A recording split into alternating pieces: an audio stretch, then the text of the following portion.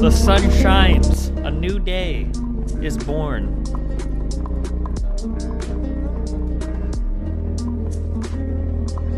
Let the light clean our souls and reveal the truth to all.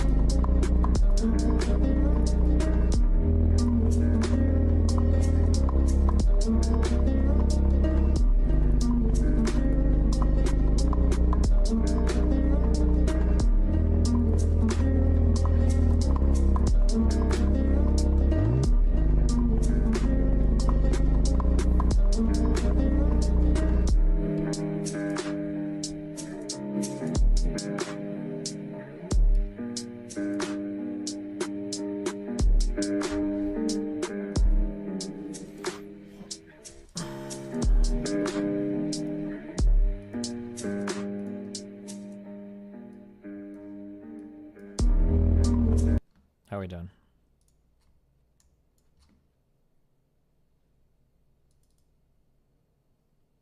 Vosh making the same take he made fun of you for taking. Her positions are a bit more nuanced than you give her credit for. I don't feel too bad about that because my positions are never, ever, ever described accurately ever by people on her side of things. Remember when she did a video mentioning me and she basically phrased me as like a pro-imperialism, like anti-leftist? You know? So I'm not going to bust out all the stops trying to understand every point of every position from people who treat me like that.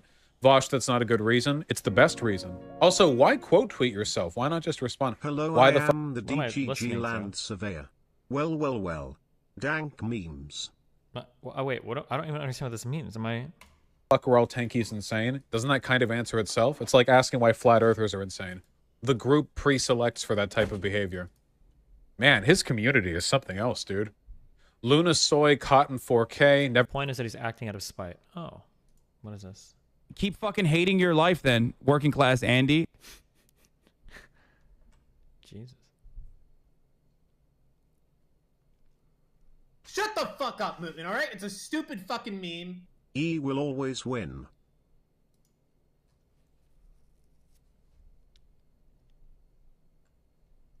Adriana Chechik. Who the fuck is this?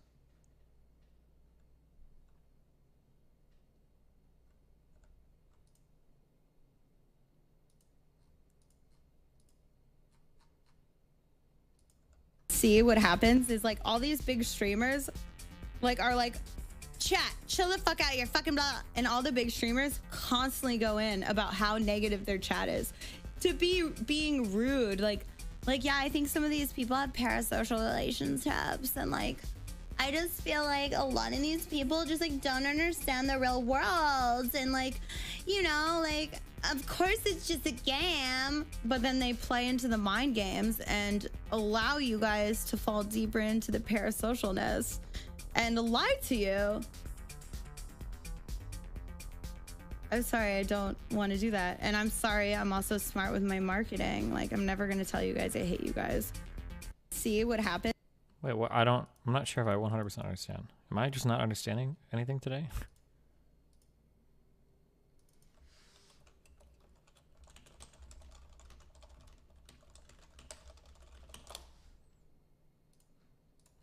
Opinions. I got no issue. Actually, I agree with him on a lot of his political opinions. He makes, I would estimate, probably... Oh no, hold on. Opinions. I got no issue. Actually, I agree with him on a lot of his political opinions. Oh no. He makes, I would estimate, probably 300 to 400,000 per month. That's not per also, year. Per okay, it's overshooting it a little bit, but okay. month. You're a fucking statistician. Hi Destiny looking fresh. So Tim Pool was either 100% dead on or he's a little low. So the thing that came out of Twitch, this was only sub money, right? It definitely doesn't include donations. It might include bits. 672, you are in violation of rule number 3. Rank and file must be displayed at all times on screen. He was overshooting it by 100 to 200K, no? If the thing that was leaked by Twitch was only sub money, that doesn't include any dono money. It might include bits, I don't know. Stop stuffing I guess I could look at my own shit and check. It doesn't include the rich guy's smile. any dono money, and it doesn't include any money from YouTube. So, if anything, Pool was probably undershooting. Pretty sure Hassan's YouTube is doing really well, too, isn't it? 10 million. He might be making another fucking 30, 40K a month just on YouTube. Maybe more. Maybe. I don't know how well they monetize it. Maybe they'll make like 10 or 20K, you know? Because I'm putting 100%.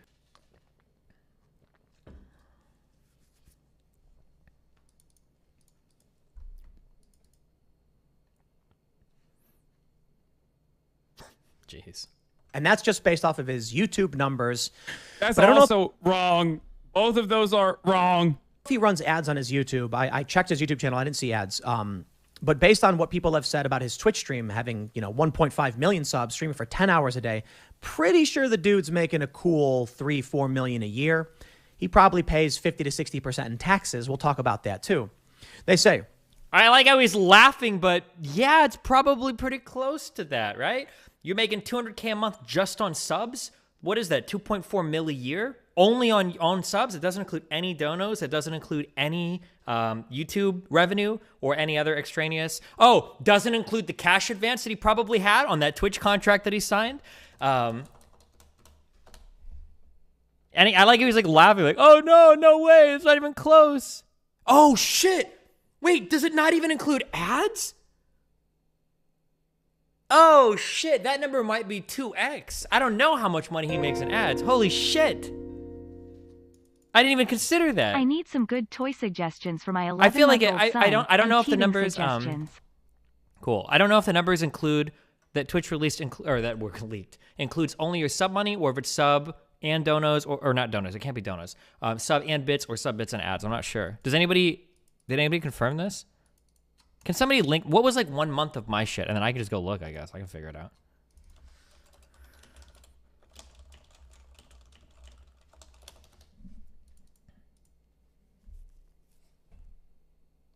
$10K what? For $10K for what month? September, $10K. September of last month?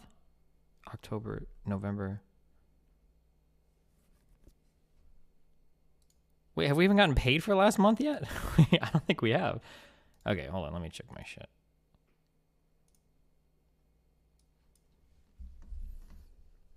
Bum, bum, bum, bum, bum, bum, bum. Okay, boom, boom. Nope.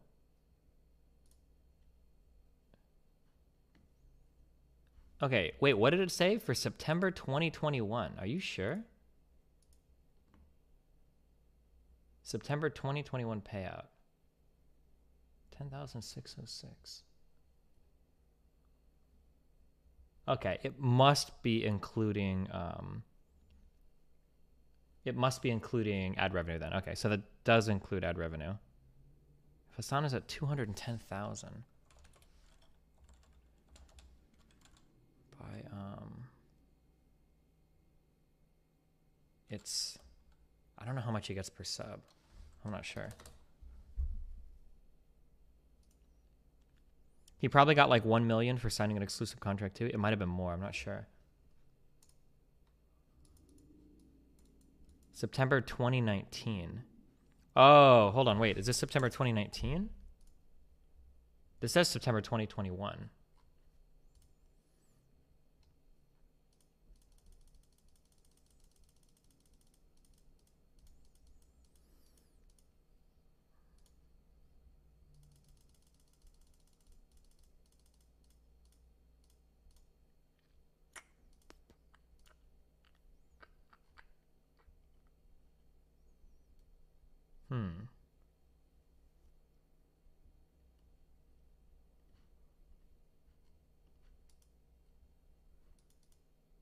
Yeah.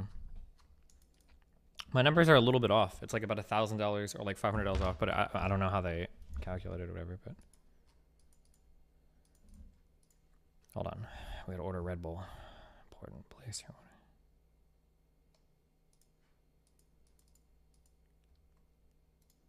What was released in the Twitch leaks? Apparently the source code for the whole site. And oh, Miz said it was August 2021 September payout. Oh, that would make so much more sense because I think you're on like a net 30 or something. Channel, let me check that.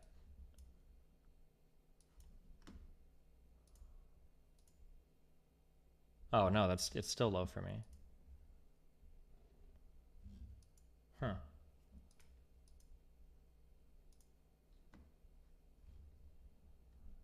I don't know.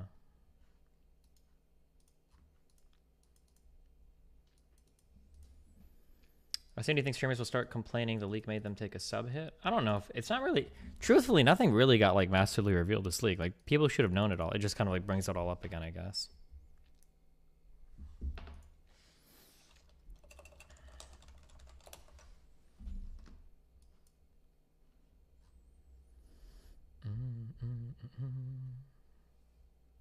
What year is this? This is 2021? Holy shit.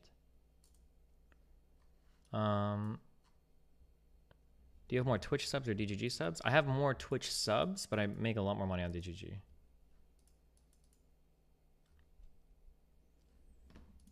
The 30-year-old's home allegedly contains 5 bedrooms and 5.5 bathrooms in West Hollywood. The 3,000 square foot house is described as having a Mediterranean style of architecture and was built in 2014. Since the announcement of Sanagi's home, many Twitter users have commented on the So like, yeah, it's just funny. Like I said, I mean, you can make money, that's fine. But the fact that he's lying about it shows you that like he's really uncomfortable being like forthcoming with how much he makes, right? Otherwise, why would you lie about it? He's like, oh yeah, that's about right. Or like, no, he's off a little bit. But he's like laughing like it's inconceivable that he makes $3 million a year, whatever. What did Pool say? $2 million a year? And Hassan is like overshooting that. Yeah, it's kind of funny.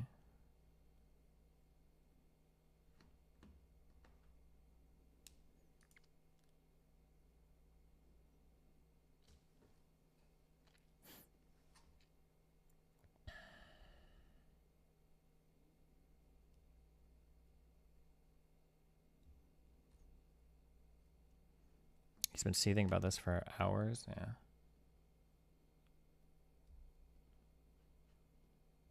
You're just jealous. Oh, you're successful? You're just a hypocrite, dude. Can't believe you're succeeding in capitalism. Why would I put myself in a fucking bind like this? When I could be making so much more money than even the ungodly amount of money I currently make by being a fucking neoliberal. What? You know what I've noticed? that people. Wait, are there any popular like neoliberal people on the internet right now? Isn't it all like either socialists or pretty far right people? Who are the popular like neoliberal people right now?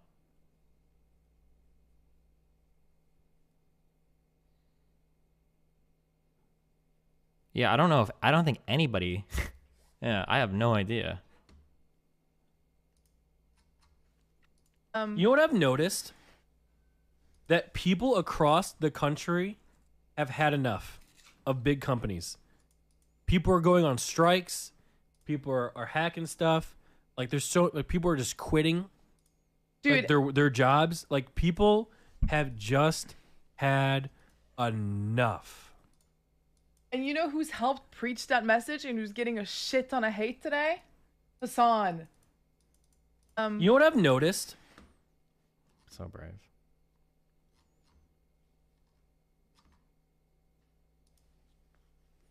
So if I had to make an educated guess, this is only about half. What you see is about half of what a streamer makes, if not less. It's not copium. I'm being honest. It's about half. Okay? So, yeah. Who gives a fuck, honestly? Everybody. Because it is all over Twitter. It is all over Reddit. It is all over your mom's prolapsed butthole.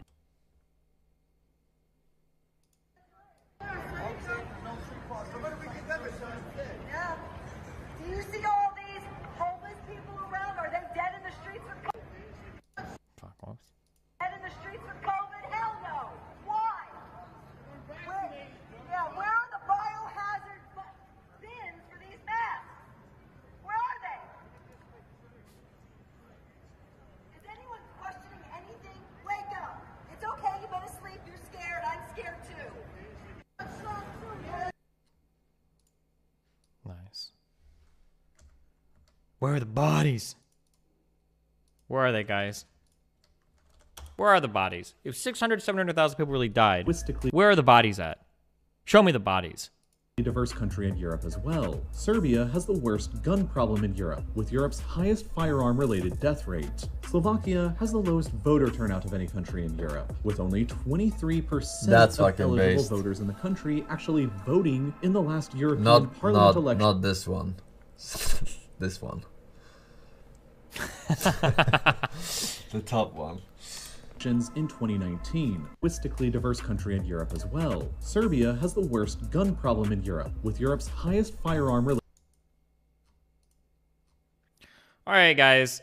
We're gonna new project, okay? I keep waking up in the middle of the night, and this has been happening for a couple months now. I don't know why this is happening, but it's actually driving me fucking crazy. Does anybody just wake up randomly after like sleeping for 5 hours? Why? It's actually so fucking annoying. I don't know why it happens.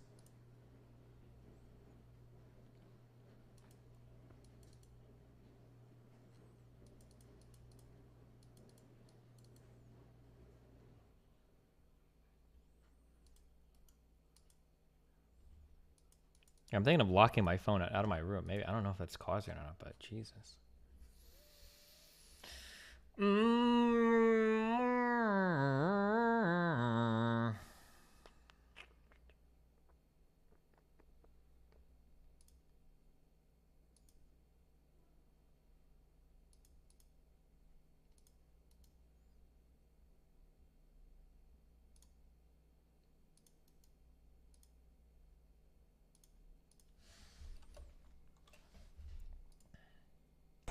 All right, that's the end of game one, guys. If you want to support this event, Jesus.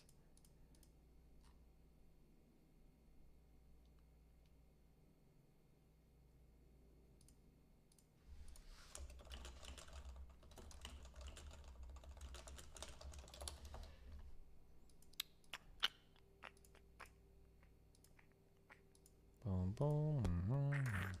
Okay, hold on. Let me just.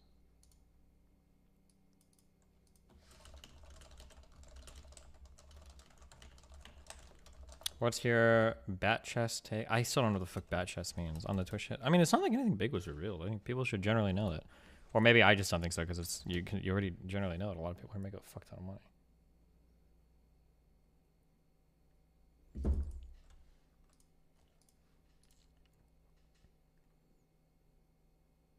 Weren't addresses revealed? I haven't seen that. Now, if they actually have like tax forms, then it becomes a really big deal. But I don't know if that's, we don't know what they have there.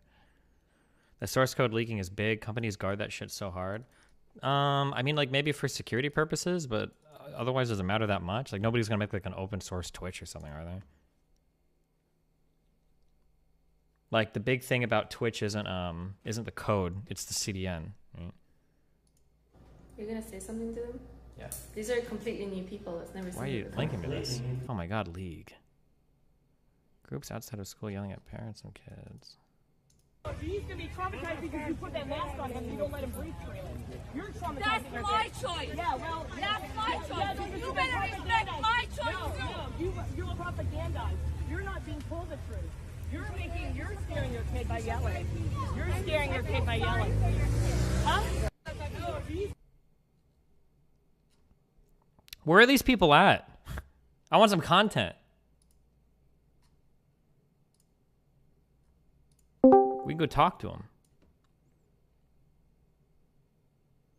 Did you see that your channel was used as the demo in the code to test the unfollow functionality? Is that true? It's kind of funny. Hey, buddy. Hi, what's up? Not much. I got my partner today, so I just wanted to say thank you for platforming me. Oh, cool. Well, good job, dude. Wait, how often do you stream? I've done about 2,500 hours over the last 2 years, so. And they still pardoned you? Yeah. Holy shit. Well, good job, dude. Break the system. Yeah, I was averaging about 100 for the last 2 months, so we're slowly making it, I guess. Hold on, wait. What did you say? I must have misheard you. I think 2,500 hours. Oh, I thought you said 25 hours. Like you'd only streamed like 4 or 5 times. Okay, never mind. Oh, okay, cool. Oh, good job. Okay. Yeah. Oh, nice. So, yeah. Well, good work. Yeah, I'm pretty excited about that. But dude, this Twitch leak stuff, CNBC was like running with it this morning, and they were saying that like it leaked like everybody's bank information and everything else. So I don't know if that was actually been true. leaked anywhere, or I have no idea. That's what they said, and that's what got put in my work chat. Cake has all the stuff, but he says there's no PII, so maybe we have. They just had bad information, but there's a second part that's coming out too, I guess. Yeah, I just can't believe you leaked your entire company. That's a fucking disaster. who even has access to this much shit?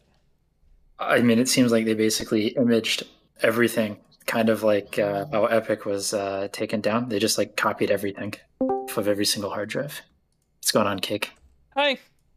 Congratulations, Rage Pope, on your partnership. Thank you. Here we're talking about some Twitch in here. Yeah, we're talking about Git commits that probably shouldn't have happened, and how the fuck they lost everything. Honestly, theoretic. Or go ahead.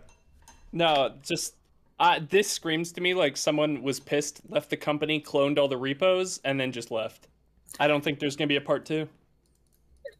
Yeah, but how would you be able to clone all this and like not set off an internal audit? Yeah, like, I feel like if I tried to copy that much stuff. It feels like you learn all these things about like good practice or whatever. Is there any large company that actually maintains and like segments its shit appropriately and does like permissions and all that, or is all of it just like a massive cluster? I mean, everything in a repo like this, I mean, especially when you're going to have people that either need to touch different services all the time or understand how services work. I mean, it's not too uncommon. I mean, especially for as startup-y as Twitch is.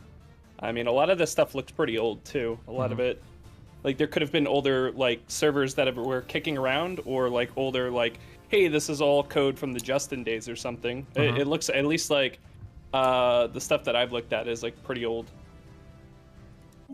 Huh. Okay.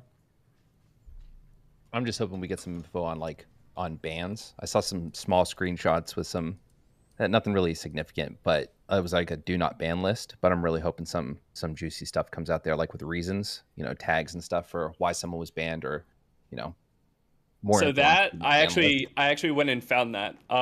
That was like a 6-year-old admin panel. It looked like like designed for Twitch moderators.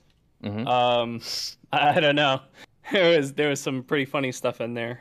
Is it normal that like all of that would be saved to like a Git repo, and these wouldn't just like reference other files that wouldn't be part of the repo? Does that make sense? What I'm asking? Like that it's older, like that they're keeping. Or like, older let's stuff say, for around? instance, let's say that I was running a huge project on a site and I was like banning people, and I was recording those bannings or whatever. Like, would it be typical for those bans to be recorded in a file that gets referenced by the repo, or would the repo have that file itself? That just It contains all looked the like information? debug logs that were like captured like by accident, like just someone was doing testing or something.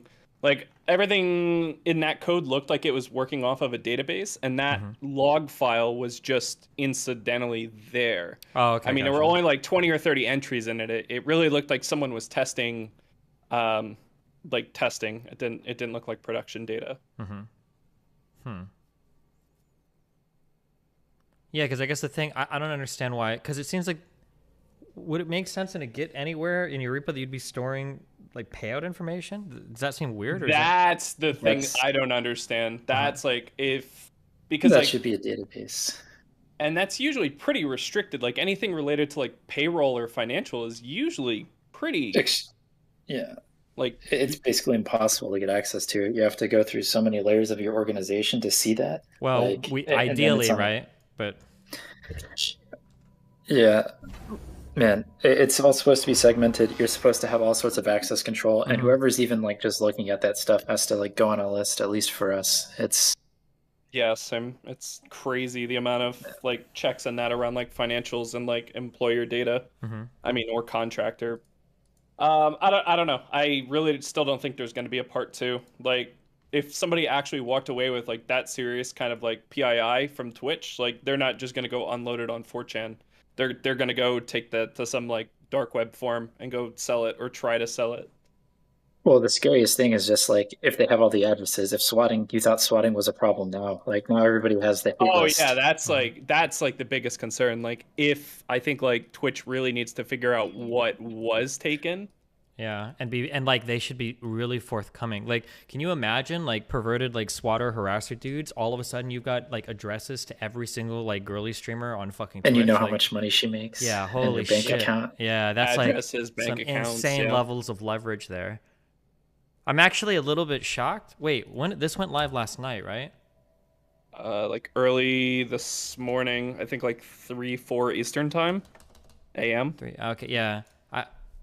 Maybe it's too soon or whatever. I guess I'm not a partner, so I don't even know if I would get an email like this. But this feels like something that the company should probably be emailing out immediately. Like, hey, we're working on this. We don't know the extent of the leak. Here's like some precautions you can take. Or if they don't think that's necessary, to be like, hey, yeah, this sucks. It got leaked. However, like this information is separate. We know that it's safe. Like, I feel like that information should be out sooner rather than later. Because if it does come out that like if Twitch puts out an email in like 6 hours and they're like, oh yeah, like make sure to change your passwords, we're still figuring it out, and then like 2 or 3 days from now the radio's silent and we find out that like addresses and shit are leaked, a whole bunch of people could have been changing stuff in the meantime, but they just didn't have the opportunity to because they didn't know the extent of the damage. Yeah, so 2 things. One, GDPR is probably going to force them to release all this information. And then 2, maybe that's what all the, hey, your password is kind of weak when you're logging in was about. People were saying that, but there's a lot of services right now. I know Chrome does it, and I think other ones that are, if I had to guess how they do this, Kate can get me wrong. My guess is that like when you type in a password, it does 2 things. I think it's comparing hashes to like known leaked things, and then I think it compares hashes to like weak passwords. And I think that's why it's telling you like, hey, this password is yeah. I don't think it's actually saying that like, hey, your password's been compromised. They're just doing like the standard check that they've always done, or that sites are starting to do, where they're just comparing hashes to known leaked passwords and then to weak passwords. There's a lot more places are starting to use like APIs for that. Like I think that's one of the money makers for like have I been pwned? Yeah. I know at work we do this where like when a user changes their password, we check it against like you can't have like certain words in it, and then we check it against like a known list of like really like shitty passwords. So everyone's just kind of been doing that. I think like iOS 15 did that when you upgraded. Mine was screaming at me about like some like decade-old passwords. Yeah, and then my Chrome every now and then, if I log into like an old form, like, hey, this password is on a thing or whatever, it's like, oh, okay, and then you have to change it and shit. Or it complains about like a saved router password from like 10 years ago when you just saved it as admin Dude, password. oh, routers used to be so easy to get into. Like, 10 years ago, 15 years ago, if you like went onto anybody's like Wi-Fi, you just had to type in admin or like blank and it would always work. And nowadays every password comes with like a 10-digit alphanumeric randomized bullshit. You can't do it anymore. It's like, Dude, didn't we do that like forever ago when driving around your neighborhood or something? yes, when I was trying to figure out if I was trying to figure out if they were fucking me or if it was like if something was going on my shit. So we drove around the neighborhood looking for unsecured routers or routers with the admin password so that I could turn on ICMP requests and put them on the smoke ping. Smoke ping, yeah, that was some good shit. So that then that's what I had to take to them to prove, like, hey, my whole fucking neighborhood that all runs through the same fucking node all seems to be lagging at the same time. Let me out of this goddamn fucking contract. Fuck you guys. Yeah, what a horrible.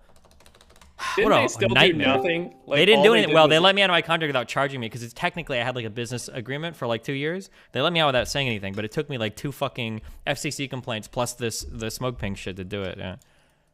Jesus. Cool story, bro. You see how I got you there? See how you got? It wasn't a cool story.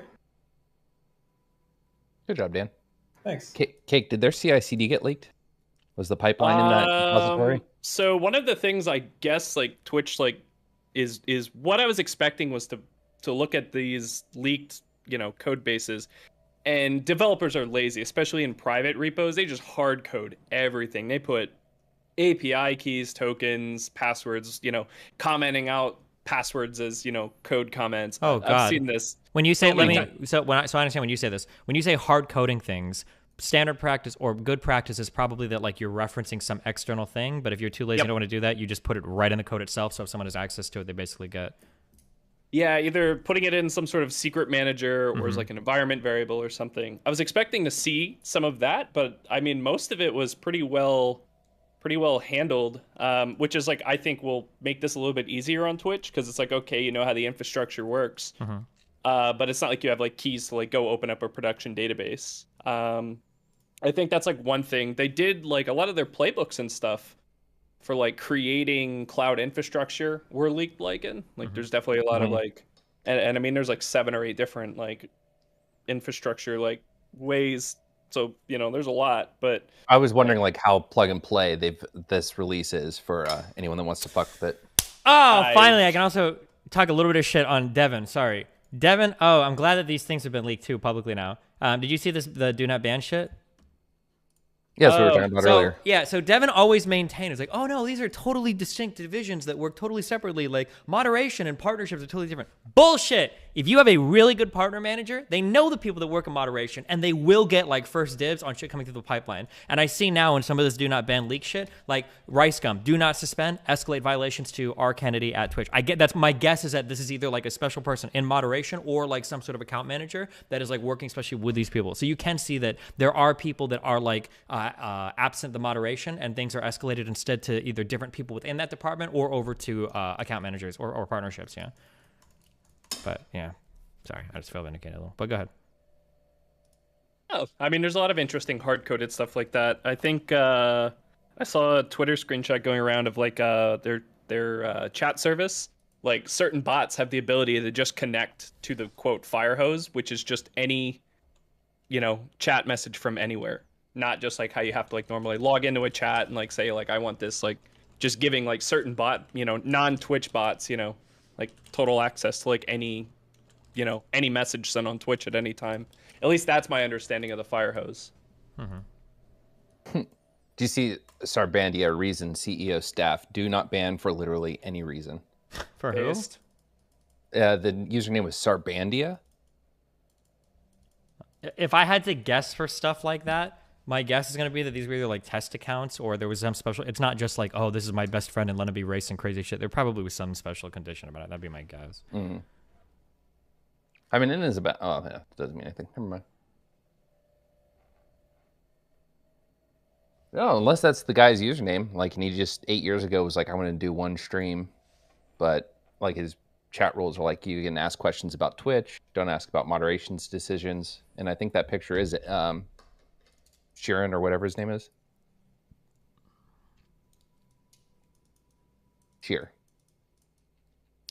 Destiny, this does not support what you're saying. Red carpet accounts are not necessarily staff connecting informally between departments. It doesn't connect it 100% on its own, but I know it is the case personally. And then this is just like another thing that points in that direction. You don't have to believe me. You don't want to. I don't give a fuck. But I know for a fact that sometimes, this is, for instance, this is why streamers know that they're going to get banned before it happens, and why it's very rare that a big partner will get like an instant ban. And usually they have a little bit of heads up notice, is because moderation and partnerships will work together. There is a different process for bans for partnered streamers. And then depending on how high up or important your account manager is, and depending on the relationships that they have, they absolutely can have some sway in terms of saving you from a ban or getting something like to be like a little bit more chill. Absolutely.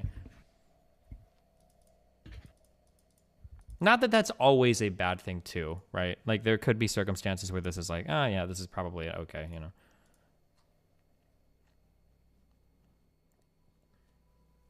Isn't this obvious? I imagine all companies have some preferential. Yeah, of course, yeah. It's not necessarily a bad thing, I'm saying, but yeah. No, I think that screenshot earlier of like the test against you, that one. I like to think like that looks like testing, like API mocks, but it makes me think that whenever you get banned, it probably breaks like some code testing somewhere inside of Twitch. Maybe. Because like it's probably like anytime like the code's probably just tested like anytime a change is made. So that test probably fails whenever you get banned. So nice, good, fuck them. Although we also don't know how old this is as well, right? Yeah, I mean my friend's editor that's been looking at all of the code like shows the commit age. So I'd have to go find. I bet this was committed back in like 2011 or some shit. Just by it saying like day 9 in Destiny. Because people because some people are looking at this like, oh yeah, Twitch hates you so much. But my guess is that like this was probably way back a long time ago. I was like the biggest streamer on the site, and then day 9 was like really big too. They probably just grabbed like 2 really big names, and then that was their test environment. That'd be my guess. Yeah, that's probably what happened. I made that screenshot. It's from that commit is from 2017. Really?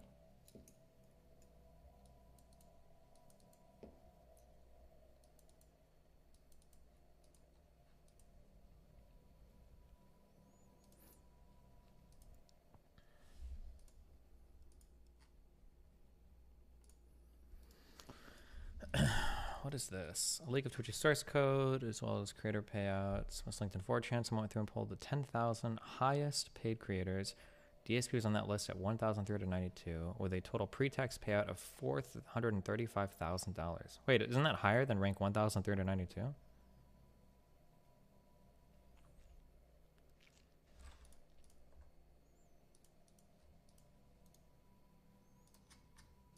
I'm really surprised Twitch has not gone and tried to get this like Twitch earnings site taken down already. I'm surprised somebody like was brave enough to do that. Twitch is very, very, very legal friendly, like in terms of getting lawyers. Yeah, involved. But realistically, they're just going to send it a cease and desist. Cease and desist. Right? Yeah, sure. I imagine they're probably worried about other stuff right now too.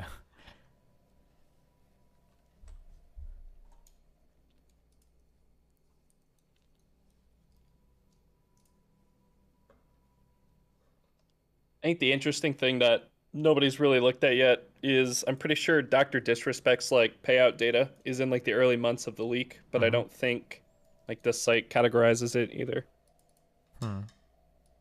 Oh yeah, because I was trying to find Indie Fox. I was curious, but it's not on there either. Wait, is Indie Fox ban? Oh, Indie Fox. Oh, yeah, it she is. lost the Coomer Wars. Remember? That's right.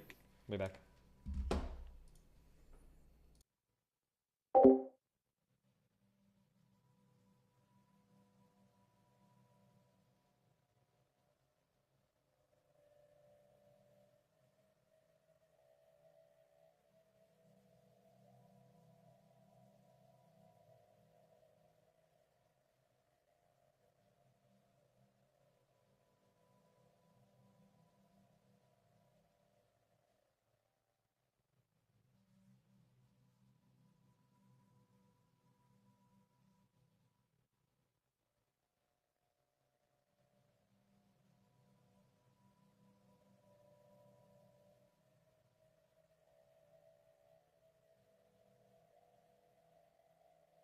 Okay, guess what?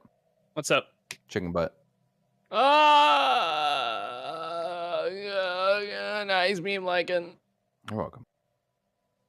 When did Indie Fox get banned? That was like just a couple months ago, right? Yeah, a month or two. Feels like forever. That's it too. Yeah.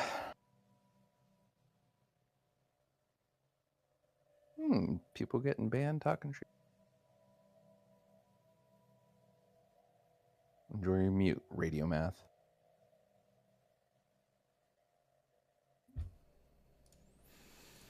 Jeez.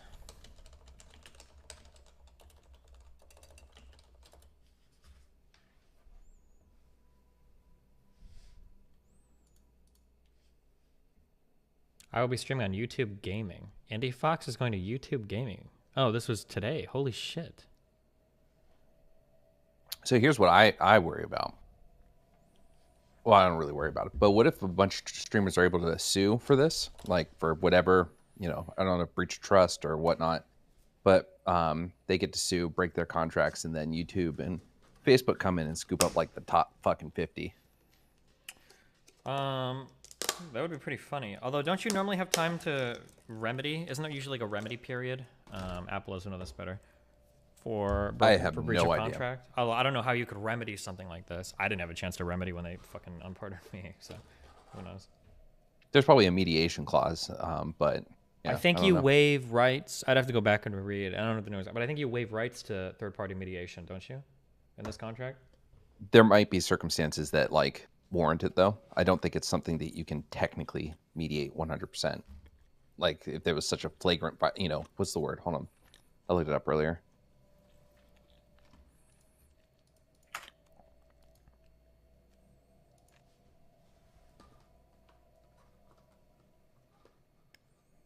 Yeah, streamers are also dumb as fuck, but their agencies might push to sue, so who knows?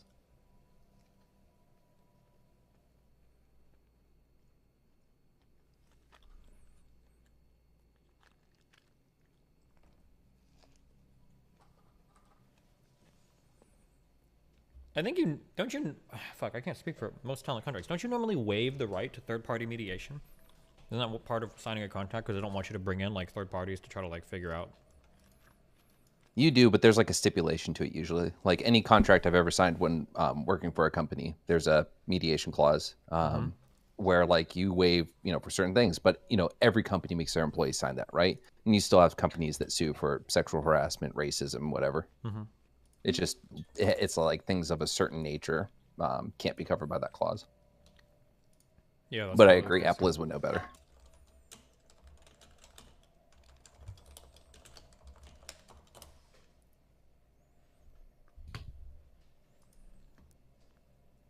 Isn't it the opposite? You waive the right to sue in court and are forced to mediation. I don't think you ever like waive the right to sue, right? Unless you're, like you can have like you can indemnify them against certain things, but if it gets too bad, I think court is always an option.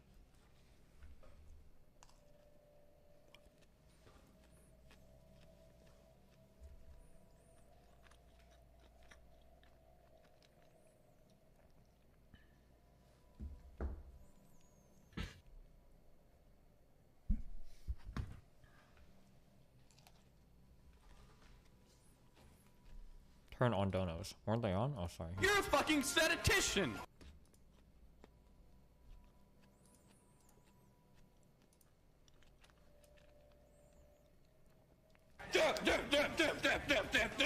Twitch hey, bruv. Trolling flowchart. Wait, what is this about? I feel like I've outpaced him intellectually.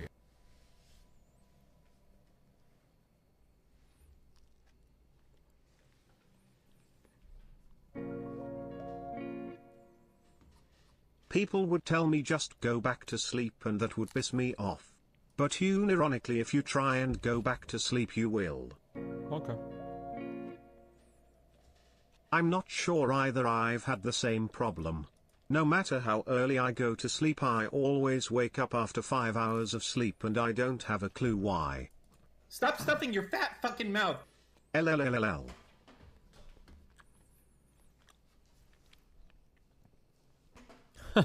This is Nico tweet. All the Twitch leaks showed me is that we need to keep pushing for diversity. Oh god, fucking kill me, this brain dead dipshit. I feel like I've outpaced him intellectually.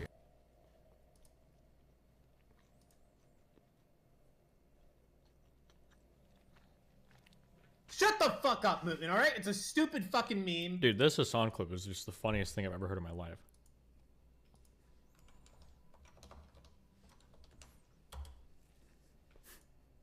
Like, socialism is literally about getting paid more. If there's any way to, like, reduce Marxist principles to a singular fucking statement in the most reductive way possible, socialism, unironically, is about making sure that you make more money.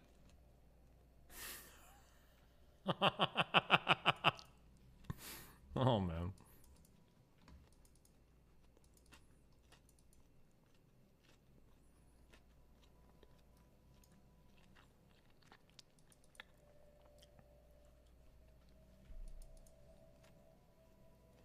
Are you gonna review the Anna and Ben Shapiro debate? That shit is like fucking 3 hours long. Maybe, I don't know.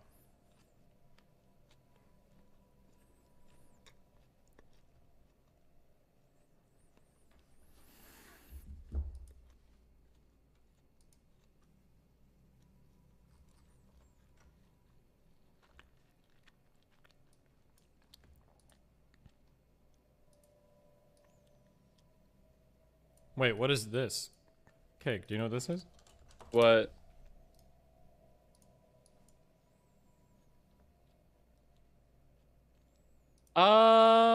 Isn't this like this looks pretty old.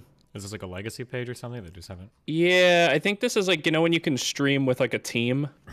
Oh. Because these all look like just, yeah, staff members. Yeah, there's different teams. This page looks real old. I don't even know if people do that anymore. You see like the bottom of their stream, but I haven't seen this in a while. Is it Mr. Moon on a team? Let's find out.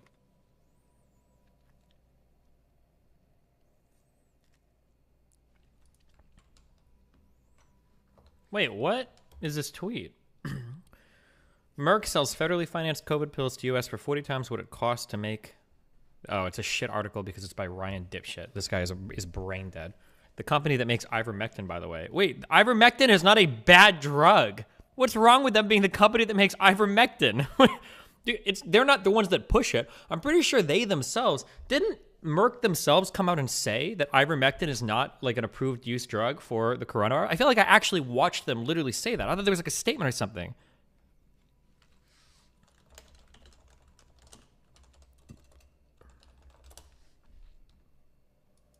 Yeah, don't they have a press release telling people don't take it?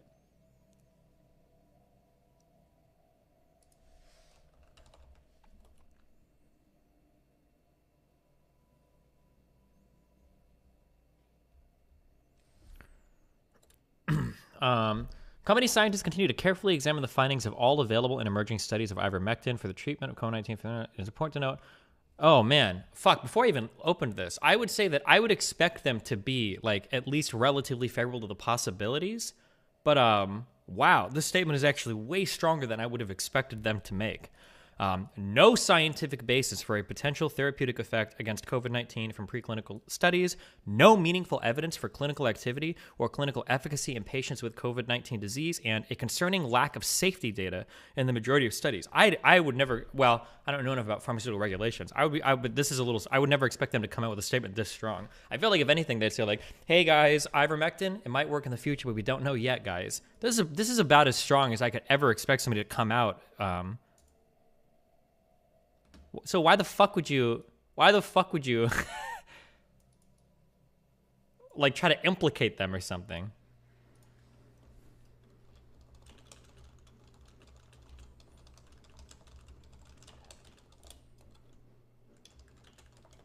Maybe Hassan is pro ivermectin and he thinks the new drug is going to replace it. Wow. Okay. We'll indulge in our desire to shit on Hassan today. I'm okay with that. See how long we can stun lock him for.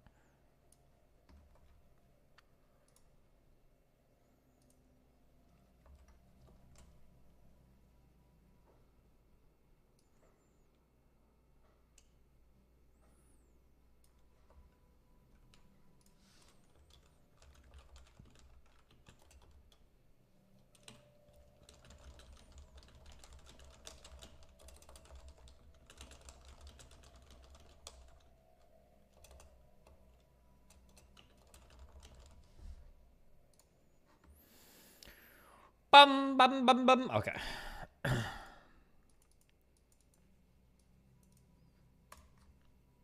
The Shapiro-Kasparian debate is literally like 45 minutes after the introductions. Just watch it. Is it any good?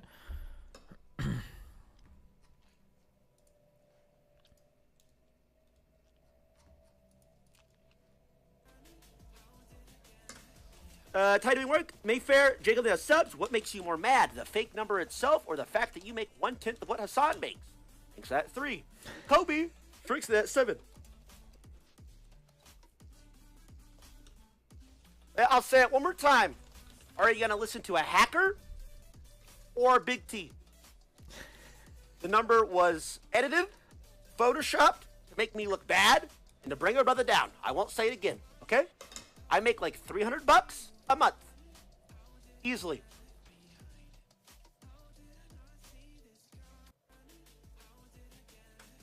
Titling work, Mayfair, Jiggle the subs. What makes you more mad, the fake number itself or the fact that you make 1/10 of what Hassan makes? Thinks that 3. Nice.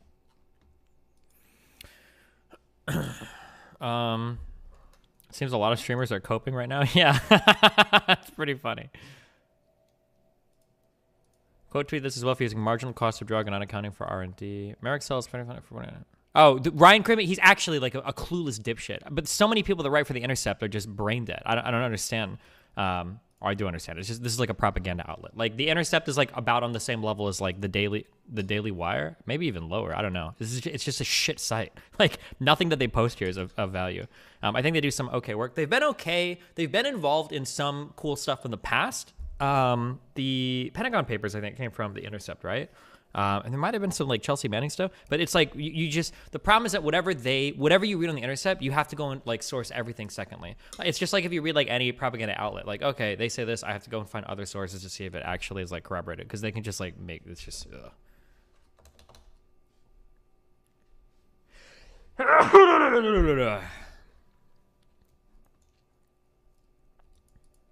I don't know why streamers are coping so fucking hard when some legit have their fucking sub count on their stream. Yeah, I don't know.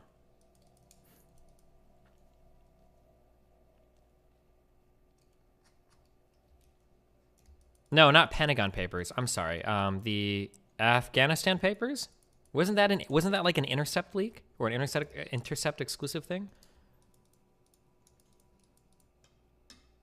Wasn't Intercept the one that doxed that leaker?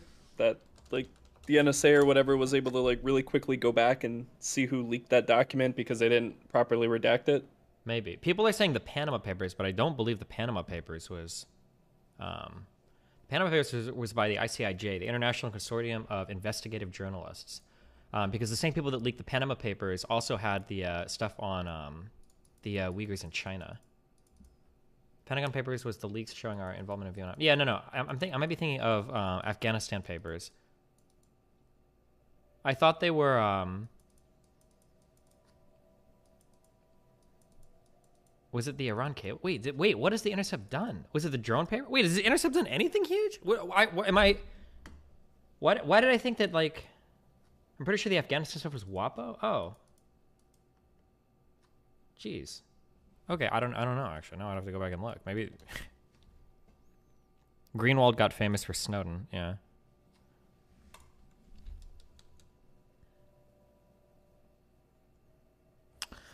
A 5-day course of molnupiravir, the new medicine being hailed as a huge advance in the treatment of COVID-19, cost $17.74 to produce, according to a report issued last week by drug pricing experts at the Harvard School of Public Health.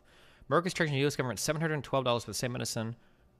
Wait, $17.74. Is this the cost to produce a pill? So it doesn't include any of the R&D? That can't be right? There's no way that is the case.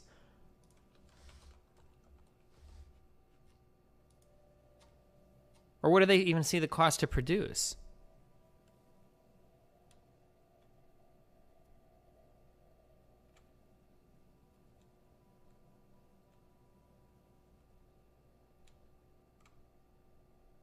What is this car? Holy shit.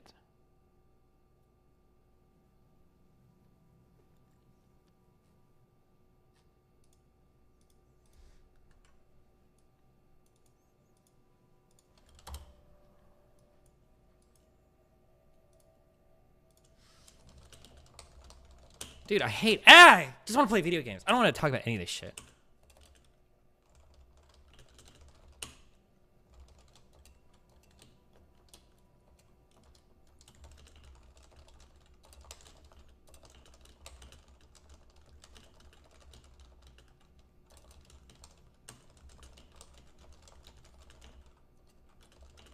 Hold on, I need to make sure that I'm not about to tweet some dumb shit. Does this take? It can't possibly take into account all the R&D, right? Because how could you have a per pill cost at that point? You wouldn't know until you know how many you're making, right?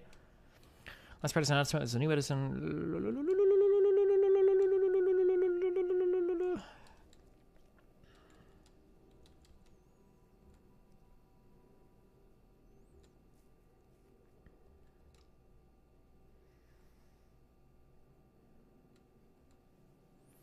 In addition to having huge implications for health, the pill could bring staggering profits to both Merck and Ridgeback Biotherapeutics. Isn't that a good thing? Isn't that what you want? Why do people always act like profit is bad? Like, this person just discovered a medication that is the first effective treatment towards a virus that's killed millions, and they're going to make money off it. Yeah, that's a good thing. Aren't these like, if we were to ever give, I wish I could remember. There's an article that I read a few months ago that was like, it's so ironic that, like, with pharmaceuticals, it is actually like so unbelievably fucking amazing. One of the most amazing parts of the entire coronavirus pandemic was that pharmaceutical companies were able to churn out a vaccine as quickly as they did, but they're still fucking demonized. But people are still like, fuck you, fuck the pharmacy. Like, bro, what do you want? What the fuck do you want? What is wrong with you? Holy shit. Where the fuck is Vietnam's, like revolutionary fucking vaccine? Or where's North Korea's vaccine? Or where, like, Jesus. Oh my God. Like the vast majority of medicines on the market, Molnupiravir? What does the vir mean? It means something. Remdesivir has the same ending. What does this ending mean? Where are my chemist people at? It's an antiviral. Okay. Which was originally investigated as a possible treatment for Venezuelan equine encephalitis. It was developed using government funds. The defense... Okay, when you say developed using government funds, were the trials paid for with government funds?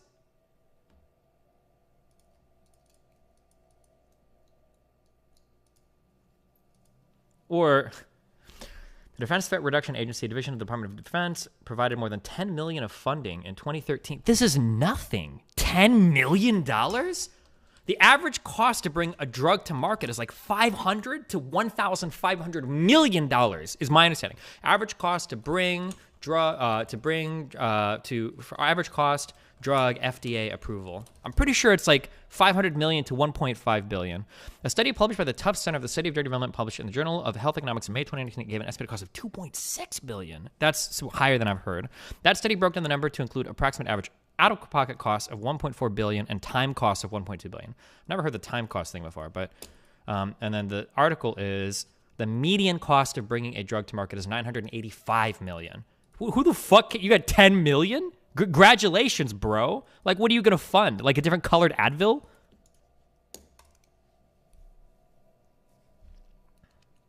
In case you guys didn't know, the big deal about this drug is that I don't think right now we have like a great standard of care to deal with the coronavirus.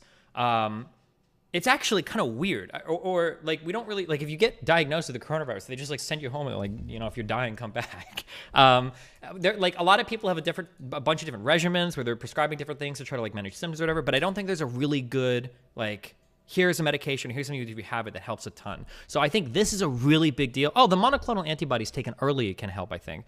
But this is a really big deal because this pill might be something that's like, here's a pill, you can get prescribed while you're sick, this will help the fuck out of it. It's like supposed to be the first huge step towards that, I believe.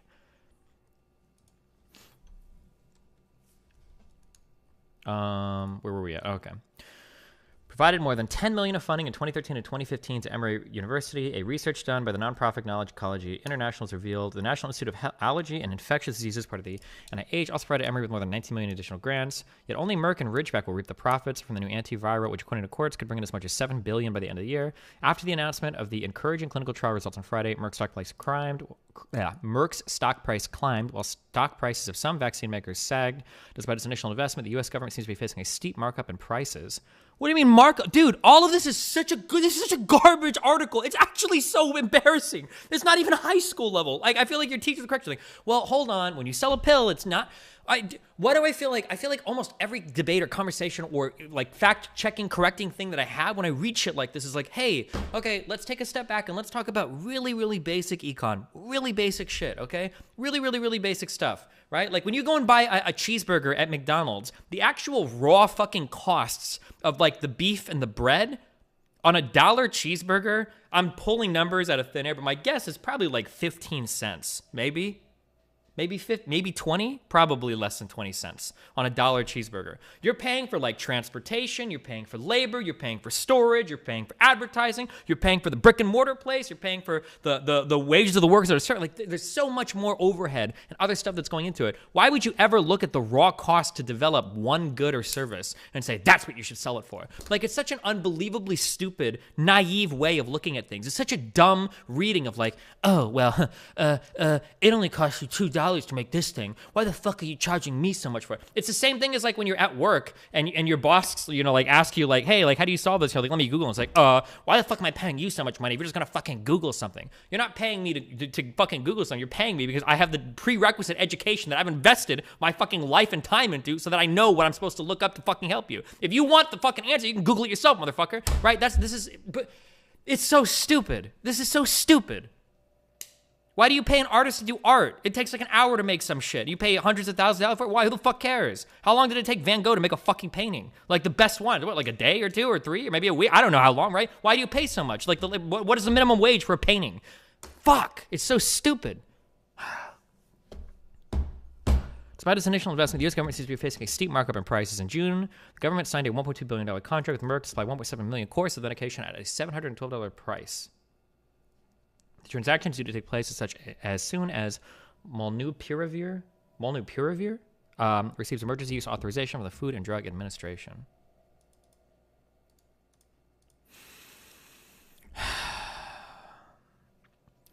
Reasonable terms. Good government advocates are pointing out that because federal agencies spend at least $29 million on the drug's development, the government has the obligation to ensure that the medicine is affordable. The public funded this drug, and therefore the public has some rights, including the public didn't fund shit. $29 million. I want to know how much. Do you think that Merck or Ridgeback, will they release publicly? Is this like in their financials or whatever for how much they spend on an individual drug to get it through trials?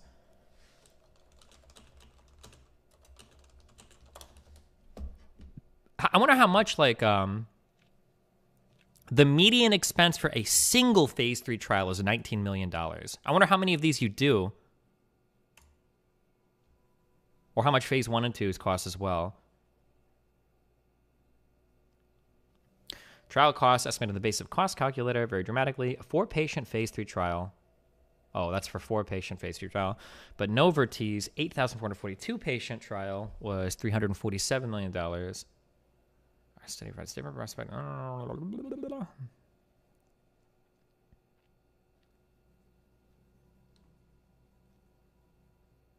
The median cost for a phase 2 trial is $8.6 million. The median cost for a phase 1 trial is $3.4 million.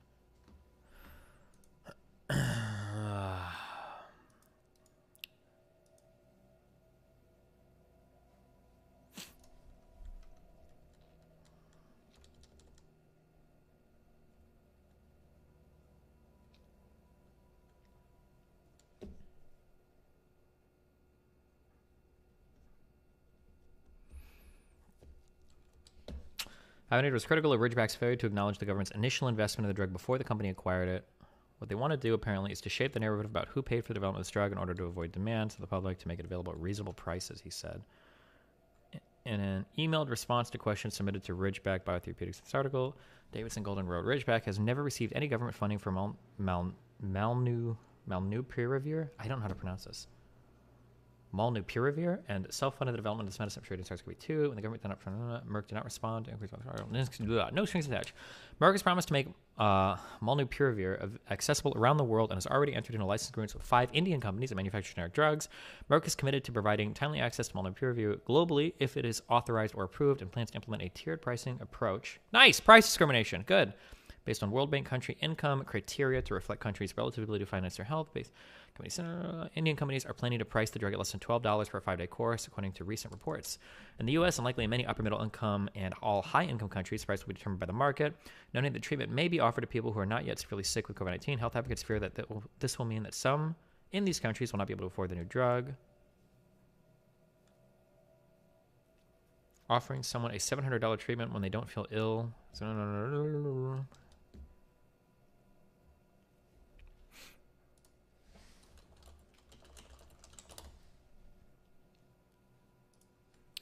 Melissa Barber, a doctoral candidate at the Harvard School of Public Health and co-author of the report on molnupiravir, said that while its pricing is not as extreme as that of some other drugs, it will still likely place the antiviral out of reach for those who benefit from it. If you can't afford medicine because it's 1,000 times more than you can afford, or because it's 124, it doesn't matter. These are both bad.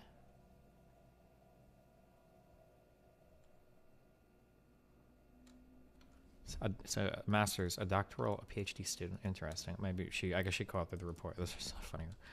Barber and Gotham acknowledged that the 1774 cost of producing a 5-day course in antiviral is an estimate, so the algorithm they used and have employed to estimate the production costs for hundreds of drugs tend to result in overestimates in the long run. Oh, so this is the cost of producing a 5-day course, so it doesn't go into any of the R&D. Okay, where is he? I feel good enough. Fire away.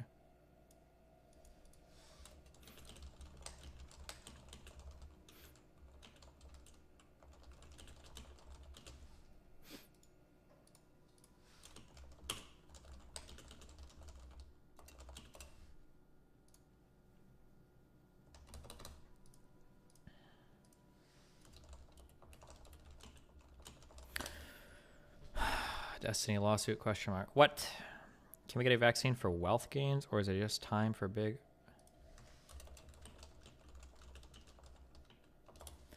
Vaccine for wealth gains? What is this? Breaking news. The WHO approved the first ever malaria vaccine, which could save tens of thousands of children in sub-Saharan Africa. The quest for this vaccine has been... Oh, that's actually a really big deal. Wait, what? I'm pretty sure malaria is like the #1 fucking killer of people around the world. Like, I think dollars that go towards malaria is literally the most productive way to spend money and like save human lives. It's like an unbelievable amount of like pain and suffering and death that's caused by malaria.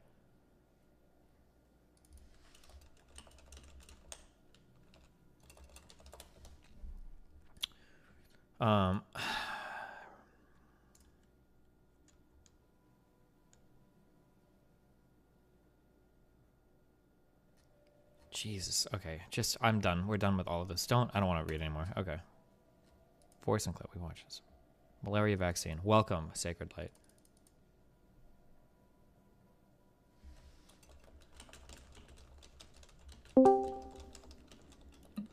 Have you seen that group Iron Man? Yeah, but I don't think we have the people to play it. What do you mean? You can have between 1 and 5. I'll play if you're in, and then we can get up to 3 more people. We'll think about it, okay? Got him. Took care. Dispatched with alacrity.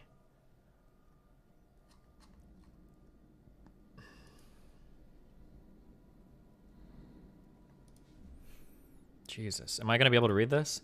The estimated cost-based generic prices for molnupiravir for the treatment of COVID-19 infection, prepared by Melissa J. Barber. Oh, this is why she was, I guess, because she prepared this word. Okay.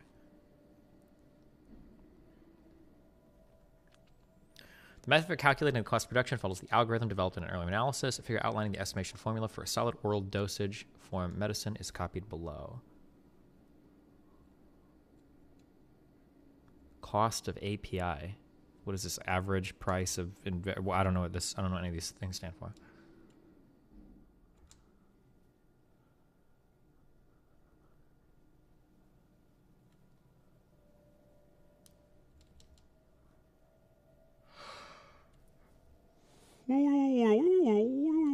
In order to identify shipments, active pharmaceutical ingredient. Oh, API is active pharmaceutical ingredient.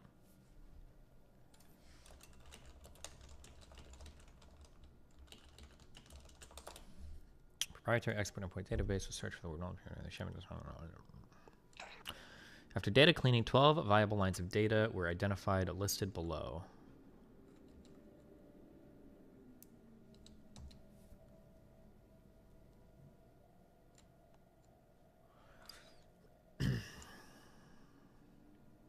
Cost of production for a single capsule is 44 cents. Cost of production for a 5-day treatment is $17.79 or $17.74.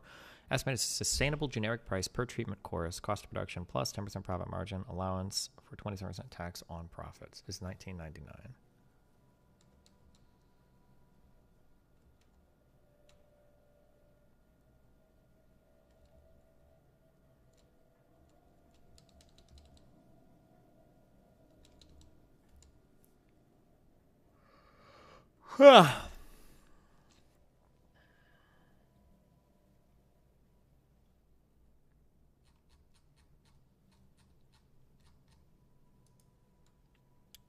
So this is the, okay, so I think we can understand this.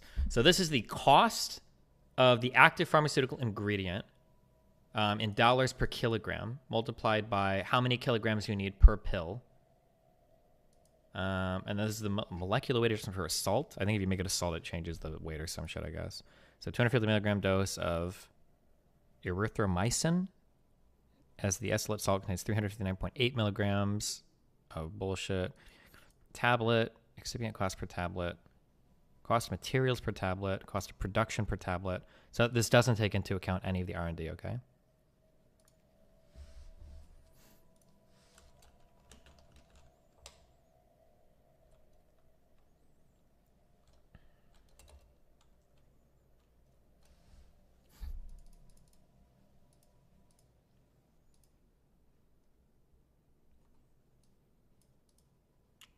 How do you feel about allowing generic drug production to help third world countries? I'm pretty sure they already do.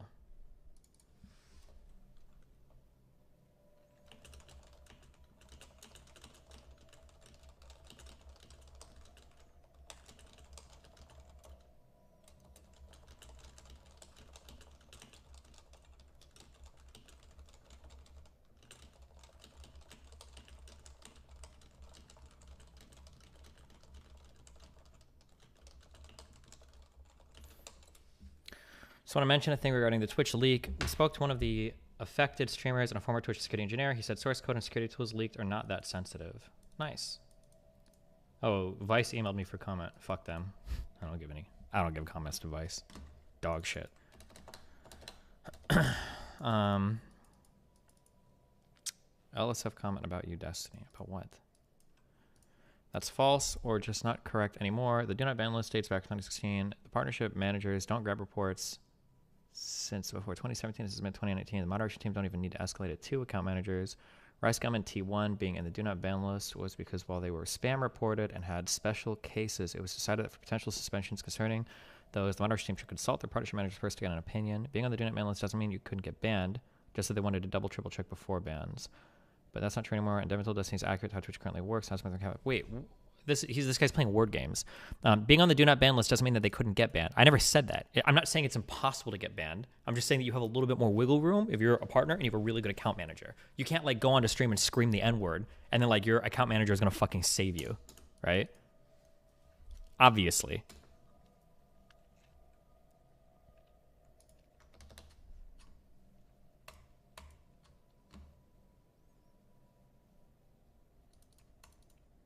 Well, T1 could do that. Could he? I don't think any black person's been banned for saying the N-word, right? But it's still like untested Stop ground. stuffing your fat fucking mouth. Nathan Godstiny.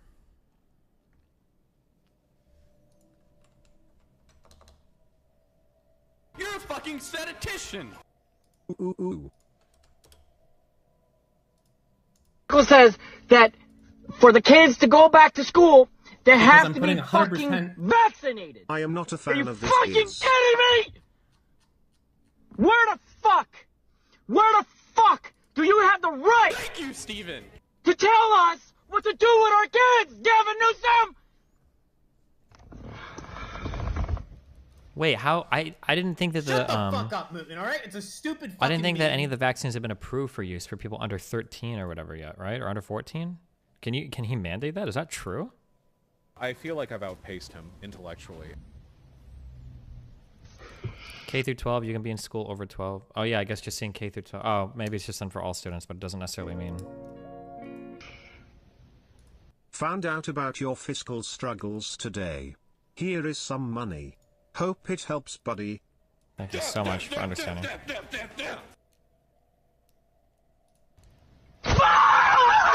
Jesus, but your kids already have to have some vaccines to go into public school. I'm pretty sure you're required to. I'm trying to think, right? I'm pretty sure Nathan did it to show like a medical form or whatever. Like there's some vaccines you just have to have. I feel like I've outpaced him intellectually.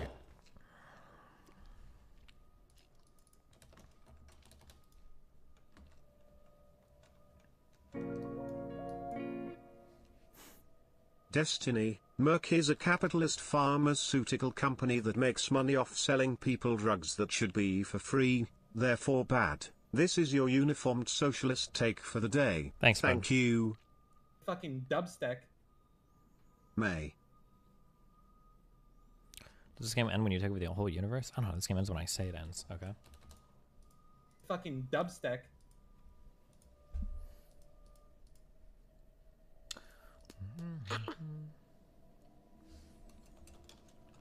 /raid.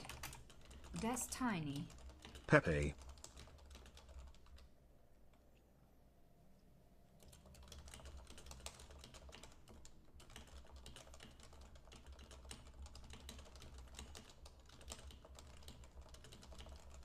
Where is Mike from PA's tweet?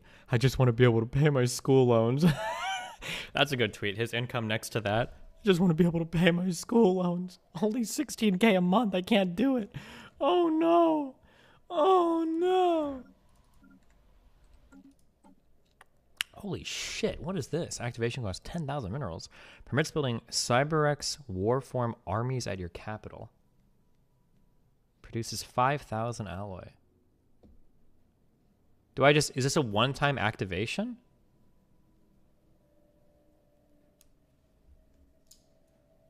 Maybe he went to Yale Law School for 16 years? Destiny, nope. It has a cooldown. Redacted rants about the leaks. I see a cooldown, but does this mean that like only when it's active am I able to produce this shit? Being able to spend 10,000 minerals to get 5,000 alloy though, that seems like pretty base, no? Don't even know it's 350. I'm sorry more people want to support my show because they watch it than want to support you. Doing whatever. Let me say this. I have things. Right. Don't even know what socialism is. Socialism doesn't make money when under capitalism. All right. I love the brain dead defense quotes. I hope we've started breaking those a little bit. Socialism is when no phone. Socialism is when no house. Socialism is when no... Like, it's always like the same brain dead, the guy in the well or whatever, every time. Like, oh my God, it's so cringe. Holy shit. Do what I do, which is agitprop, education, agitation, and I try to affect change in a... It's like you buy a private jet, and then they're like, oh, you're mad about a private jet? Socialism is when you don't ride on airplanes. Like, it's like, Jesus, fuck. Socialist direction, and I use this platform, and I take money to do it. The Communist Manifesto is one of the most sold books in the history of humanity. Hello. You gonna greet me? Hi, what's up, Moody Booty? No, I'm leaving. Jesus. Mao's sayings, one of the most sold books in the history of humanity. Does that mean that they're not actual socialists? Marx traded on the London Stock Exchange. Wait, how much money did Marx make selling? Was most of them sold before or after he died? What kind of a thing is that? It has absolutely nothing to do with socialism. Socialism isn't your personal behavior. Now, when it comes to your finances. Now, let me say this. I have things that I believe that you should not do as a socialist or as a trade unionist, like crossing a picket line or scabbing. Oh, like what he did when he streamed extra long hours on those days when like Hassan and other people decided to do the day off Twitch thing, like that. Right? Those are important to me. But the idea that you make money from your show that you put on is not socialism is idiotic. I'm sorry we're more popular than you. I don't know what to tell you. I'm sorry more people want to support my show because they watch it than want to support you doing whatever you're doing. I don't know what to tell you. I'm sorry about that. If anything, the socialist content creators on Twitch are the most meritocracy people on the fucking planet. Do you think Twitch is boosting me?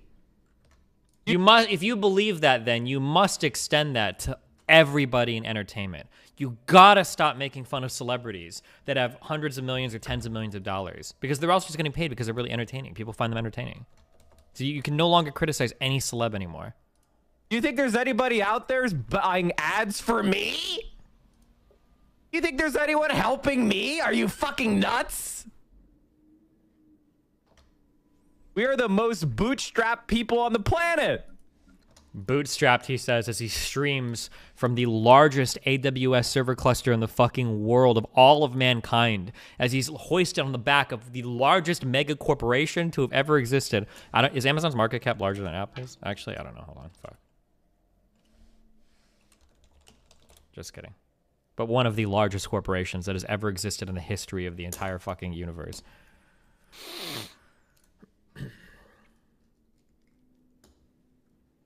Now, do I think that that is actually true of how way our system works? No. Do I think that I did this on my own? Fuck no, because nobody does. I got lucky. I had life experiences. I had an idea, and that idea worked out. That was called luck. I can own 100 billion in houses as stores of capital and be a socialist. No, I would disagree with that. I can't wait 10 years from now when all these socialist guys are like 10 million or 100 million dollars. Like, okay, well, hold on. Well, now it's not the worst. Like, 100 billion in houses as stores of capital and be a socialist. No, I would disagree with that.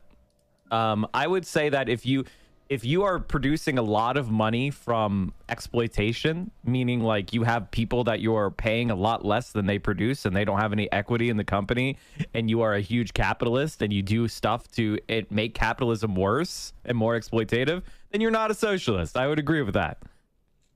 But the idea of you have a job where you stream online and you're putting 100%. Who, what? Who do the big socialist streamers like hate? Do they hate all just billionaires celebrities now? and like all billionaires, and But they're then celebrities. all landlords. Well, not Well, how? them, other. I don't know. It's what they do. Give you money equals not a socialist is one of the most comically stupid arguments I've ever seen. And it comes from this right-wing trope, which is that socialism equals poverty. Socialism equals despair. Socialism equals your life standards are going to go down. Why? Do you know why? Do you know why capitalists say that? Because it's the opposite of reality. Socialist revolutions around the world increased people's standard of living. Poor, undeveloped countries went to middle income or upper income countries. People's lives got better under communist regimes compared to what happened prior to that. As long as you weren't one of the people killed. So the capitalists, now that there's not any of these socialist states around for the most part, or they're small, isolated pariah states, they want to create this idea that if you create a society that provides for everyone, it's going to be gray, drab, and poor. When in reality, rotten and poor is the lot of most people in this country right now. Bro, you're in the United States. Dude, one of the whitest and most privileged fucking things I see is when you have kids in the US who are like, look at our police. This is what true oppression looks like. We don't have any freedom here in the United States. We have an authoritarian regime, because you see videos of police hitting people sometimes. And it's like, bro, you live in like one of the richest countries on the planet. Shut the fuck up. Oh my God, dude, chill, stop. It's like so fucking privileged. Shut the fuck up. Don't even know what socialism is.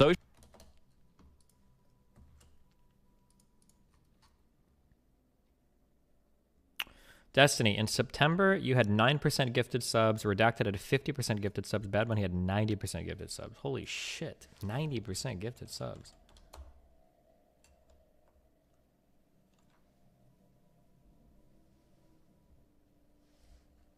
Mike meme relevant to the Twitch leak.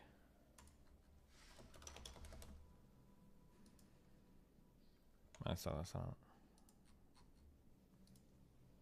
Hey guys, thank you so much for watching my video about how neoliberalism commodifies everything. I'm just a small lefty content creator on this platform, and you guys know how hard it is staying independent.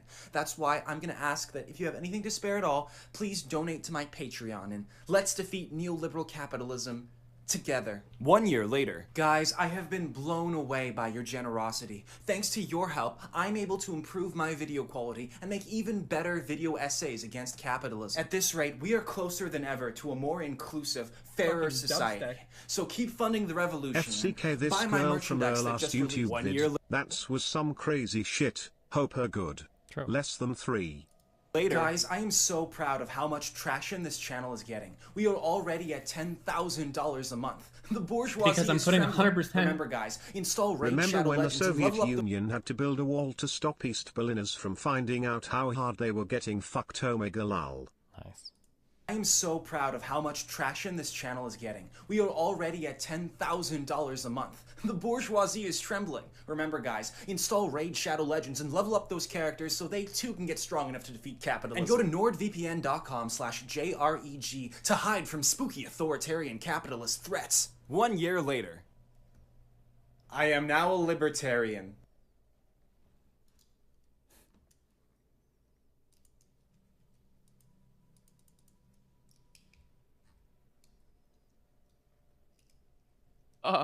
That was a good one. Surprise, this Yeah. video is actually... What'd you stream today? Beer. How'd it go? Did you win? Those shoes. I never want to see them again. Hold on. Are you kidding me? First my assless chaps and now my shoes? Never again. Fine. If I can't have my shoes, Karen can't have her mom. Those shoes. Jesus. I feel like I've outpaced him intellectually. Come Why did DGG do the hack? Good question. The Taliban are unstoppable. Because I'm putting 100%.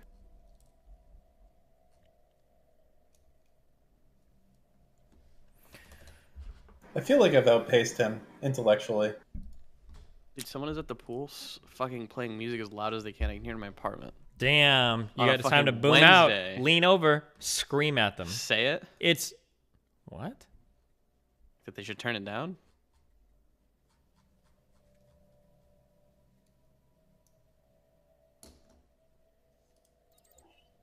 What do you mean? What? What do you... Hey, what's happening in this game? You're the evil human still, yeah? You haven't reset? Yep, I'm just building. Doing my thing, you know? Memeing out. Have you had any hardships so far? No. You know, in It's been fact, pretty easy. I've been fucking everybody up because that's what I do. I'm a god.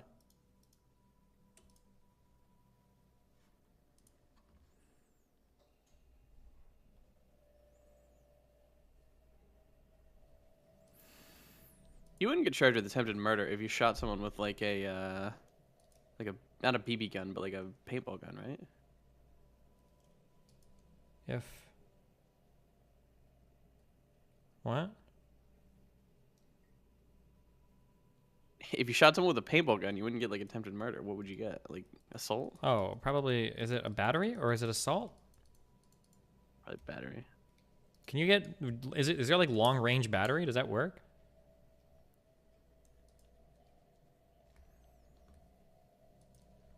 Please call in this Sunday if you're around, dick. I don't have, I'm gonna be out of town. Wait, another vacation? Good one, Lycan. Jesus, are you okay? I fucking got him, dude. You got me so good, Mooten.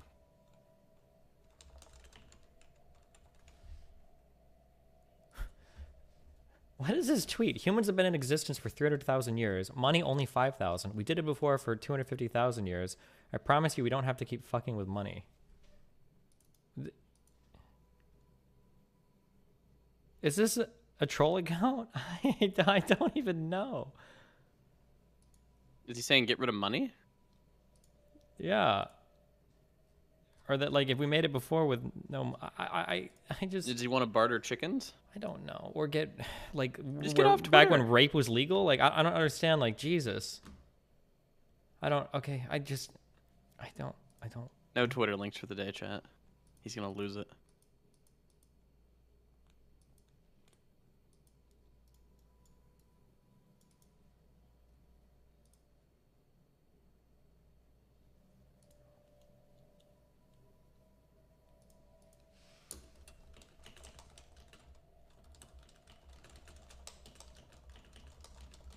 He's in a mood today? Are you in a mood?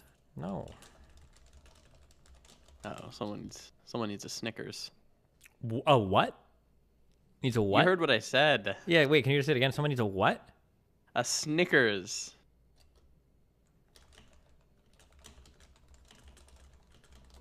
Hello, Mamushi, my little baby boy. Sam Cedar got blown the fuck out. Dude, the most embarrassing moment for me in the history of all of the Minority Report was the was them not knowing what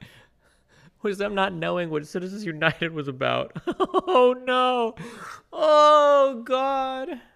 Even if you were to say double these and, you know, with $9 trillion, you're still coming up way short, and we wouldn't have nearly enough space for BOFA. Isn't that something we should be concerned about?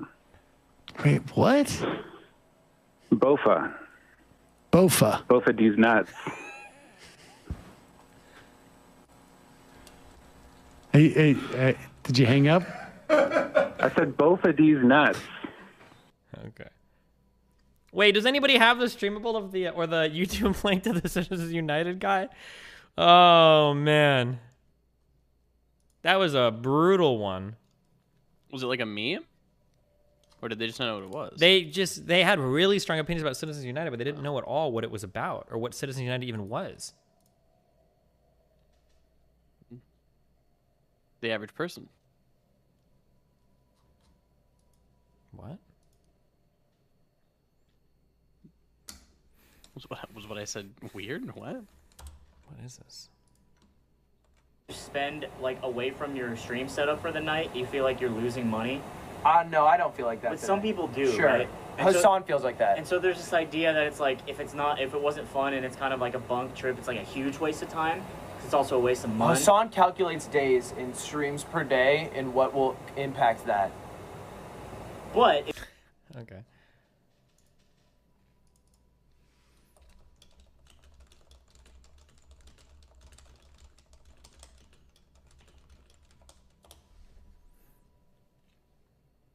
Caring about fighter pay. Do you want to respond to that? Yeah, I mean, ask any fighter on the card. This is all their biggest payday of their careers by far. Ask Amanda Serrano. Ask Charles Conwell. Ask Tyron Woodley. Ask these nuts. For caring about fighter Nice. pay. You can hate. I'm not even gonna pretend to remember which fucking Paul Brothers is because I Logan. mix them up all the time. You can hate him for whatever, but I thought it was kind of cool that he. Did he give $1 million to each fighter on his card, or did he give $1 million and split it between them or something? Because it's Jake apparently, dumb fuck. They're the same. 1 million to each, except I think didn't 2 refuse or some shit because they don't like. I thought that was kind of cool. I guess he didn't need the money. They refused $1 million? I think 2 fighters did. What the fuck? Bet your Would ass you it would be fuck a refused $1 fan? million. Love you, man. I don't care if fucking Hitler's trying to give it to me. Damn.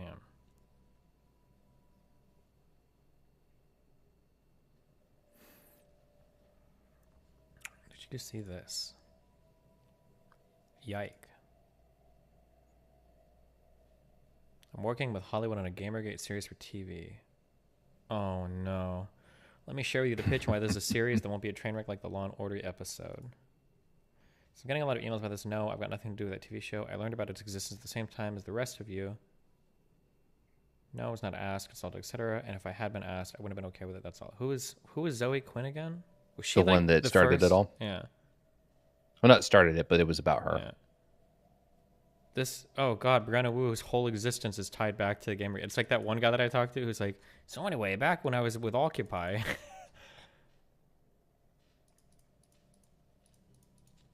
think I was too young for Gamergate. I just don't know what happened. Shut the fuck up, Mootin, alright? It's a stupid fucking meme. Hey now.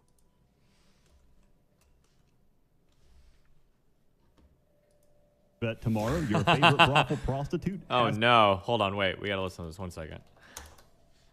Why why can't link the original video? You're gonna link me reacting to it? 7/23/21. 7/23/21. Why would you do this? Casual Friday. Oh, original. Thank you. Jesus Christ.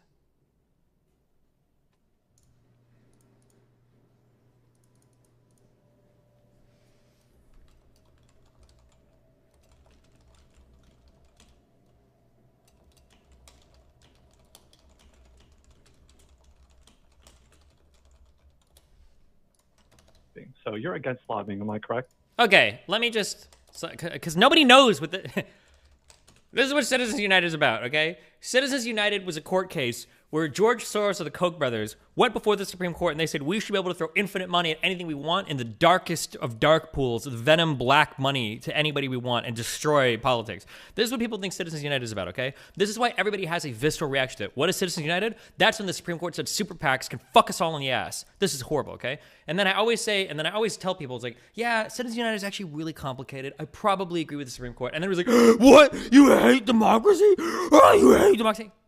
I'm just going to read this book. I don't know I think I've read this on screen before, but if I haven't, I'm just going to read this about so you understand what the actual case was about, okay?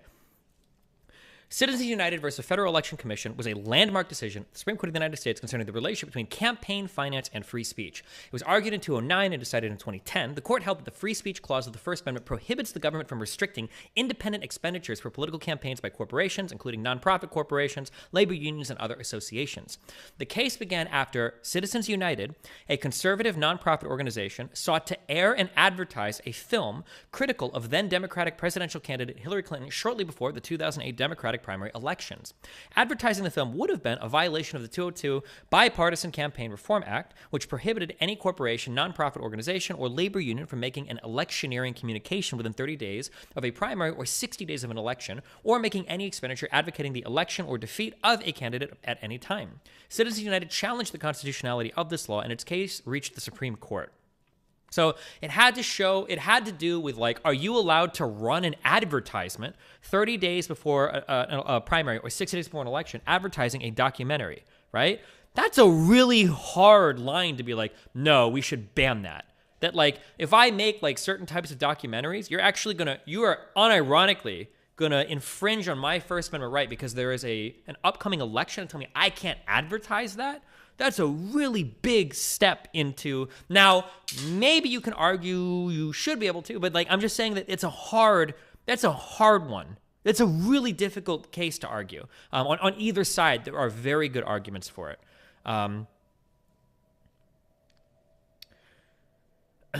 believe it was the advertising of the film, which was the violation of the 2002 Bipartisan Campaign Reform. I think that's the thing. So they were challenging over running ads.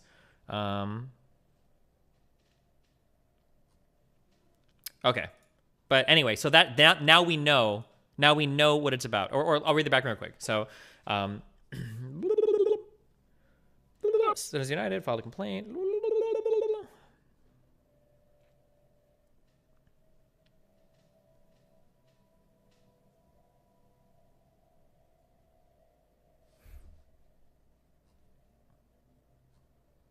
Okay, all right, you got enough information. But anyway, so now you have a background on what it is about. I'm against lobbying. From what I've seen. I mean, I wouldn't say that I'm against lobbying as much as I think it's highly problematic because it's so driven by money. And that means that you only hear from specific voices. But broadly speaking, yes, I think lobbying should be inhibited.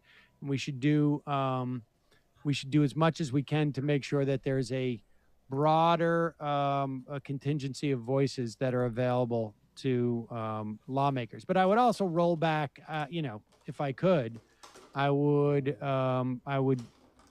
deal with campaign finance reform. The larger issue is corporate and money donations, probably. Yeah, I'm absolutely pro corporate influence in politics, to be honest. Right for on, example, man. Citizens United. Do you agree or do you disagree with Citizens United? We very much disagree. Why? Well, why? Because I think corporate interests are not necessarily aligned with society's interests. I think they're aligned with corporate interests, specifically that corporation. Yeah, but how can you ban any company from trying to seek influence in politics with money. So, for example, how can I do it? I'll tell you right now. When you incorporate, you do so. The state will allow you to incorporate. You will get all the benefits of a corporation, and you will also have the obligation to not lobby our government. No, when I said how, I wasn't like actually asking you for like how would you actually put that into policy. It was what I was saying was I don't think that's a good thing to do. As in, how can you even think about doing that? So what I was going to say was, let's say the Bill and Melinda. I'm about to explain. So let's say the Bill and Melinda Gates Foundation, right? Yeah. They do a lot of vaccine work, and remember, so nothing Bill and Melinda Gates does matters anymore. Everybody hates the Bill and Melinda Gates Foundation because Bill Gates came out and said, "Hey, creating these mRNA vaccines has needed some of the most sophisticated manufacturing technology in the existence of all of vaccination manufacturing. Not just any country can make it." And then every progressive on the internet came out, and now they all hate Bill and Melinda Gates. So if you guys are ever curious about why anytime Bill Gates brought up, people shit on him now, and they shit on him for the and they shit on him for the medical shit that he's done, it's because of that. Because nobody has any idea anything about manufacturing vaccinations. That's why everybody hates him now. So I think they even shit on him in this video, but a pretty progressive foundation. Nope. Now, yeah. Everybody hate him. So stupid to see how brain dead people got over this shit. Okay, well, all right, whatever. Okay, we'll finish your example, and then I'll address that. Yeah, okay. So let's say you have Company X, and Company X believes climate change is real. And you have a bunch of politicians in Congress that don't believe climate change is real. And let's say we're going to pass legislation that was going to significantly impact the climate. You would actually bar this company from talking to these Republican congressmen to tell them why what they're doing is so damaging to the world, and how they're going to basically forward climate change. So I think it's pretty short-sighted if you were to just not allow this company to do it. I'm sorry, what's your name? What was it again? Don't My tell me. name? Yeah, just tell me your first name. My first name is Byron. Okay, Byron, I can make no sense of what you just said, but I can tell you this, that the fact that we have so little action on climate change is a function of lobbying and the power of these industries. That's incorrect. That's incorrect. I will also tell you that I think the Gates Foundation should be shut down. I don't believe that we should have billionaires who have foundations like this. The amount of damage the Gates Foundation has done to A, education, and B, the effort to vaccinate the world, I think is incalculable. I think it's literally incalculable. You're just skating by the point. I created a random example. I said Company X, who is in favor of, who's against climate change. You know. But companies wouldn't. Okay, go on. Okay, so wait a second. So Company X is against climate change. Why don't I want them to lobby Republicans? They believe climate change is real. They believe it's climate. Oh, okay. Well, but you know what? Yeah, they believe it's I real, don't need and they're lobbying. a corporation to promote the idea of climate change being real, because it's real. And this is such a stupid point. What? You agree? You're not against lobbying. You're just against lobbying. The whole point against is that a better way? No, because corporations don't need to be responsible for lobbying that climate change is real. In politics. No, listen. I would happily shut down labor's expenditures on lobbying in exchange for shutting down all corporate expenditures on lobbying. Does that make it more clear to you? The people who have the money to expend on lobbying, that is the problem. That money is not equally distributed across society.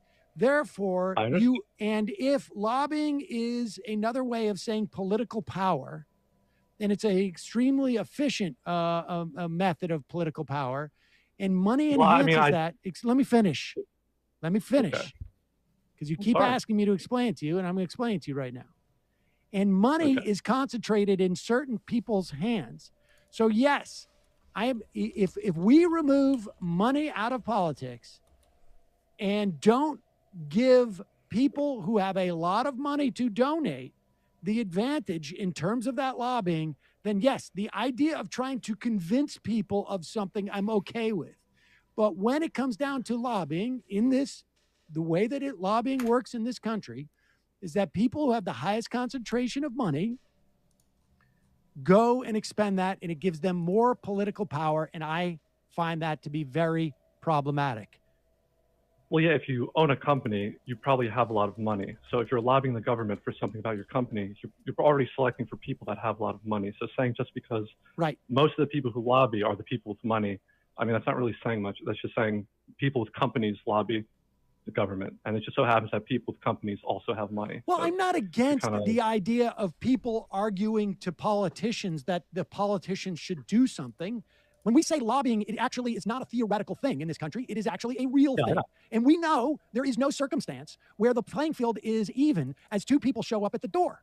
The one with the more money gets through the door. And you're also conflating corporations lobbying and donating with individuals. No. Yes, you are. All right, well, wait. Address the first part about what I said. The fact is that you're talking about, am I against the idea of people lobbying the government? In other words, like saying, you should do this? Or am I against the industry that is the lobbying in this country? Are you asking me, or are you? Well, I mean, is it not obvious what the answer is? Like, I mean, why would I have a problem advocating for a position to government? I mean, is that your point? That Sam, I've listened to you, and you seem to be against advocating a position for your government? Of course not. That's ridiculous. No, What I the hell don't do you see think this is? the reason why you would bar me as a progressive from donating money to a progressive candidate to get progressive policies passed. I don't see why that would. I wouldn't just. You're an individual. You're an individual. Well, you are not a corporation. I wouldn't just ban no, even if you. I was incorporated, I was saying But me as Byron, just, I wouldn't just ban you. I never said I would ban you from donating money. I would ban donations. You would ban donations. Yes, I would have government. I would do government-funded campaigns. I thought government-funded campaigns was a cool idea for like 10 seconds, but then like if you think a little bit more about it, how the fuck does that work? Like, who gets all the money then? Because how do you decide who gets their campaign financed? How do you decide who's allowed to run for elections? How do you decide, is it just who can get the most signatures or whatever? Wouldn't that end up defaulting to people with a lot of money anyway? Isn't it going to be business owners that everybody knows? And like, I don't know. Or I would severely limit the amount of money that you could give, not just you, but anybody. Okay. $500. But they're already. Yeah, but there are already campaign contribution limits. The fact of the case, Citizens They're United completely skirted around, and there's no disclosure. It's It's completely skirted around, and there's no disclosure. What do you mean there's no disclosure? Well, you have dark money. Like I can, listen, I walk into your office. You're a senator from wherever, okay? And I say, I got some news for you. When you run next year, there's going to be a $20 million outside expenditure group. Okay, wait, my understanding is that dark money isn't like bribes and shit. Dark money just means that, where's Rage Pop? I think if you have a super PAC and people are running money through a super PAC, I don't think super PACs are required to report on their donors. I think that's what people call dark money. It's not like bribes and shit. It's called dark because you don't know who's donating. That's why it's dark. It's like a black box. Money goes in and you don't know where it came from, and when it comes out, like. Yes, that's it. That is going to spend money and campaign against you. You know who's going to donate to that? You can't know who's going to donate to that because there's no disclosure. So you would be against advertising for a documentary that's critical of a politician? I would be during against election season? the Okay, I'm sorry, fuck. I was hoping we would just go right to this part. We watched this whole fucking 10-minute segment for this. This is the thing that blew my mind away the most. Documentary that's critical of a politician? I would be during against election season? the advertising of a documentary. The advertising. Yeah, the advertising of a documentary. Would I be against the advertising of a documentary? No, you can have advertising. Fine. Like this is what Citizens United is about. Oh no! Neither of them know. Oh, neither of them know neither of them have read anything. Even people call me a Wikipedia Andy and make fun of me for it, but I feel like I've demonstrated enough on the stream. If you actually just read the first paragraph on like a Wikipedia, you end up knowing so much more than like 99% of internet commenters. Oh shit! Fine, but can you play the documentary? That's Citizens United. No, it's not the advertising. It's literally playing the documentary. No, they advertisements for the documentary is what the FCC blocked. That was because it was the bipartisan elections act. I think it was the advertising of it on like public airwaves that was what was illegal, and that's what they challenged. To stop, and they overruled it. So the First Amendment. And they expanded. They obviously didn't do it limit it to advertising of a documentary. They determined that money is. It was advertising the film would have been a violation of 2002. It was literally the advertisement of the documentary is what was challenged. Speech, right? And so I disagree with that holding. Yeah, but you agree that you just agreed that you would be fine with spending money on advertisements for a documentary, and that's basically the main point of Citizens United. So you told me you disagreed with Citizens United, but when I asked you, I would limit the advertising to the industry standards so that it was not a way of skirting around the laws that I have created to. Okay, you can do this shit if you want to do this, okay? But now you're lying to yourself, all right? So if you want to say like, okay, well the problem though wasn't the ruling itself, okay? The problem was that the ruling was far too broad and they should have been more narrow and scope. If you want to say that that's an argument, sure, you can have that discussion, but you're lying to yourself if you feel like these guys were on that level, okay? The actual answer is most people, 95% of people, no. 98% of people on the internet that complain about Citizens United have no fucking idea what the fuck the case was about. They don't know what the case was. They have no idea what people were arguing about. They don't know anything about it. They just know Citizens United equals big company equal bad. That's it. If you want to lie to yourself, be like, oh, but that's not what people argue. That's blah, blah. No, bullshit. That is exactly what people argue, okay? Oh, shit. What did I just click? Somebody might have just gotten doxxed. Hold on, fuck. What do we have here?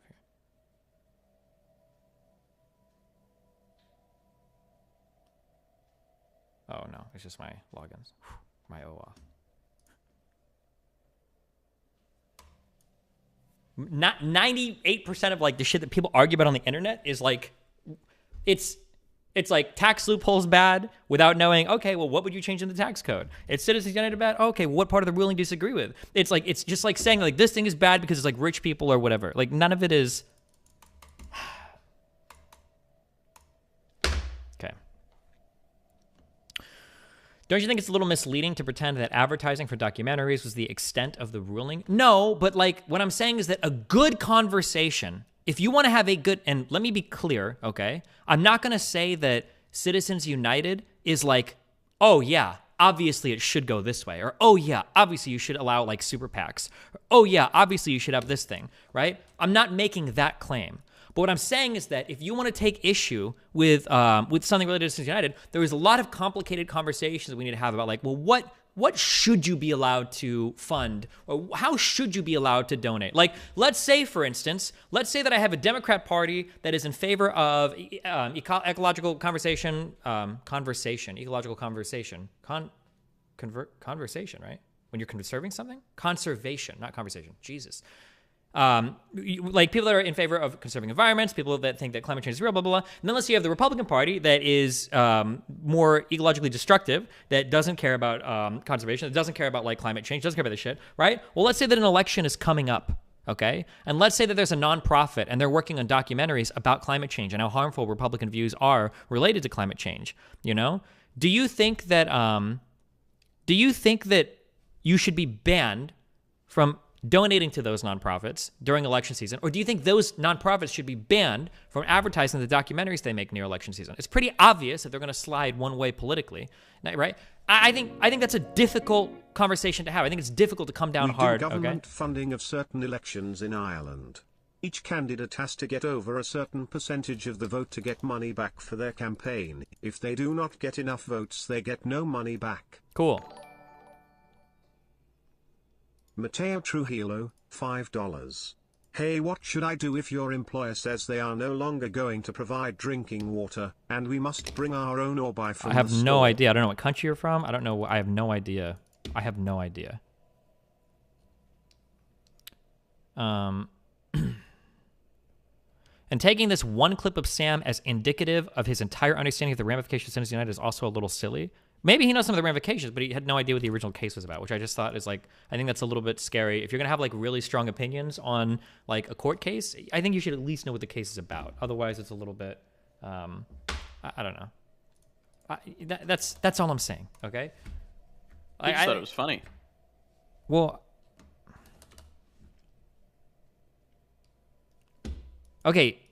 AN's told me this. I think I had somebody email me this a long time before, and I've never heard this in my life. Just FYI, Democrat Party is only what Republicans call the party when they are being petty. Generally, it's called the Democratic Party. Apparently, there are a few people that get really mad when you call the Democrat Party. I've never heard that before. I'm assuming it's real because I've had somebody else email me that before. But I don't know if you're like trying to say like, the Democrat Party, like I don't hear that as like an insult. It's like, okay, but whatever. It's a real thing. Most people these days don't do it. That was a big thing in like the 60s and 70s. Yeah, I guess my mom, because I learned so many slurs from my mom, like demon rats or demon crats, demon rats. I've heard like a lot of different random slurs from her for Democrats, but never Democrat Party as like a slur. I've never heard that before, but it's the Democratic for whatever reason, that attic. No idea why.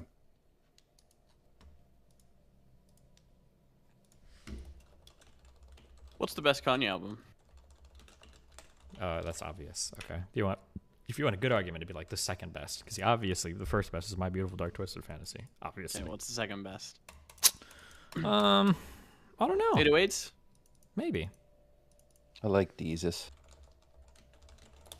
Mooten's number one is Yeezus, followed by no, my number one was two 808s. Is and then Beautiful Dark Twisted Fantasy. What was number two for Mooten?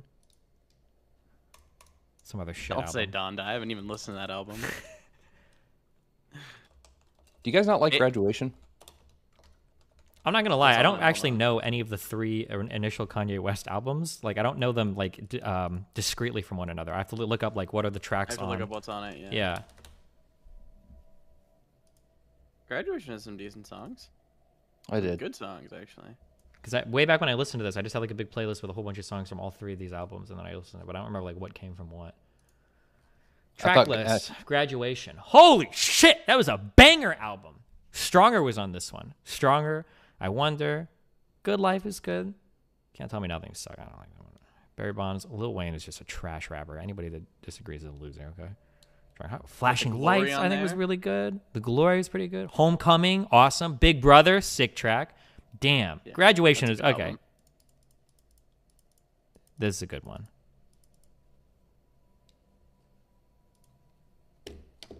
I just thought Good Morning as the song was a really strong like start to the album. I like that a lot. Okay, let's check College Dropout.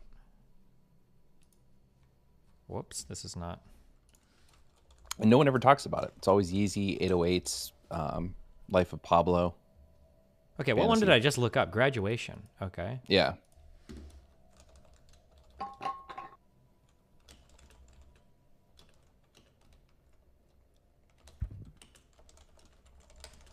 Okay, so Graduation is sick. Okay, we've established this. College Dropout.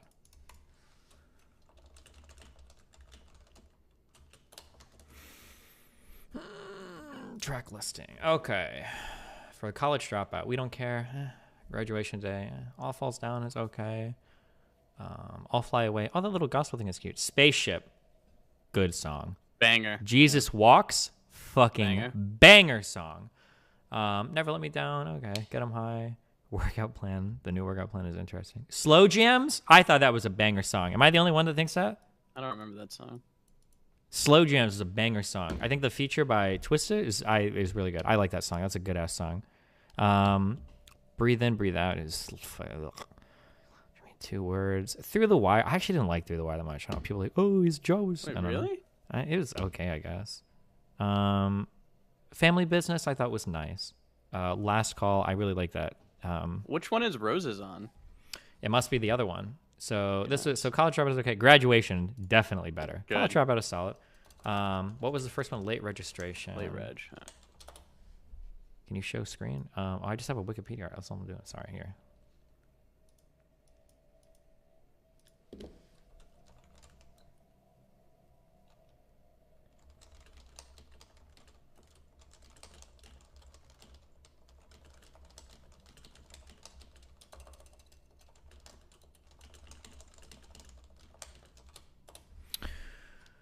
Scroll.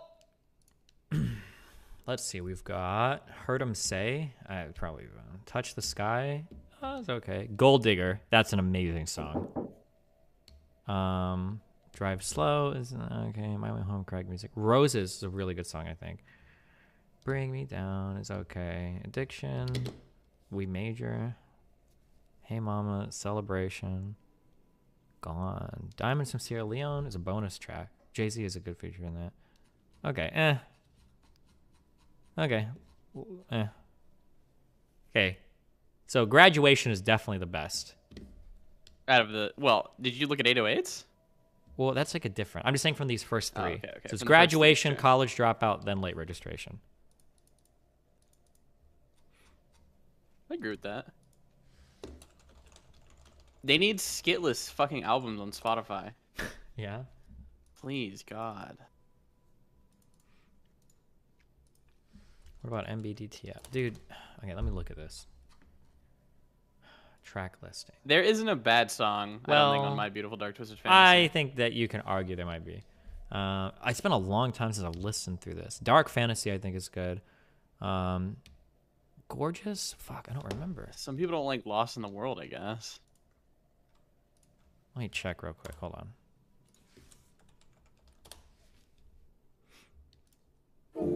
You might. Dark Fantasy is good for sure.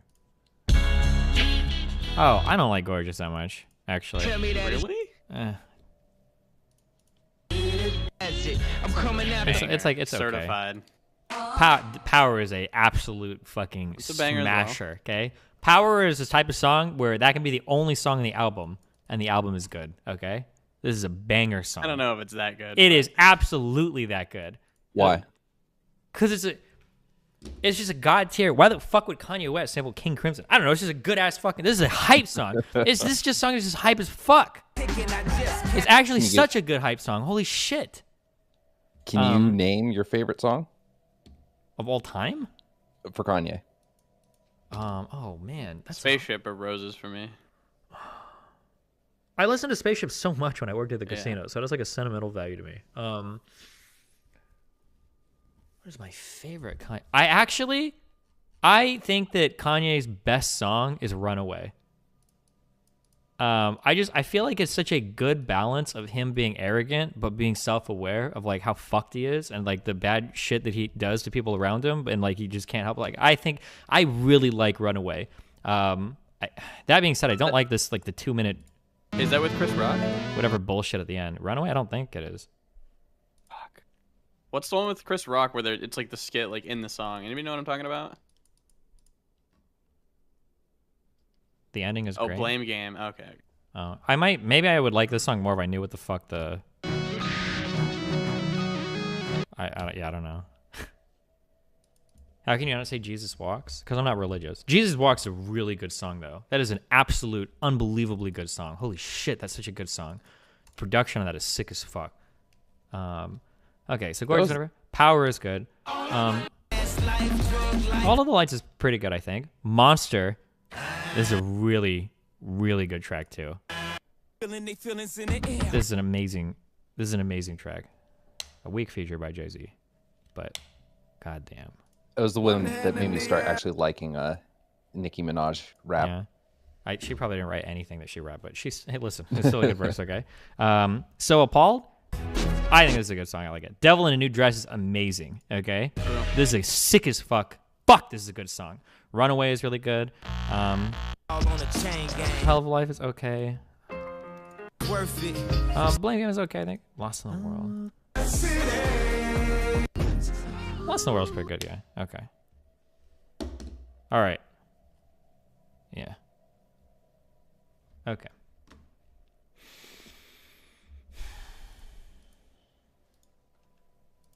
Do you like I Wonder from Graduation? Yeah, of course.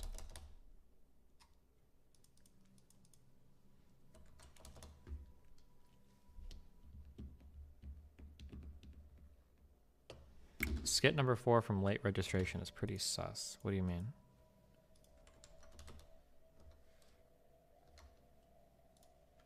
Watch the Fantano. Fantano didn't like it because he said they were like they had like bad choruses or something, right? Oh, this grave shift is like a slave ship, I think. Is this what this skit is? Imposter among us. Oh, never mind. This is Kanye West having new shoes or new jeans. What is it? Among us. We're hearing about the skit. This brother right here has been out. Yeah, I think he has a new pair of shoes. Yes, he They give him has. shit for it. Pretending he's broke Or kick him walking out. amongst us. This brother has been eating every day. Can you believe that? Eating every day. Pretending he's with us. He's not one of us. I did not want to believe this, but I walked into the brother Kanye's closet and I found new shoes. I found new shoes. Kanye, would you like to step forward and explain these new shoes? You crazy, dude. I was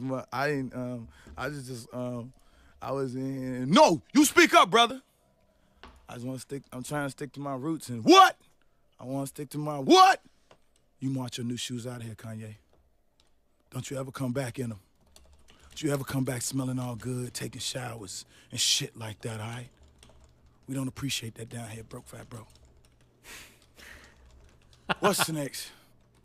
Okay. Kids are always fucking stupid in songs. Really? I like the. I mean, like, Always. it sucks. It sucks if they make it part of the track, but as long as it's a separate track, at least you can like.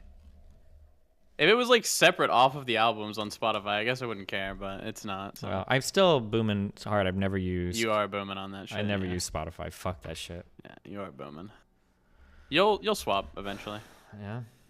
Will I? Are you an Apple or Amazon guy, Steve? He's done with Apple. What is Apple or Amazon? You mean Apple or Google? Oh yeah. How are you getting your music? YouTube Music. Well. Is YouTube Music any good? I think so. I might be alone on that though. I'm not sure.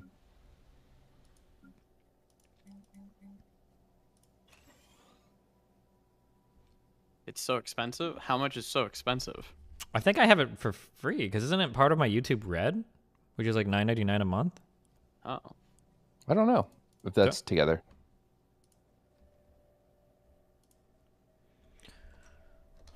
Destiny, response to your response. What?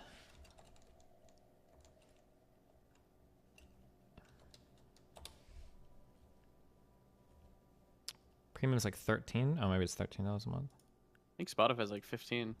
Interesting. I got his point that some AMs could in theory help your case, but it's not to those extent. T1 being on that list was because of spam reports he received, because the OG LOL community hate him for running it mid.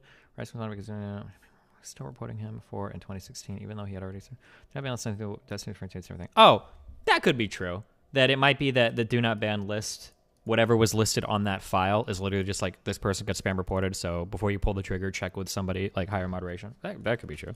If this guy works internally, assuming he would know better than I. So.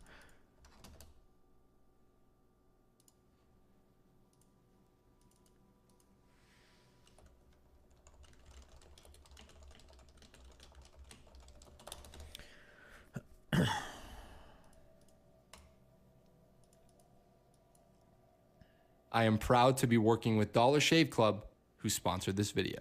Amy, Spider-Man, trilogy. Screenplay does a muck in most of the conflicts and who cares? I care. Me.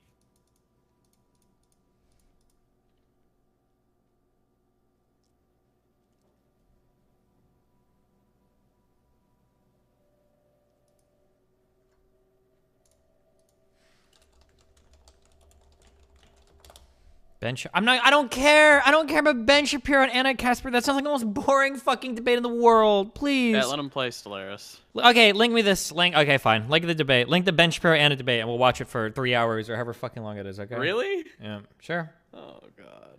I thought today was Rift Day. True. No. Someday it will be soon. Okay. Soon. Like, and we can't. I gotta hit him with it when they're not expecting it. You know. Let me ask each of you to introduce. Look, it didn't happen. Doesn't matter. Okay. Oh boy. So here we go. The other. Ben, would you like to introduce Anna? Sure. So this is Anna Kasparian. She is, first of all, a big round of applause for Anna because this is a Chamber of Commerce meeting. Anna's quite famously a Bernie Sanders supporter, so it takes a lot of guts to get up in front of a business audience, and she really deserves a lot of credit for that for sure. She's the co-host of the immensely popular Young Turks, which is a show you can find on YouTube. It's also a podcast, and it's available pretty much everywhere. And she's also the producer of that show, executive producer of that show. Thank you, Ben. Am I, okay, at the risk of revealing myself as being dumb as fuck, I feel like you shouldn't be allowed. I feel like there should be a law against like putting certain words in your name because you might mislead people. Like, did anybody besides me think that the UPS and the USPS were the same thing for like 20 years of their life? I thought that like UPS and USPS were like the same thing. Like, oh, it's all like the United States like postal shit or whatever. Like, I think that shit is weird. Also, I know that a lot of you don't know this. You can pretend otherwise, okay? The U.S. Chamber of Commerce.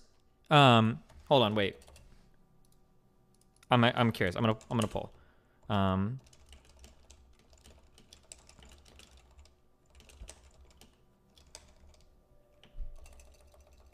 going to ask you what branch of government you think it's under, okay? Executive or legislative or judicial or other. What do you think the U.S. Chamber of Commerce resides under? Oh, fuck you. You guys all looked it up or whatever. You already spoiled the answer. Maybe. The U.S. Chamber of Commerce has nothing to do with the government. It's not related to the government at all. It's just a private lobbying group. For a long time, I thought that like the U.S. Chamber, was a government thing. Yeah, I thought it was like, oh, the U.S. Chamber of Commerce must be like a committee in fucking the Senate or the House. Or whatever. It's not. It's just a private lobbying group. That's it. The U.S. Chamber of Commerce has nothing to do with anything having to do with the government at all. Like, just like the Federal Reserve.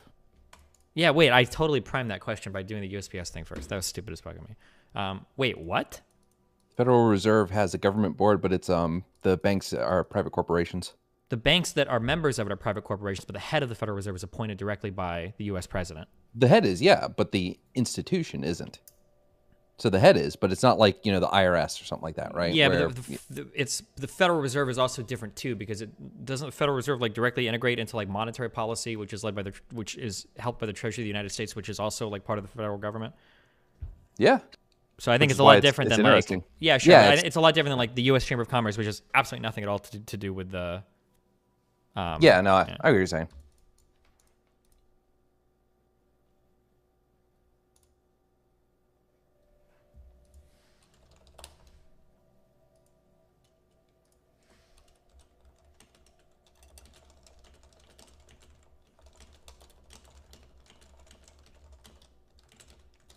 Okay, sorry.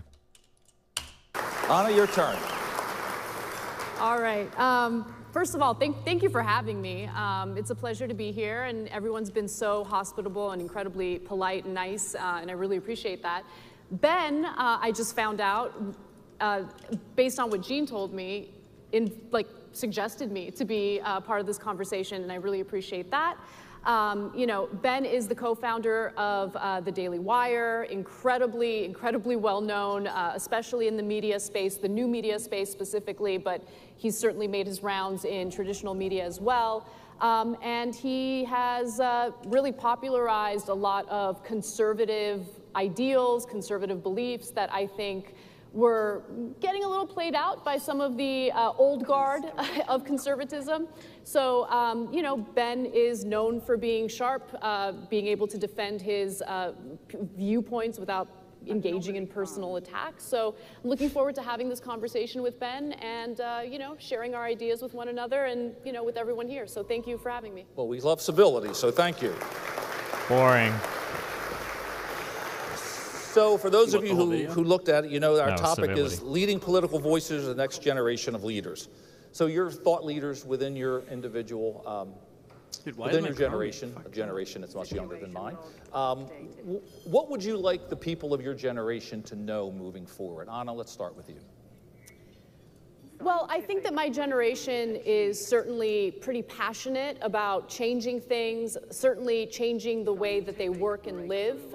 We're seeing that play out currently with the pandemic and the labor shortage that's taking place. And I'd like them to know that we don't really need to reinvent the wheel. We've seen strategies and solutions that have worked in the past. This country has gone through many terrible things in its history. It's a very short history, you know, relative to other countries. And despite all of those awful things that have happened, things like the Great Depression, for instance, the country was still able to pull through. And I would suggest looking to history at the solutions that worked, specifically a strong labor movement, in order to, really rework the power dynamic that we're seeing right now in the workplace. I think a lot of the reasoning for not going back to the jobs that workers were previously working in prior to the pandemic has to do with the fact that, hey, we've been staying home during the lockdown. Now we realize that spending time with our family, having a little free time for ourselves, being able to go outdoors and do recreational things, that's important to us. So they're reimagining what their lives could be like if they take a little bit of power back in the workplace. And I think that that's definitely possible. They just got to fight for it. They got to organize. They got to work together and not get distracted by manufactured culture wars that we see play out in the media every day. Ben, how about folks on your side? So, I think that for folks on my side, I sort of have the same message for everybody on all sides, which is that the world did not begin spinning when you were born. And there's a great amount of wisdom, accumulated wisdom, that has built up over literally thousands of years, and in the United States over hundreds of years, that is well worth going back to as a source of both inspiration and understanding of exactly why the system is supposed to work in a particular way. And that requires a certain understanding of human nature, of human beings, as both capable of amazing things, but also as inherently flawed and ambitious, and why you need a governmental system that is capable of checking ambition with ambition, checks and balances, subsidiarity, the belief in a federalist system that allows for experimentation on a local level without attempting to cram one-size-fits-all solutions on everybody from the federal level. But that begins with reading history. It does begin with understanding some basic philosophies about how the United States works, because if it feels like the country is coming apart, and it really does feel like that more and more every day, that is because I think that there is a failure to agree on some of the central bases for the country. So we're either going to have to clarify where the disagreements are, or we're going to be in serious trouble as a country. I love the answers because it leads directly into what I want to ask you about next. This is going to be the most obvious statement I'm going to make tonight. The last 18 months have seen significant turmoil. Does he look a little bit like a more chilled out version of the main bad guy in Iron Man 1? Am I crazy? A little bit? Not only with COVID, but with our social, our cultural upheavals, as we've seen people, protesting some just horrible, egregious acts. As you noted, the future of work, how we work, all those things are out there for discussion. Trust in institutions, and trust or an understanding, as Ben said, of literally the basis of our society. And I saw a great quote. We've had the 1619 Project, we've had the book called 1620, 1776 Commission, all of them designed to push back on that. I saw a great quote from a noted political scientist who said, "America is not a lie, but a disappointment because it is a hope."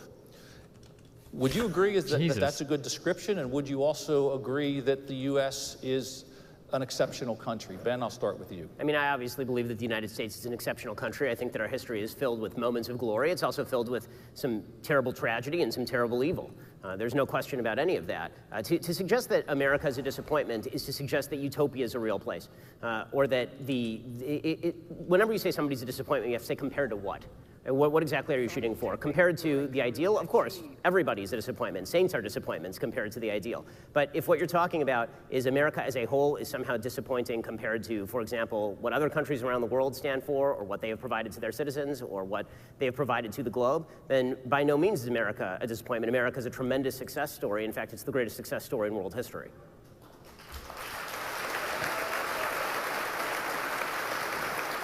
America, hell yeah. So there are parts of that I agree with, some parts that I disagree with. For the most part, I just want to note that the idea of America is an incredible idea. I think that the country has failed to live up to its ideals. I think that there are certain things that are transpiring as we speak that go unchecked. We are supposed to have a system of checks and balances, but I think more often than not, we see a system that is, in fact, rigged in favor of the powerful. I'll give you specific examples. In the beginning of the pandemic, there were lawmakers in the Senate who engaged in this minimalizing, just completely minimizing the severity of the pandemic, to the point where I actually didn't think that COVID was a serious threat to me, my health, my family's health. In fact, in February, I went on a cruise with my in-laws and had a great time and didn't think that COVID was going to be an issue. Then I find out, of course, a month later, everything starts shutting down. people I know get incredibly sick. And then news reports come out in regard to members of the Senate who had a classified briefing, closed-door briefing on the severity of COVID, and immediately turned around and started selling their stocks. They started buying tech stocks, realizing that people are likely to work home, so they might need to invest in technology or companies that offer technologies that make that possible. Basically, there's insider trading happening within the Senate. And I'm saying it out loud, and I'm saying it on a regular basis because that kind of activity, that type of behavior, first of all, is illegal for the average American, should not be legal for members of the Senate. The fact that we have... The fact that we have lawmakers who are personally invested in businesses that they're deciding legislation on is unacceptable. So when you talk about the lack of trust in our institutions, I understand that lack of trust. And that lack of trust has led to the situation that we're experiencing today with COVID, where people don't believe in what the CDC is telling them, where people question what journalists are reporting about. They just assume, because of the lies that have been told, because of the system being rigged against them, they just assume that they're being lied to.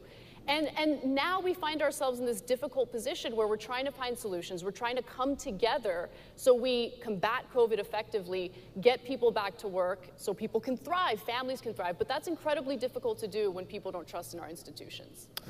So earlier this evening, three of us had some interesting conversations about the way that our culture is broken, the way that civility has broken down. Let me give you a couple of numbers that are actually pretty scary. 15% of Americans have terminated a friendship over political differences. The reality is 53% of the R's have a Democrat friend, only 32% of Democrats have a Republican friend. Granted, a lot of that report is being related to former President Trump.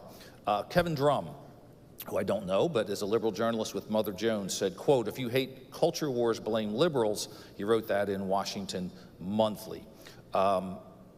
Is it fair to blame more liberals for the culture divide, or is it one that both sides have to take blame for? I think that both sides certainly engage in manufactured culture wars, and it's frustrating to see it. Full disclosure, I myself have engaged in it, and I think instead of being oblivious or delusional about it, it's important to acknowledge when you've made the mistakes, right? And so the demonizing doesn't help. At the end of the day, we have to realize that we're all Americans. We all want the same thing. Fundamentally, we are the same. We might have different solutions, different ideas. Demonizing the other side doesn't help to accomplish any solutions. Again, we're seeing that play out in real time as we speak. I think that there's a market for the division, and that market is being exploited by our media. It's being exploited by politicians. And I mean, Facebook is in the news today. I think that Facebook, it makes money based on engagement, and people are engaged in the constant conflict. So it's important to be honest about what the real threats in society are. I think it's important to focus on why it is that, certain industries, including the media, engage in this culture of division. And we ought to talk about how the incentives are in the wrong place. I mean, there are no incentives to engage in, friendly conversation or friendly debate. I hate that my chair keeps, and I'm short, so I'm trying to figure out how to do this. I don't know. I hate turning my back to people. Here, I'll just do this. I'll sit on the very edge. But we got to be aware of why it is that people engage in the divisive rhetoric that they engage in. There's a profit motive behind it oftentimes. I see it play out in the media. It's really, really hard not to fall victim to it myself, right? But when I take a step back and I look at where the country is right now, it's shameful. We don't see each other as fellow Americans. We don't see each other as even fellow colleagues or workers in the workplace. Everyone has a political identity, and that's it. And that's not helpful. I think the division in the country is incredibly embarrassing, especially on a world stage, and we got to be more cognizant of that as we engage in political discussions. I certainly agree with an enormous amount of what Anna is saying about the nature of sort of the world that we live in, where people feel as though they are going to be ostracized socially. They feel that they might be fired, depending on their political point of view.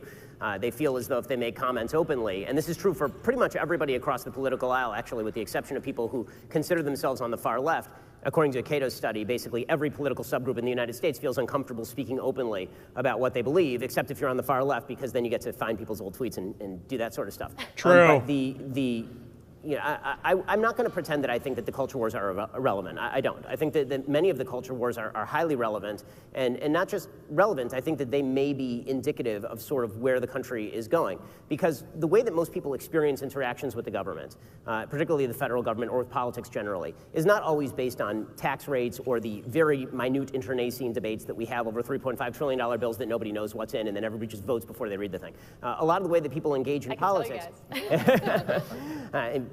I'm sure we'll get into it, but I think that a lot of the ways that socially there's been a pretty strong push from the left over the course of the last 10 years in particular, and it's driven a lot of reactionary resentment on the part of people who are on the right.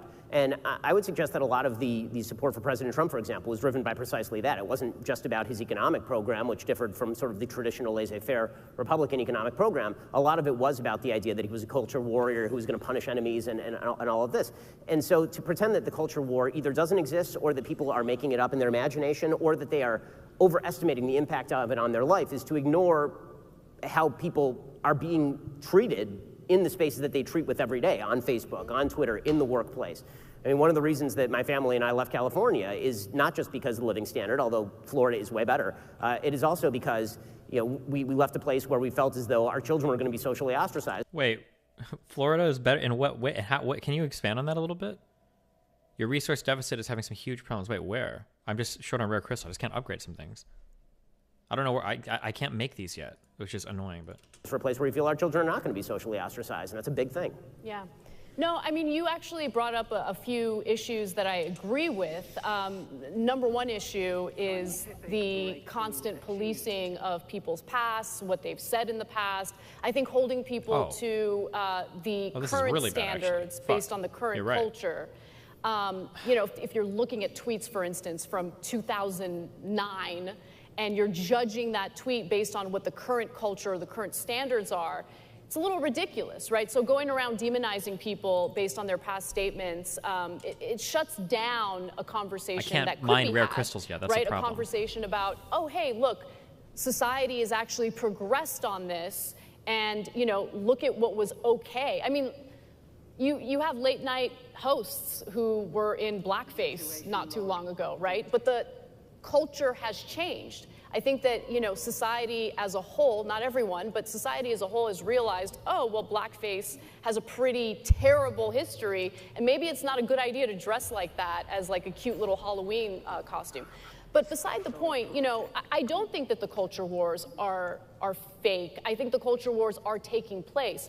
The point that I'm trying to make is that oftentimes, whatever the culture war is of that moment, it is manufactured as a distraction. A perfect example will be, critical race theory, which is not taught in elementary schools. Critical race theory is a graduate level curriculum. And the fact that it's turned into some weird, we need to ban critical race theory in elementary schools, it's ridiculous and a massive distraction that I think is intentionally meant to be a distraction from what people are really feeling frustrated about. The precariousness of their lives, you can buy the crystals on the market. I don't think anybody was selling them. The fact that people feel overworked, that they have no control over the work that they're doing, that they feel alienated over the work that they're doing. These are very real issues, and I think that, the fact that it's really largely been ignored by both the press and the very political leaders who were elected to represent them in the first place has led to the anger that we're seeing bubbling up both on the left and the right. Ben, I think you wanted to make a couple comments. Yeah, I mean, this will be a very quick note. I mean, I obviously disagree with you about critical race theory and whether it is taught in the public schools. Critical race theory, which I studied in law school, it started off as a legal theory, but has an element of praxis and practice that was meant to be implemented, which is why it is taught in education schools as well, and why in elementary schools. Yes, a very boiled down. I mean, Ibram X. Kendi is preaching a very boiled down version of critical race theory, and his book is assigned in elementary schools.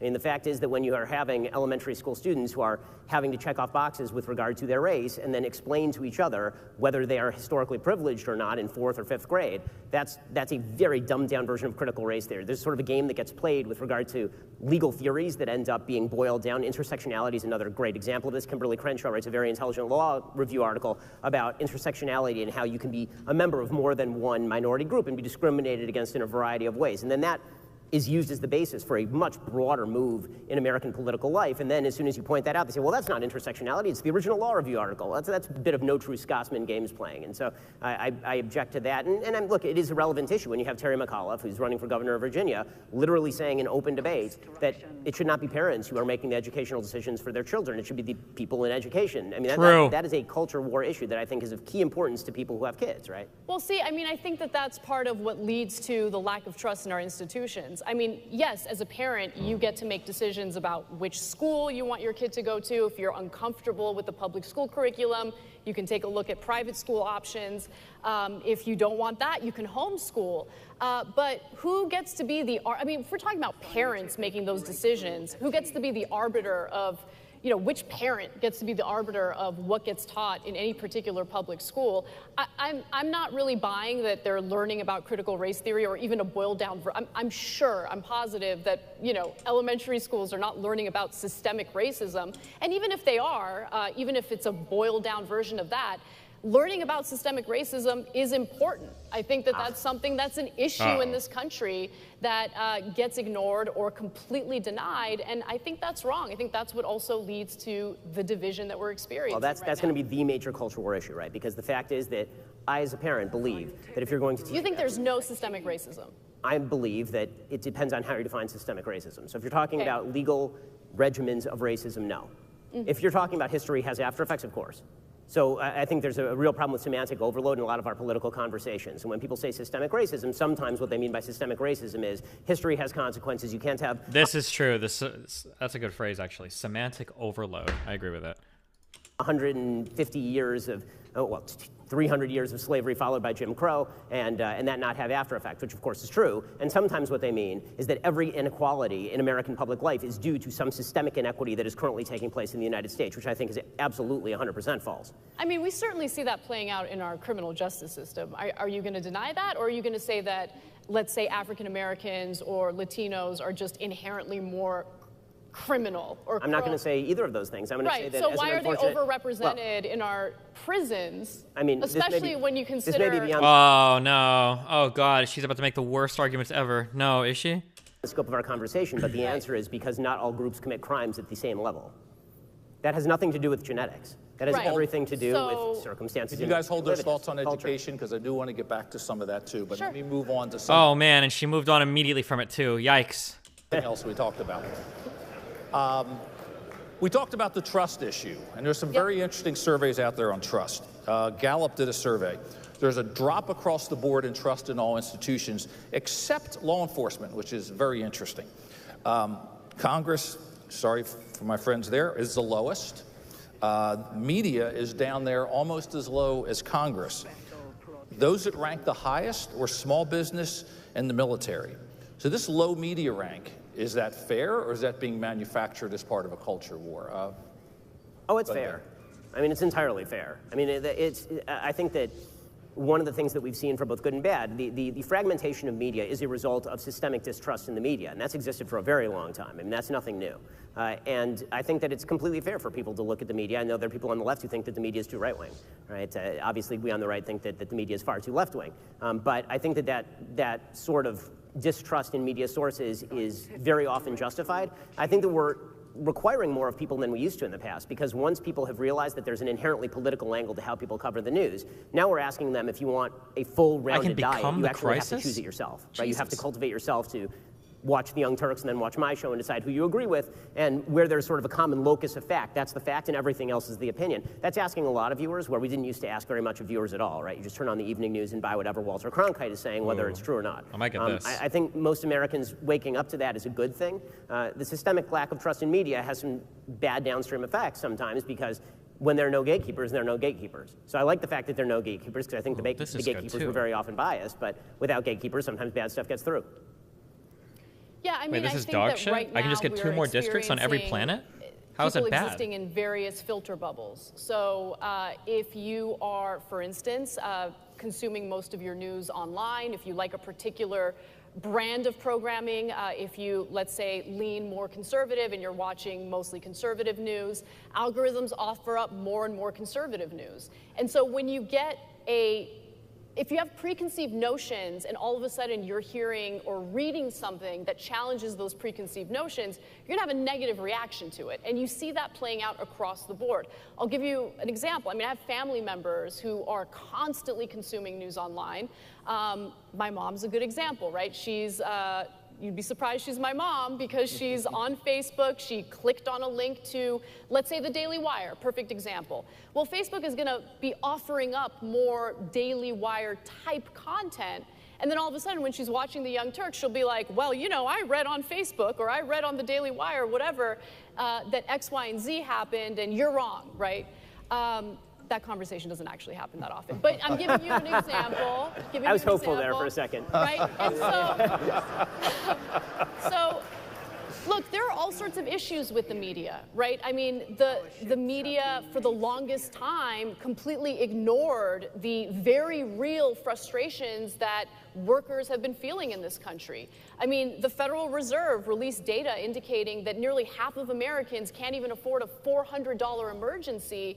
At the same time, you tune into CNN, CNBC, MSNBC, I mean, it doesn't matter, across the board, and they're like, the economy is doing great. You know, we're seeing record growth, and what they're specifically talking about is the stock market. But the stock market is disconnected from the reality that the majority of workers are experiencing. So I think that that type of stuff leads to people feeling, you know, distrustful toward the press. At the same time, they exist in these filter bubbles and have their preconceived notions. It's hard to challenge that. So there's a lot of different things happening at the same time. I don't blame people for not being so trusting of the media. One other thing that I'll note is that the incentives are always in the wrong place. The kind of stories that I want to talk about on the Young Turks, and do talk about on the Young Turks, get no attention. They don't do well in terms of the number of views. I want to talk about international news. I want to talk about what's happening in Brazil. I want to talk about what's happening in Ecuador. It'll get like maybe 40,000 views at most. You know what gets a lot of views? Racism, culture wars. I don't know. Anna Kasparian destroys this person. Or here's the latest cat fight. Like, I hate it. It's garbage. It's garbage. Because it leads to people not trusting the press, but at the same time, the profits are there. The money is there. And I think you see that play out across the board, whether you're talking about cable news or online media. Yeah, and at the dinner table, we're having an interesting conversation. It's clearly a generational thing. My generation grew up watching Walter Cronkite and Huntley and Brinkley and all these folks. And one of the things that I saw in your bio was that you got interested in this field because of Barbara Walters. So what? Hold on. Important question, okay? Now, I want to be an aggressive, racist, genocidal nation that murders everybody. However, there is some mutual interest here with the League of Sigdar, okay? Now, these guys over here are trying to claim land in my territory, all right? They are claiming these, okay? Now, that means this motherfucker's gonna go to war soon. But he's also fighting this guy over here, all right? Now,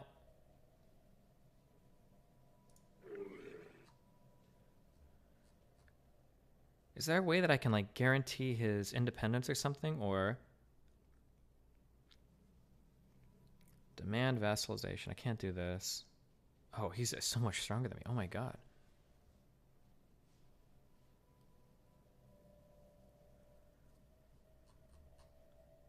Should I be building relations with him? Non-aggression pact? I don't want a non-aggression pact. If I'm going to help this motherfucker, I want to get something out of it. They'll start liking you if you declare war on their enemies? Yeah, maybe.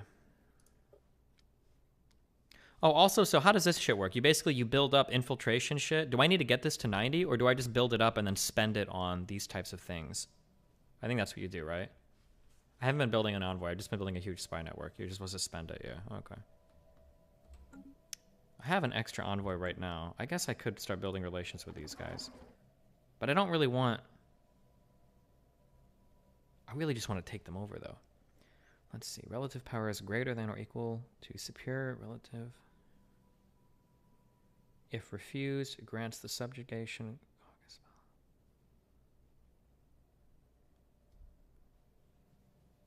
Oh, yeah. So I have to be stronger than them, but... Okay, sorry. Anyway, here you go. What happens now to the Barbara Walters? I mean, where does news reporting go? Are we going to, will the nightly news be a thing of the past? And are we simply going to continue to retreat to those mediums that demonstrate that we know everything already? Where's this going to go now? Well, let me just note, I loved Barbara Walters on ABC's 2020. So I remember as a kid, you know, like getting super excited after TGIF was over because ABC's 2020 would be on. And I was like fascinated by the fact that this woman was getting paid to talk to these incredibly interesting people from around the world. And I was just fascinated by the conversations. That's how I got interested in journalism and the media. But I just feel like the type of conversations that she had, or just news about world events, they don't seem to attract the kind of attention that they used to. And it might be because of an oversaturated market. It might be because conflict tends to sell. Manufactured conflicts tend to sell. But I wish we can get back to a place where journalism still really existed, where there was like ethical standards that were, you know, that reporters abided by, anchors abided by. I wish there was a clear distinction between opinion and actual hard news journalism.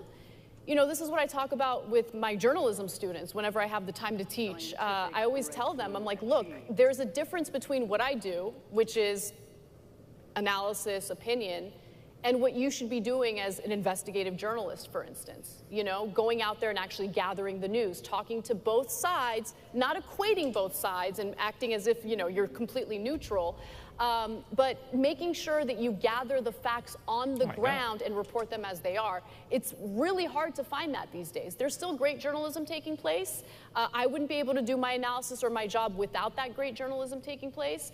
But these are the people who are oftentimes not paid well, ignored, and don't get any of the benefits that someone might in the media if you engage in the conflict nonsense. Can we go back, Ben, and separate the fact-based from the opinion now, or is it going to be conflated for the foreseeable future? I mean, I think the truth is that that was a relatively modern construct. I mean, if you go back to the foundations of the Republic, the people who were reporting were also doing opinion, and that was true all the way through the beginning of the 20th century. It was really only with Walter Lippmann in the 1920s that you start talking about objective standards in journalism. And there's a difference between an objective standard that you apply to how a story is reported and being an objective reporter, meaning you have no politics at all. And I think, frankly, if you want to reinstall some sort of institutional trust, it would be good for reporters to say, here's who I voted for, and then here are also the facts that I am reporting on, because otherwise it ends up being a gotcha, right? I see how you're reporting that. I see what you're doing. I know what you really think about this story. So that's a major issue. I think the other big issue, obviously, I mentioned gatekeepers before. I'm very wary of the reinstallation of institutional gatekeepers, because if you want to talk about market incentives, the big players have all the incentives to ensure that they are the ones who maintain their access via the gates. And this is one of my great fears with some sites that we've been very successful with, like Facebook, is that reestablishing the idea that there are quote-unquote trusted news sources, and those all coincidentally are legacy media sources, means that everybody who's not a legacy media source, somebody who started up a company in the last 10 years, right, we opened our doors in 2015, we're not legacy media. And so we don't have that legacy. So now you're shutting out all the players who are actually entering the market. So you actually mentioned, again, just a little bit of a shift because you got my attention earlier. You're both born and raised in California. You left, you stayed, but we had an interesting conversation at the dinner table that maybe your perspectives on California aren't all that different. Ben, I know you said you were afraid your kids were going to have a difficult time because of their political views. So are you sad that you left California? Or tell us? I have not thought for one day about that decision. That was it was one of the best decisions that I have ever made for my family. Soy claps. We are overjoyed. Florida is a wonderful state. Basically, because of my Orthodox Jewish faith, that means that I had to move to a place that had some significant Jewish resources. And so I was looking for a place that had those resources, was in a red state, preferably with 0% state income tax. And that narrowed it down to basically Dallas and Florida. And so we ended up in Florida. It's wonderful. But I mean, it wasn't just that. It was really a lifestyle thing, because my wife for years was saying, yeah, we're paying higher taxes, but you make a lot of money. So, that's fine. But the problem is you don't get any of the public services back in California. So in our area, which was a fairly decent suburb, you had just an inundation of homelessness in the area. Like, my kids could not walk around the neighborhood. We'd open up our front gate. There'd be a person shooting heroin in their foot literally in front of our house, or a person passed out on the street. We had our business on Ventura Boulevard. We had to board up windows during the George Floyd, some protests, some riots. We had, there was a homeless person who smashed the front plate glass window of our establishment. When we left and we moved our main business to Nashville, and then my family and a small core of the business moved to Florida. When we left, we thought that we were going to lose probably half the people working for us. Instead, I think over 90% of the people were like, "You're going, get us out of here." Everybody wanted out. There's a reason people are leaving California. Well, Anna, you shared some concerns too, and California, like Pennsylvania, lost another congressional seat. So their population is not growing, certainly not at the same rate as Texas, Florida, et cetera. So share some of your concerns, because you talked a little bit about it before. Sure. So California is poorly governed right now. I was pretty blunt and transparent about the fact that I signed the petition to recall Gavin Newsom. So I signed it too. We were on exactly the same page before I left. Right. Now, unfortunately, the individuals running against him were worse than he was or is. And so, unfortunately, when the ballot showed up to in my mailbox, I ended up voting against the recall. But I was hoping that there would be a better candidate to challenge him. I didn't like any of the candidates. Now, the reason why I've decided to stay in California is because I love the state. I know what the state is capable of, and I would much rather stay and fight to make the state better in any capacity that I have. But with that said, the issues in California are endless. You have corruption. I mean, literally a city council member had his office raided by the FBI because of the pay-for-play scheme that he was engaged in. You have real estate developers running amok. You have this effort to build public housing to alleviate some of the homelessness, but at the same time, you have the lawmakers in the state giving these sweetheart deals to developers who are very clearly inflating their prices and taking forever to build said public housing. So there's all sorts of mismanagement. I disagree with the way that they're handling the homelessness issue as well, although I think my solutions might be a little different. I think that this idea of being incredibly laxed with camping has been pretty disastrous and has attracted, homelessness isn't just a California issue, it's an issue throughout the country. But when other states are pretty strict against encampments and California is very lax, what do you think that's going to do? It's going to... Ooh, this is a really brave take from her. Holy shit.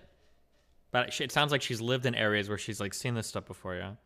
Attract homelessness in the state as well. I want to provide housing for everyone. I consider it a human right. But I think the way that the state is doing it through a public-private partnership has not worked out at all. Thank you. So let's move on to another public policy issue, one that's being debated in Washington right now.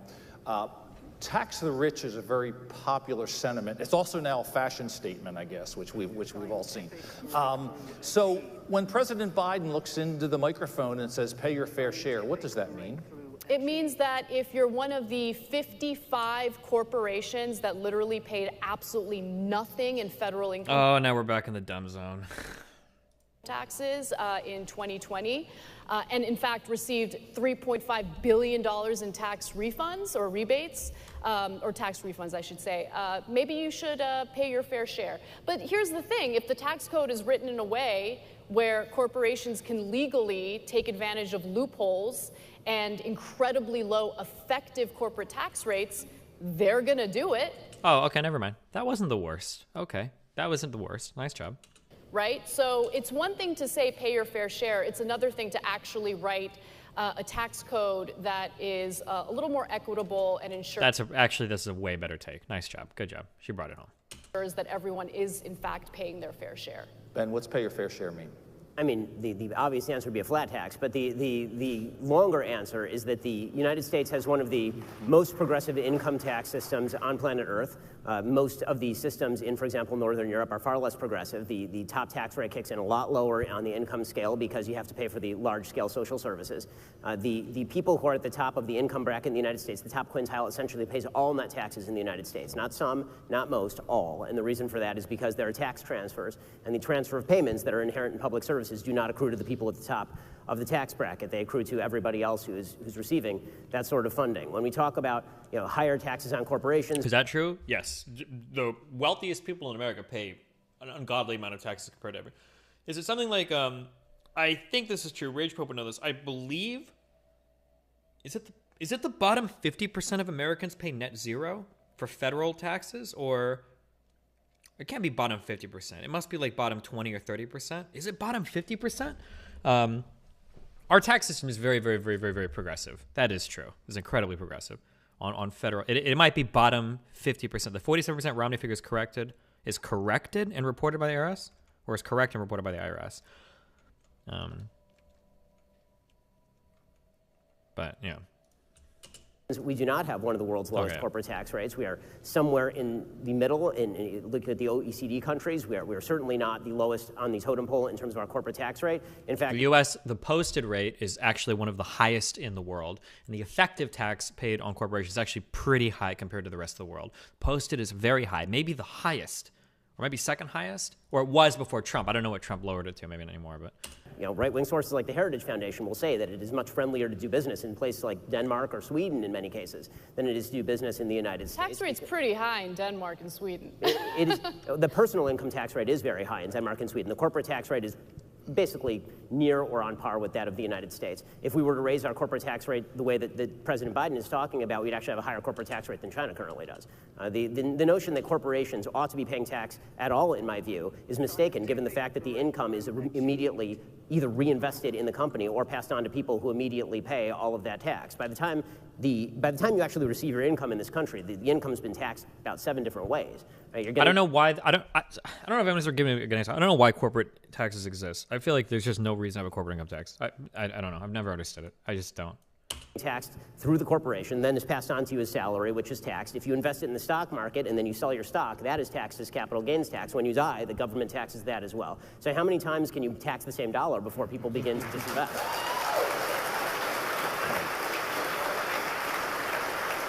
I read something. Oh man, you want to have your mind blown? Here's like another.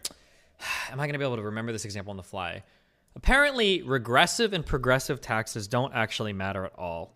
I read an article on this, and it's actually, and I'd never considered this before, but whether your tax rate is progressive or regressive is actually totally fucking irrelevant. I think what matters at the end of the day comes down to what is the pool of money that you've collected in revenue, and then how do you do transfer payments. Let me see if I can, let me see if I can remember how to do an example of this. So like, let's say that you have one person who has an income of $1 million, and then you've got another person who has an income of $10,000, okay? Let's say that you unironically have an actual regressive tax rate.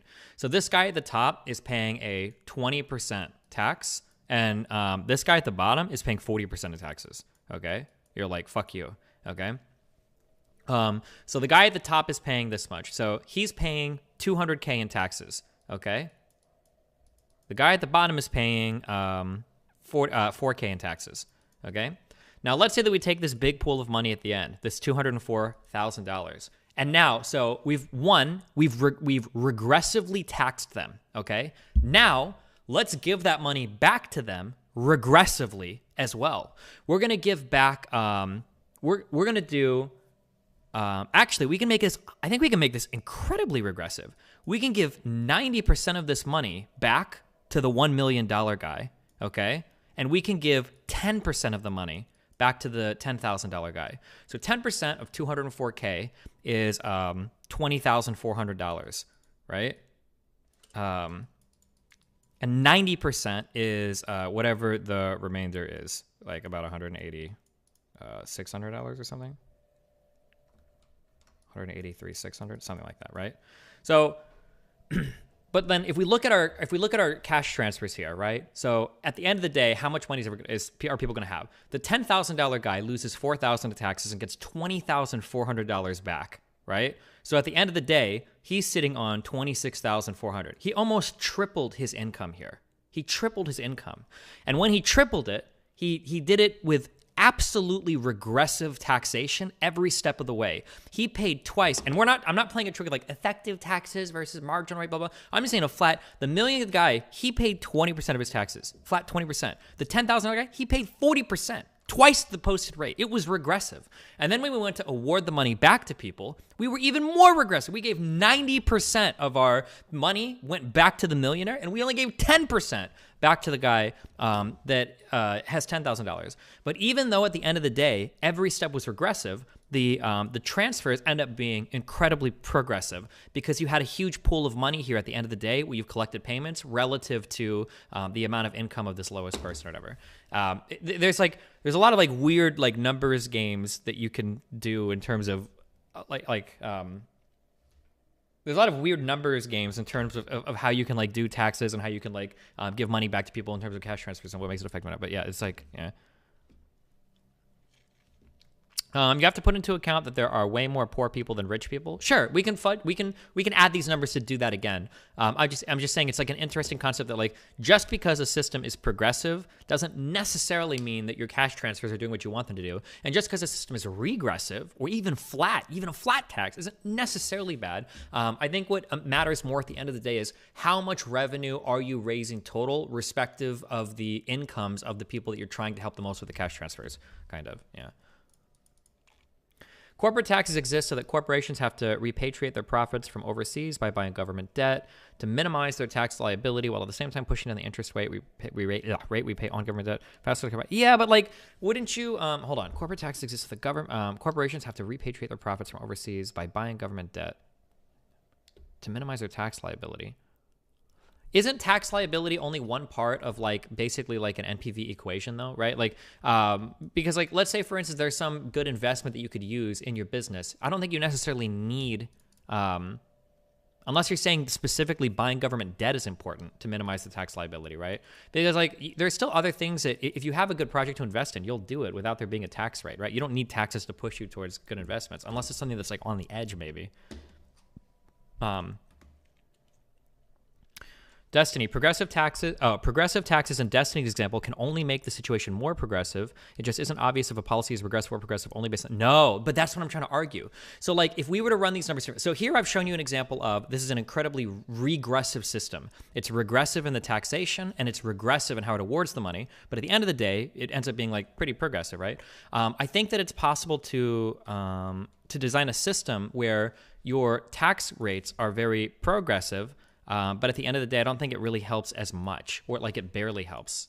I think I haven't written one of these out before, so maybe this doesn't work. I guess we could try it. I guess so. Like, I think the incomes might need to be closer too. But like, let's say that this guy pays like a 2% tax, and let's say this guy pays like a 1% tax, right? So this guy's paying $100 at the end of the day. This guy's paying $20,000 at the end of the day, I think.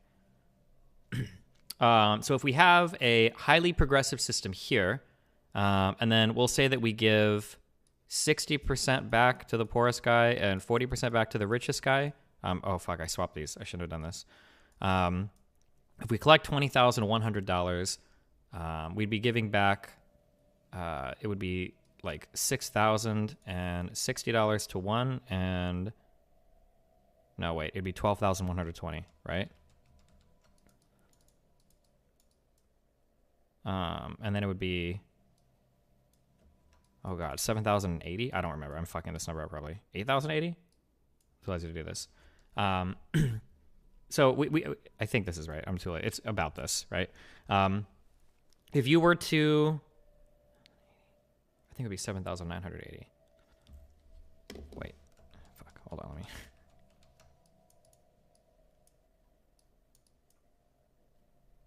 So this would be extra 100 on the top one. Did I fuck this up? It's close enough. Fuck it, I don't care. So this would be like, this is unbelievably progressive here. You have a 2x tax rate at the top. and you have a 1x tax, or you've got a 2x top rate at the top from the other guy. He's paying twice as much a percentage versus the bottom guy, and then we can get money back here, and then the guy with $10,000 will end up with like $22,000, I guess. So this is still like a really good cash transfer. But even though this one is highly progressive at both stages, right? 60-40 versus 2-1. Versus the other one that was regressive at every stage. The regressive one ended up giving way more money back to the poor person than the progressive one, just because more money was collected at the end of the day, I think. If that makes sense. Does that make sense? I think that makes sense. 69-40? I don't know what this was. Okay, whatever. We got it. Accounting for actual versus effective tax rates after accounting for what deductions are possible for people with more income and more expensive and important. The rich person with 20% tax rate is closer to 10-50% after a good accountant works on their taxes. Potentially. Yeah, it just depends on what you're doing. Yeah. The important part is to make the amount taxed really big. Yeah, I think it's the amount taxed relative to like your lowest earners, basically. Yeah. So you're the big net number of tax transfers, that huge number of how much the pool of money you're working with is the most important part, not the percentages that you're taking from everybody.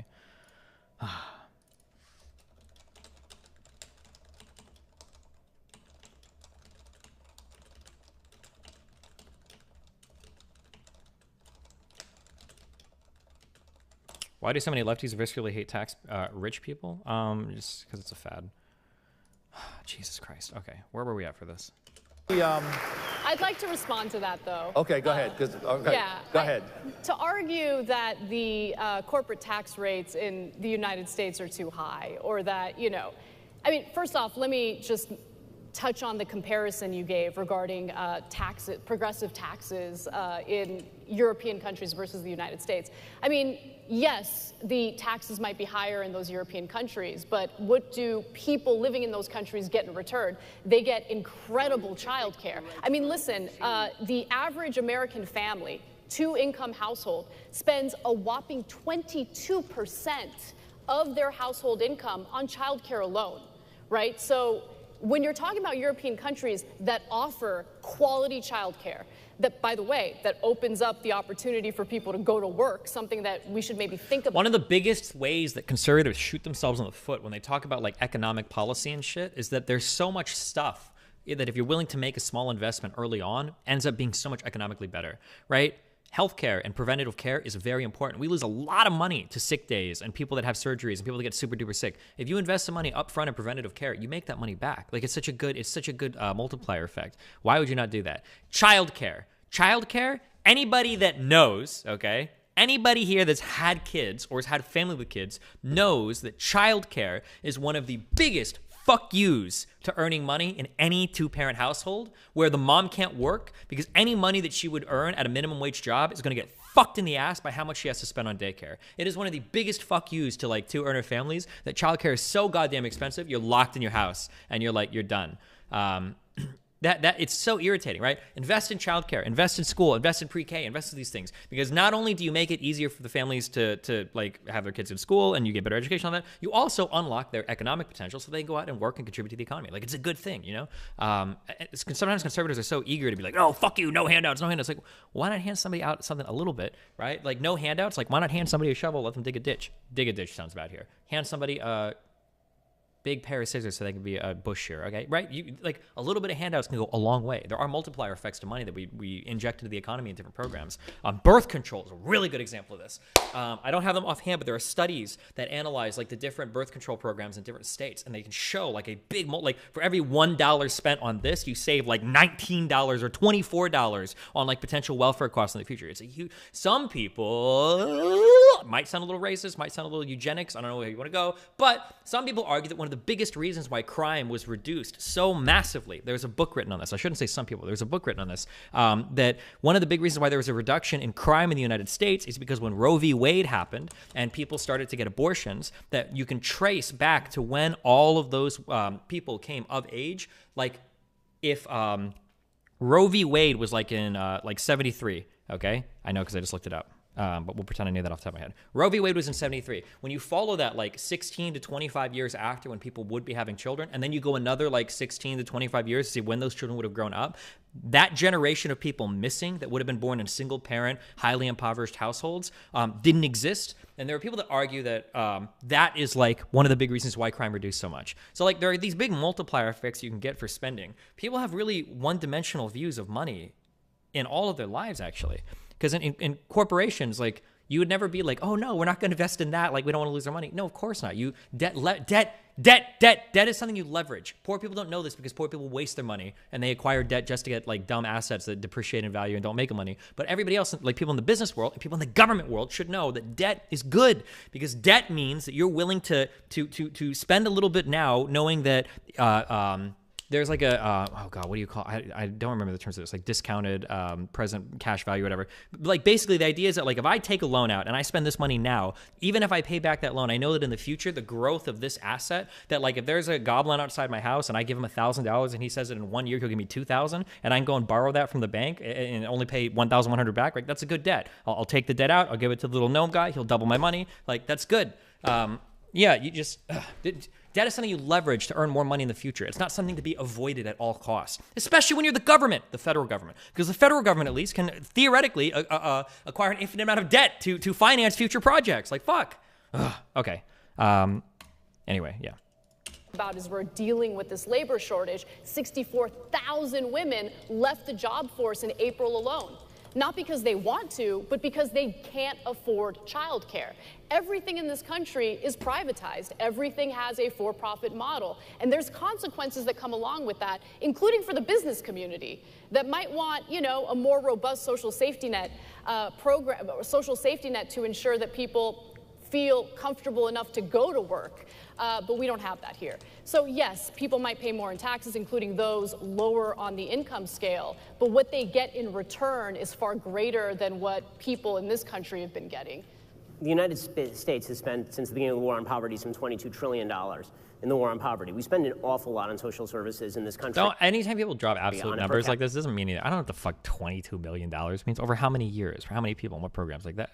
I hate when people drop. I know it's like a rhetorical flourish, but it's annoying. Capital level. In fact, it is very much on par with what the European countries spend. It's just not spent particularly well. When it comes to things like childcare, a very young Elizabeth Warren, before she became Senator Elizabeth Warren, specifically wrote about universal childcare, and she said that it actually was contributing to what she called the two-income trap in a book that she wrote in the early 2000s. And what she talked about is the fact that there are a lot of women who, for example, may not want to work, and what you're actually doing is incentivizing people to have to go to work because you are now providing childcare, as opposed to providing a competitive advantage to, for example, families where one parent is working. I agree with you, by the way, that childcare is a very difficult issue. I also agree that this is why we used to have, for example, family structures that were conducive to allowing people to help out.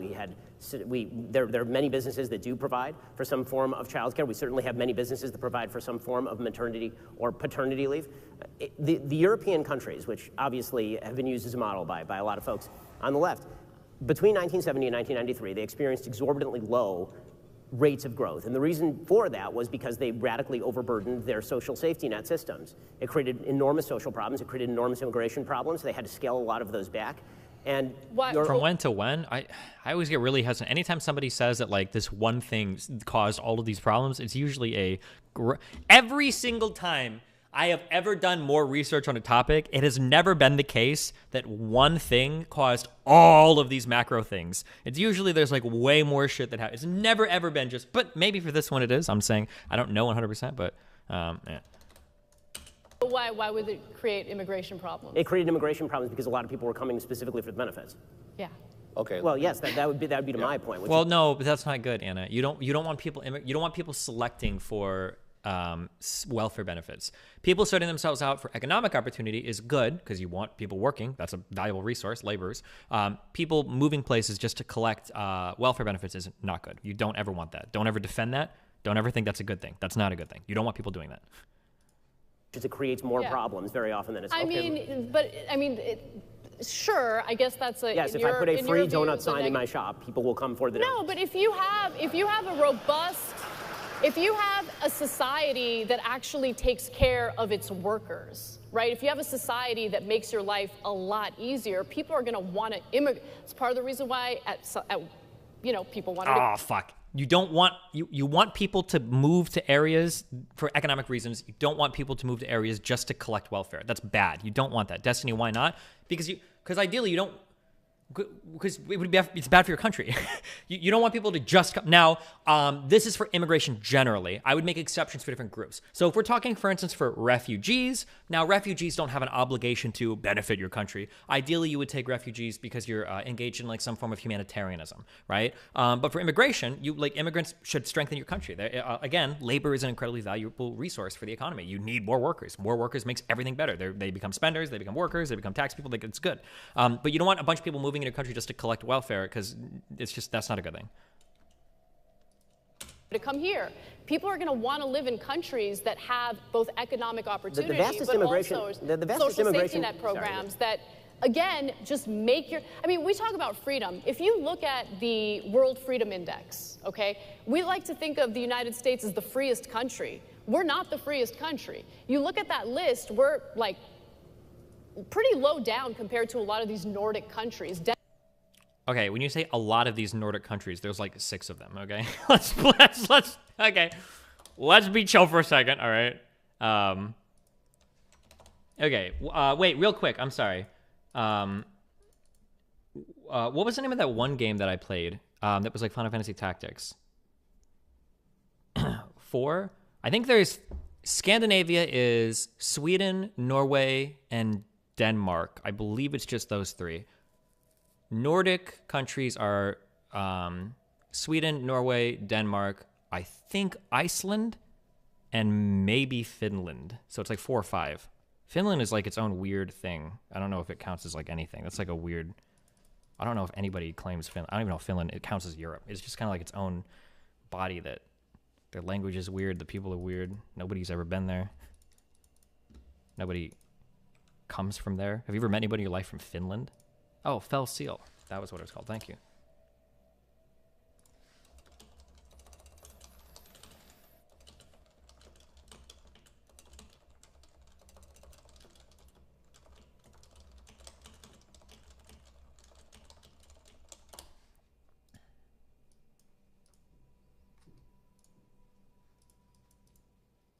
Destiny, it is a Nordic country. What is a Nordic country?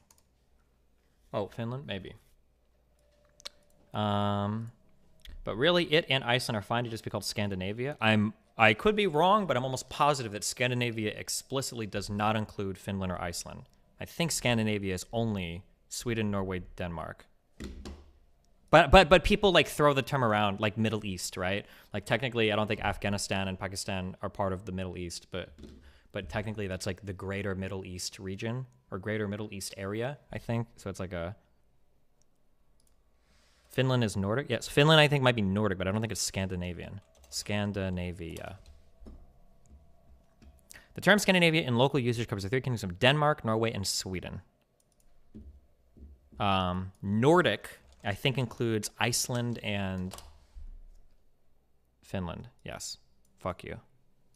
Oh, plus the 3 autonomous territories connected to those states. The Faroe Islands, Greenland, and Åland. I don't know if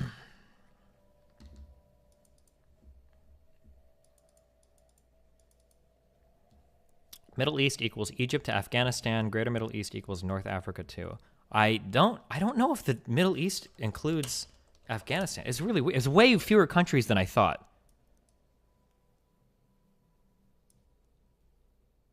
I don't remember. I remember we looked up Middle East, and I don't think Afghanistan was in it. Oh no. Oh yeah, correct. Yeah, the Greater Middle East is what includes East Africa, Afghanistan, and Pakistan. It's but everybody says like this is the Middle East, right? So this is just like a weird thing. If you want to be like a huge dick in an argument, you're like, technically, Egypt is part of the Middle East. Yes, Northern Europe, Tunisia, Libya, Egypt are like considered part of the Middle East or Greater Middle East. Actually, wait, I don't remember. Fuck. The region spanning the Levant, Arabian Peninsula, and Egypt, Iran, and Iraq. Yeah, okay. Something. Yeah.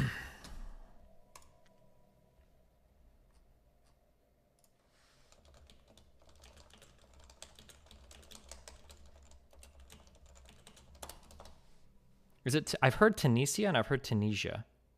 I feel like in high school I called it Tunisia. Then I feel like I heard it was actually pronounced Tunisia. I don't know what it is. I'm not sure. I'll be right back. 1 second. Be careful.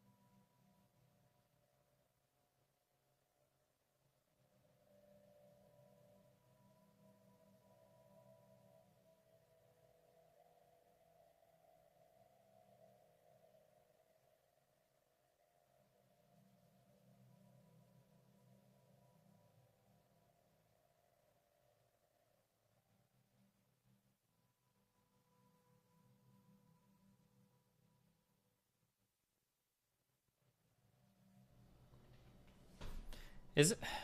Does somebody join this? Or am I alone in here?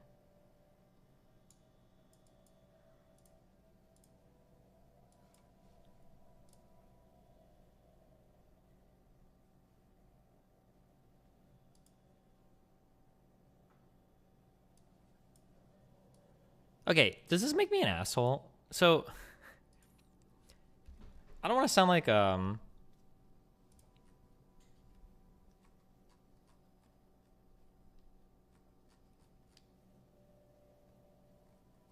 don't think I want to sound like a clout farmer, but this guy emails me, okay? And he says that he wants to have a discussion. So he says, hey, I'm a big YouTuber, and I want to have a discussion on God, Pizzagate / conspiracies, race, and music. And he says that he's like a musician. So I check his channel out. He's got like 600,000 subs. Like, sounds like it could be interesting. Sure. So I responded and I said, yeah, for sure, if you wanted to chat. When are you usually free? I'm in EU time zone for the next 2 weeks. Okay? Then he emails me back and he says, hey, sorry for the delayed response, but I have a friend who I think can provide a more fruitful discussion about God than I can. Would you be willing to talk with him instead? Like, I feel like I'm getting baited.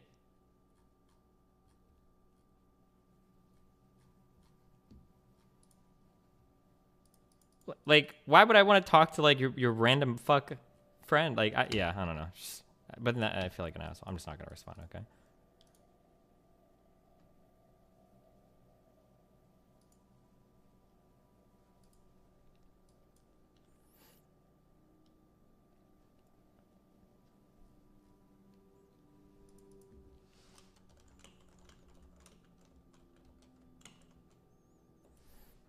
Have you asked for his friend's channel? No, because that sounds really bad. But it just sounds weird that I would get like baited, like, oh, hey, dude, like, here's like a blah, blah, blah. Like, I'm pretty big on blah, blah. And I'm like, oh, okay.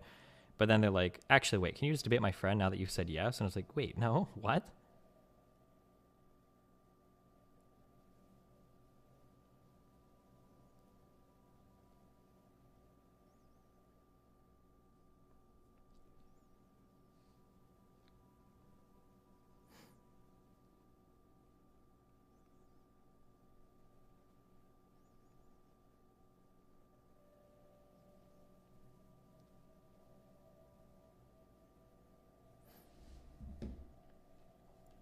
Are you going to be in Nashville for Freer Fest? Yeah, I think I'm going to that thing, if that's the thing I'm going to. Good, nice answer. Okay.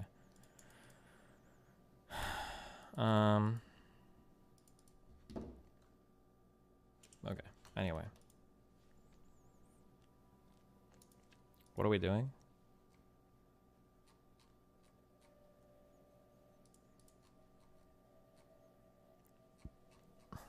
Oh shit, did Mr. Wooten drop the rent discourse?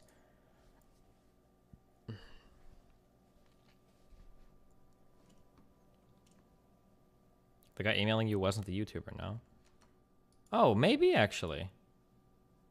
Oh, wait, I didn't even consider that. Let me check.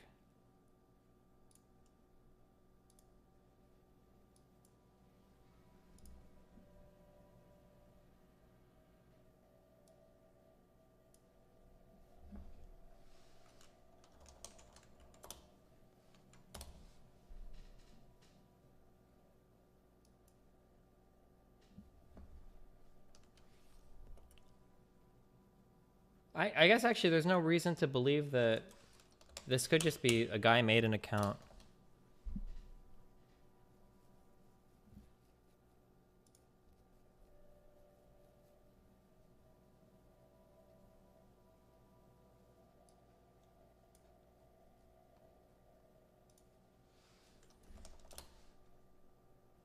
Maybe, yeah. Actually, maybe it never was the guy. Huh. Could you do what? Oh, Booksmarts is covering the Anna thing. He asked me. I said it was okay. I just hope he doesn't do. God, the only thing is like, if Booksmarts comes out with some literal fucking. Oh God, but whatever. He can do what he wants. Oh shit, who joined? Heard we were talking about a subject that was of interest to me. Go ahead, continue. Oh wait, are you talking about the Moot and Rent thing, or are you talking about the Anna thing? Oh, they're both just so interesting to speak about. Go ahead and continue.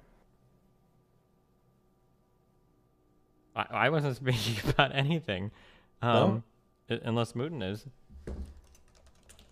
Oh, well, here we go. All right, Oh, no. You know the problem with you, Steven, is that you're a fucking bitch and a pussy. I am. You are. You I are. am. I admit it, Dan. Yeah, God, that fucking pissed me off. Dan, No I balls. admit it.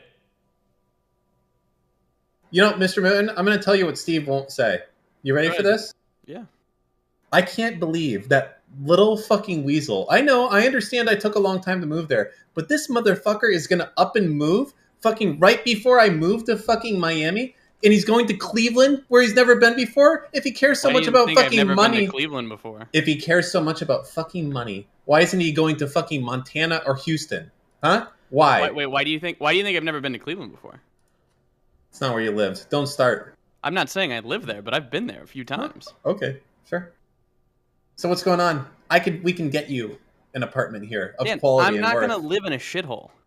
So you're going to Cleveland? You're in for a fucking rude surprise there, buddy. I'm not gonna live in a shithole apartment here for $2K a month. It's not gonna or for like $1K a month. It's not gonna happen. I want to see the fucking rent How about increase you letter. fucking I put want to up see or it. shut up, bitch? You're a fucking multi-millionaire, okay? So if No. you want me to stay here, put up. If you don't, then shut the fuck up and I'll move. I want to see the rent increase letter. It doesn't exist. Look it up. It's 20%. Do you think they're gonna be like, oh, well, we'll charge you $100 more, Mr. Mooten, instead of the 20% that we can get? Do you think they're gonna do that? I don't know. Okay, well, I'll let you know when I get the letter, but we'll see. Because right now on my apartment website, it's $2K for the fucking studio I bought for $1,400 Oh, a month. so they haven't given you a rent increase yet. You're guesstimating. No, because I'm 3 months away. But they're putting. First off, there's no more studios. But when there were studios on there, they were up there for $2K instead of $1,400. So they might not increase your rent then. Everything could be great. They might not, yeah. And if they don't, I won't move. Okay. But if they do, Okay. I'm moving. Okay. All right. Yeah? Is it all right, Dan? Are you okay? Yeah. Boy. It felt like you were having a moment there. Number 19 and 12 getting a little frisky over here, all right? Not my fault you didn't make it to triple digits. Stop playing so much D&D and you'll be fine. Jesus. Wait. If you called me 19 and 12 and then said it's not No, my fault you didn't make it to triple calling me 1912. Yeah, Oh, never mind. Yeah. Okay, Jesus. You're real. I'll Do DM it. you what you are, Dan. Yeah, no, say it. Just tell him. No, go ahead. Tell Go him. ahead. Do it. Say what you're thinking. What? Why? I want you to stay here. We've been talking forever about... Oh, well, that's funny. What? What's funny? Responding to Mooten as he types to me. Oh my god. Now I'm the one that's just left in the cold. You know what?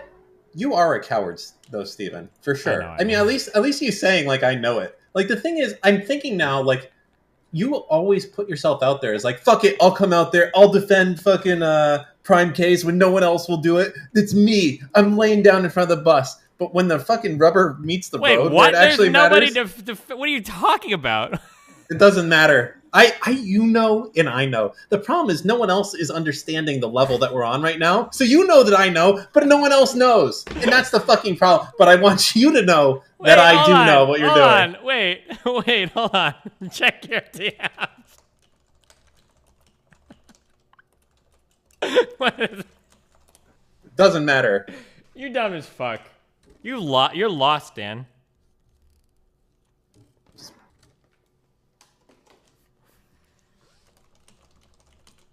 All right, so Booksmarts is going to go ahead and debate Anna. Is that what's happening, or is he just reviewing it? He's doing a debate review. A debate review. So Anna is going to be in there speaking with him as it happens, or what? I don't know. Probably not. He's just reviewing the Eris video, I think. Oh, okay. Well, you know where this is going to land then, right? Hopefully he doesn't do his dumb shit where somehow I'm always like in the wrong. He's like, actually, Steven is a manipulator because he talks on stream a lot, and Well, Anna is definitely a listen, manipulator. that's how you got to get the. They're not going to be a lot of incoming views if he just agrees with you the whole way. So I'm just go ahead, making a little bit of a, yeah. Yeah. Well, I guess we'll see how it plays out. I guess so, but we'll see now what happens. Now I've excited tainted because the water. There might now be, he doesn't know what to do. Now the bridge might truly burn. No, I don't think so. I believe he's in chat right now. So, but we've thrown him off fucking kilter because now he doesn't know what he's gonna do. Right? I'm guessing he'll do a lackluster, lukewarm. Oh, I see where you're coming from, Anna. But I kind of side with Steve a little because he's gonna have to do that now. Now he can't go anti-Steve. There's just, you know what? I just want to take away every option he has by saying everything here. It'll be a real surprise. Jesus Christ. Yeah. What do these combat roles and like AI? Is this just stuff that happens automatically? What is it? Why does dangerous technology mean? I don't know if I've ever researched dangerous technology. Like I don't have to actually set combat roles, right? They just automatically sort themselves out or something. Fuck, who joined now? Oh shit. I'm not afraid of you. Yeah, remain fucking silent when you're in the channel with me, Booksmarts. Go ahead, speak up. Mike, you dumb fuck. Oh, you're one of those guys. Whenever you join Discord, you have to go and fix your mic again. Got it. All right. So what do you want? Let's do it. I'm here to set the record straight. You're always talking shit, bro. Every time I hear my name in your mouth, bro, you're always talking shit. I call him like I see him, Booksmarts. Huh. Well, being a clout chasing fuck doesn't seem to be working out very well for me, bro. I get in trouble with every fucking debate that I do. And I'm learning, okay? There's no defending the person who's getting beat up on. There's no like trying to be super charitable. I'm just going to stick to what I believe in this one and be super forthcoming. And Anna's not going to be on the show. So no more of that shit, bro. Ooh, what do you have to say to that, Dan? You just laid it down. Now what?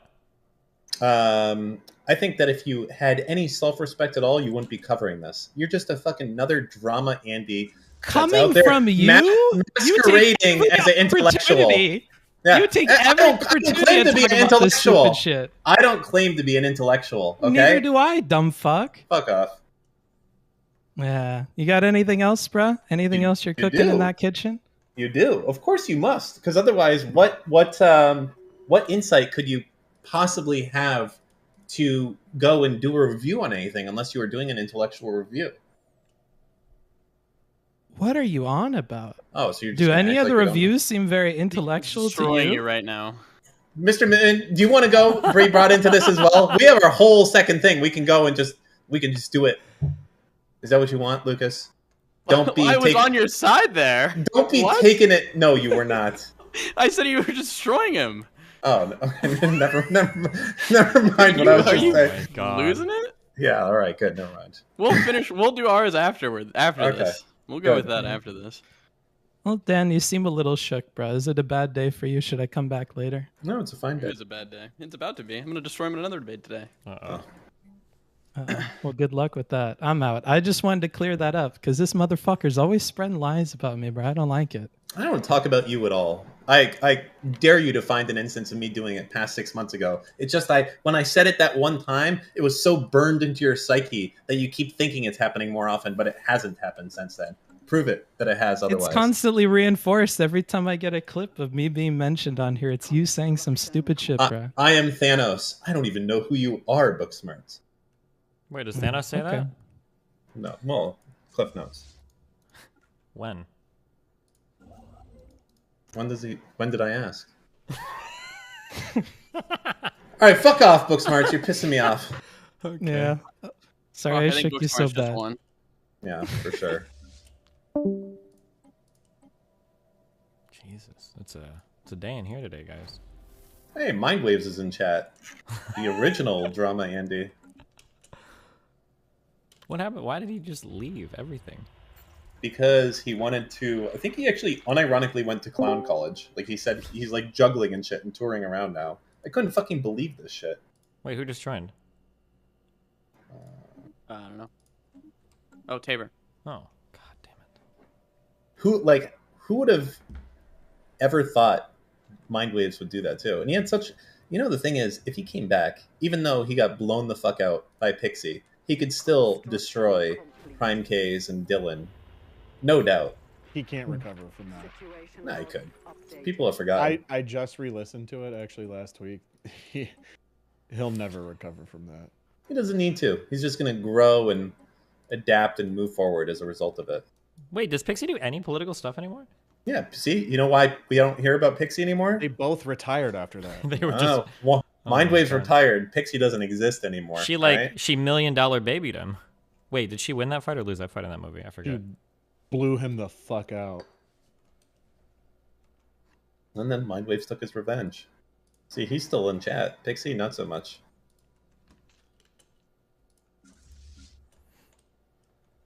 Well, Well, we're going apartment hunting, Dan, so I can prove you wrong. I mean, the thing is, I feel like you're going to have unreasonable standards. But yes, it would be fine. Okay, my unreasonable standards are: Is what? I don't want roaches. I want at least fiber. I don't want to live in a shitty neighborhood, and I don't want to live 45 minutes away. Wait, do you have fiber in your current apartment? Yeah, no, that's but fine. if I'm moving, I want to get fiber. Oh my god! But so he's looking to upgrade. You don't need to have a 1-bedroom. You can have a studio. Sure, I can have a studio. Oh, then 100%. Oh, you're Okay, gold. look. Yeah, we'll go in person. I don't need to look here. We'll go around and do it. It'll be fine. I don't think you understand. You got the landlord brain. You don't know what the fuck's going on. I did this week. I did. You're right. I misspoke. You're a grown man, Dan. Can you grow up a little bit? Just so fucking sick of you guys. It's so aggressive in here right now. You are lost in the sauce, Dan. Listen, we will go and do our research together, and then we will go and tour the apartments, and I guarantee you we will find you something at $1,500 or less. At in addition to $1,500? That's already a lot. What are you paying now? $1,600 after. Well, am I losing my? So he wants an upgrade when all the rest have increased for less money than he's paying now with fiber. An upgrade? What's the upgrade? Fiber? Yeah. Okay, so I'll take coaxial. There. Is that better? Okay, so you want to pay less money to have what? I want to pay less money to have pretty much the same shit that I got going on. Yeah, that's what I want.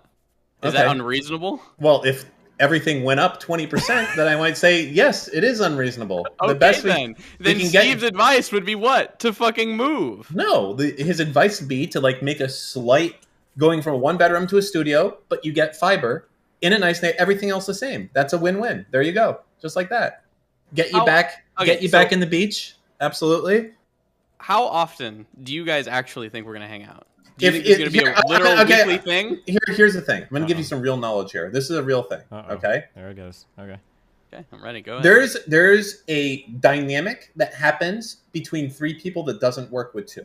Okay? It is just a very true thing. If you're in a place and there's only one friend there, it's awkward to just have the 2 of you guys go out doing something. It feels awkward. But when there's 3 people, there is enough of a dynamic where it really makes it a lot easier. You'll find that when there's 3 or more people, there's a lot more things that happen when it's just 2, because it's so serious. There's we're going to have a conversation and one of us stops talking. It's like fucking silent. But with 3 people, it never happens. And it's just so much of a difference. We'll go from seeing each other a few times a year to seeing each other a few times a month. Guaranteed, it's absolutely fucking true. I don't believe you. I've been here 2 years. And I'm not even maybe wrong. 10 times. Yeah, I understand that. But and what I'm 4 saying, of those times were when Steve was here.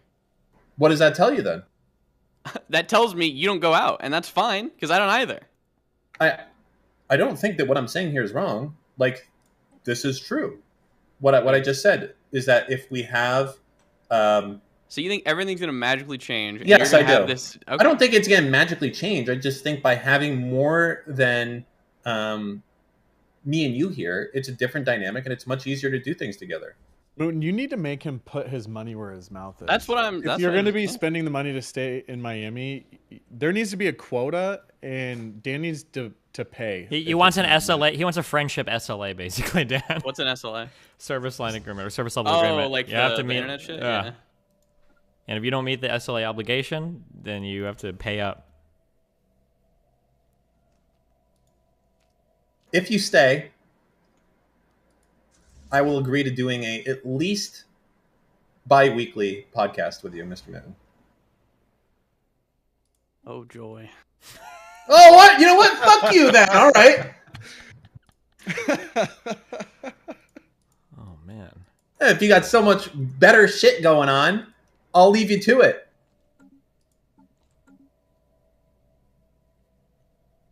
Motherfucker. I've never been slandered like this before. Wow. I deserve better, not you. Good. Go off to fucking Houston or wherever it is you're fucking off to. Paying fucking $200 per month for an apartment. Listen, Dan, the cat's out of the bag. I'm number 1912 or whatever, okay?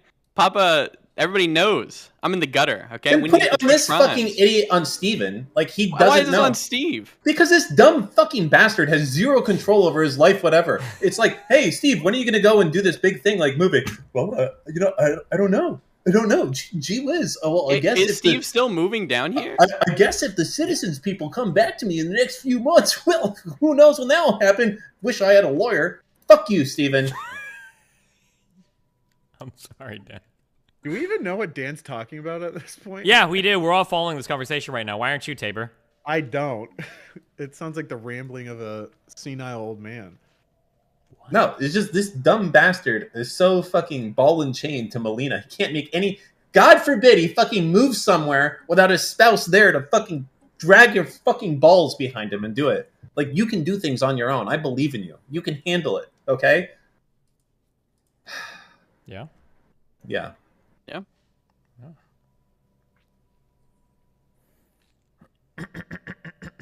You okay, Dan? Wait, what is the point of making claims, guys? Can't you just claim one system, then go to war, conquer other shit, and then like settle for the status quo?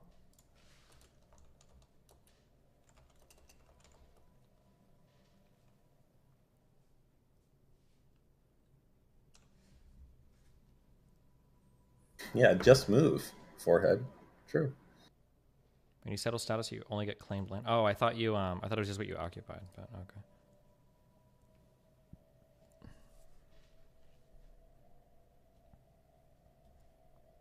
Okay.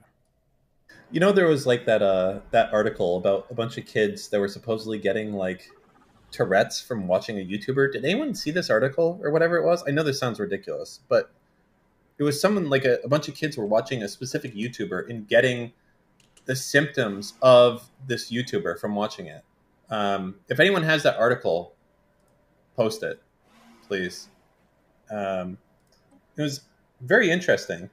Yeah, they all started having the same tics. That's right. And I feel like that's what's happening in this group dynamic is that all of us are starting to misspeak. And I'm very like worried about where it's going to go in the future, honestly. Yeah. Yeah, that's the one right there that Swimming Bird posted. Jesus. Why don't you read that article there, Steve? Wait, why? What's the implication? Well, why don't you read it? I'm sorry, something fucking interesting happening in your chat. Okay, my problem right now, Dan, is that I thought I just laid a bunch of claims on these people, and it's not letting me go to war. No one, cares. Okay, I promise you on this. I don't understand why I can't go to war.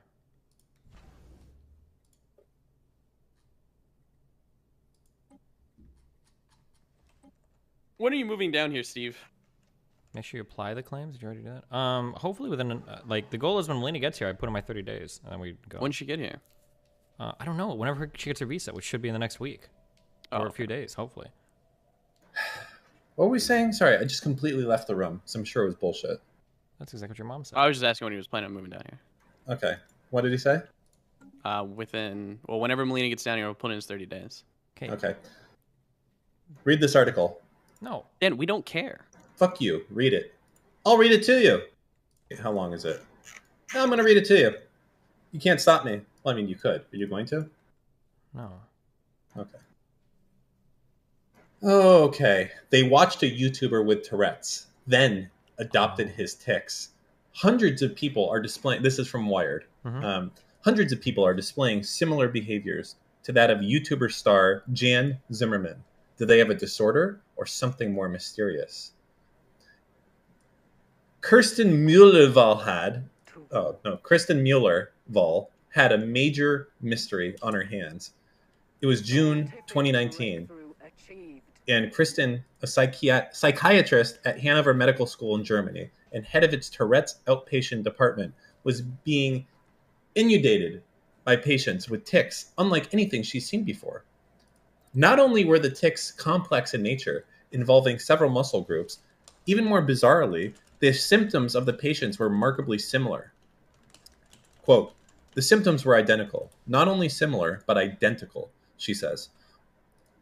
Although all had been formally diagnosed with Tourette's by other physicians, Mueller, who had been working with patients with Tourette's syndrome for 25 years, was certain it was something else entirely. Then a student came forward who knew where she had seen those tics before. All the patients were displaying the same tic-like behaviors as the star of a popular YouTube channel, Gewitter im Kopf, meaning thunderstorm in the head.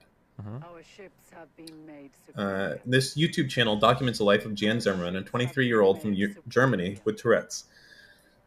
The channel's raison d'être? What does this mean?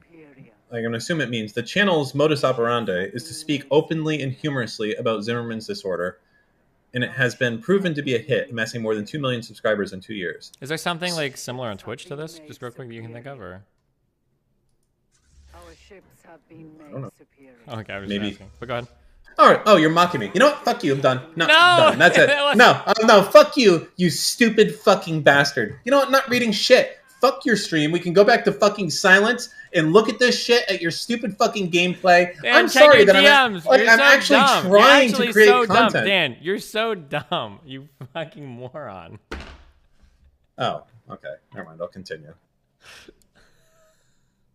All right. Where was I? Okay.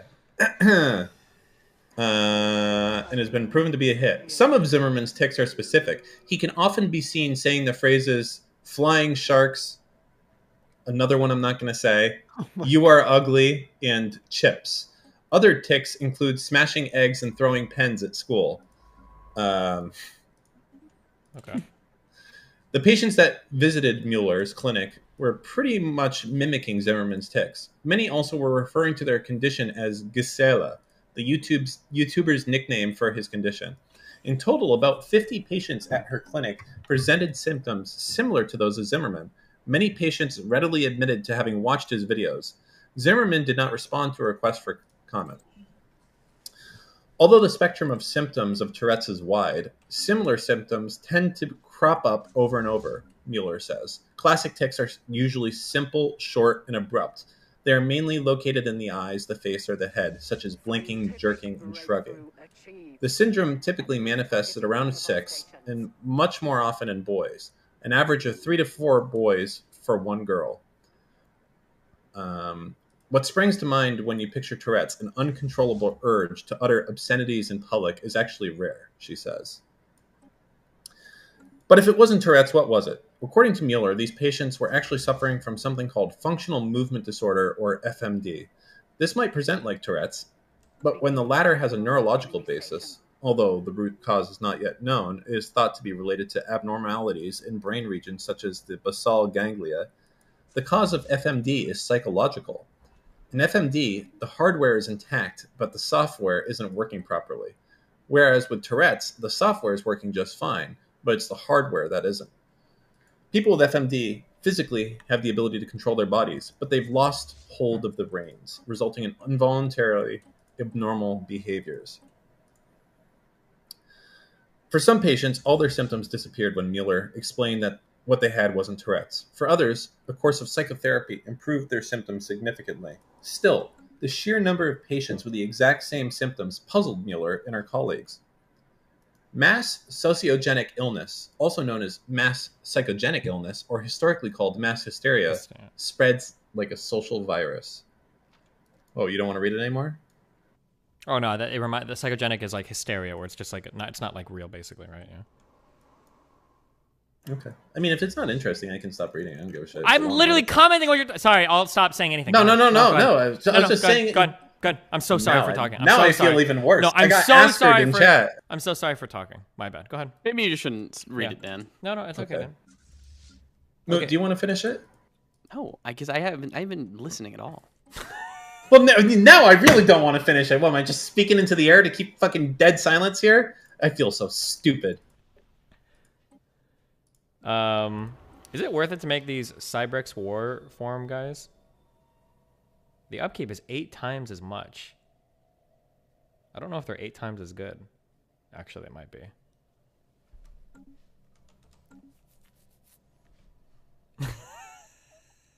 What? Somebody said, post the image in chat. True. Fucking got him. I'm glad that this is really funny to you guys. You know, it just makes me... honestly, you guys just don't deserve to be friends with me. Like, that's, I think, where it really comes down to. Is that I'm a good friend, and you guys are bad friends. And, yeah, fuck you guys. I'm done. Dan, I'm sorry. It was a good article. So, what do you think, Dan? What's your diagnosis? Do you think that they all legitimately were developing Tourette's, or do you think this is evidence that other people with Tourette's might be having psychogenic symptoms? Or what do you think, Dan? What's your takeaway at the end? I'm not gonna be mocked by a bunch of fucking not mocking YouTubers. I'm just asking. It was a YouTuber, right? It was a YouTuber. Yeah, these guys are fucking YouTubers too, thinking they can criticize me. I'm a titan of fucking industry. Okay, show some goddamn respect. Wow, look at you guys. You guys play video games. Oh, I should value your opinions. Fucking. I'm doing agitprop over here, Dan. Okay, so chill.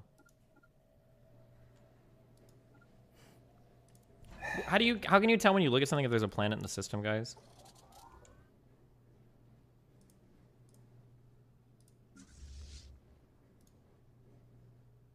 Land arm. Oh, this fucking loser. Okay, I'm trying to kill these systems. Icon left of name. I'm trying to kill these systems, but this other fucking loser is also here. How do I take it from him? He's on my claim, okay? I didn't know Sigdar was going to win this, okay? I thought he was going to get his ass whipped, but instead he's actually kicking ass. Debris analyzed.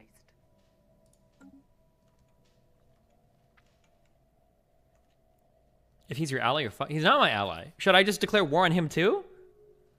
Oh, wait, they made peace. Oh, okay, cool. Well, now I'm going to go ahead and take the rest of your shit, motherfucker.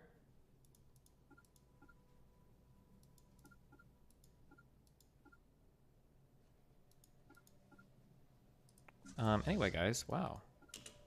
Yeah. How's the new Battlefield? Are you liking it?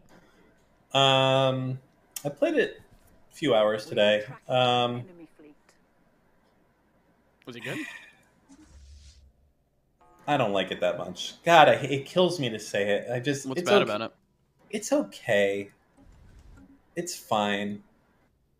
It's just the main thing is it's just the same shit. There's nothing new about it, I think. Jesus. It doesn't have the feeling. I mean, that like when I played Battlefield 2 the first time, that was fucking like that was well, because Battlefield had like epic fucking vehicles and shit, and it was a really big deal at the time when it did. Right. Yeah, now this seems like more stupid. I think I liked even Battlefield 1 or Battlefield 5 I liked more.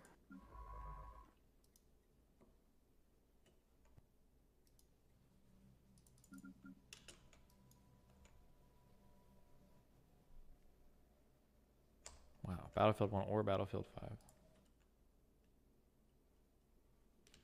Why don't my ships automatically attack this construction ship? How annoying. Battle is joined.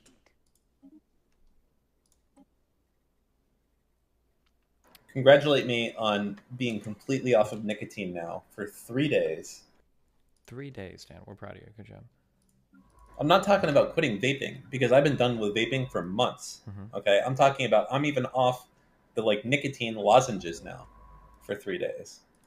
That's done. No cravings. This is it because I tapered myself way off, and now we're cold turkey completely done. The only problem is we are starting. I can see we're starting to get a little bit fatter. Unfortunately, in 3 days, the appetite suppressant. It's leaving me. My body's like, all right, well, if we're not doing lozenges, what are we doing now? Sandwiches? Sandwiches are based, and it's fucking me up. That's the problem.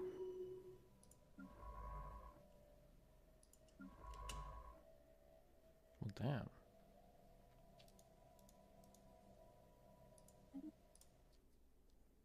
Can you mute and we can just handle this drama real quick?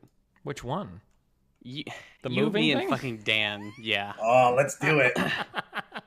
You're too fucking beta to talk about it. So just fucking. He is too beta. He is. He is. That's fine, though. Because I'm not a dummy. I'm not a dummy. I'm not a dummy. I gave you my all moon. When Dan wait, whoa! I didn't mute. I'm not a dummy. Oh my god! Okay? Hold on, let me mute. Yeah.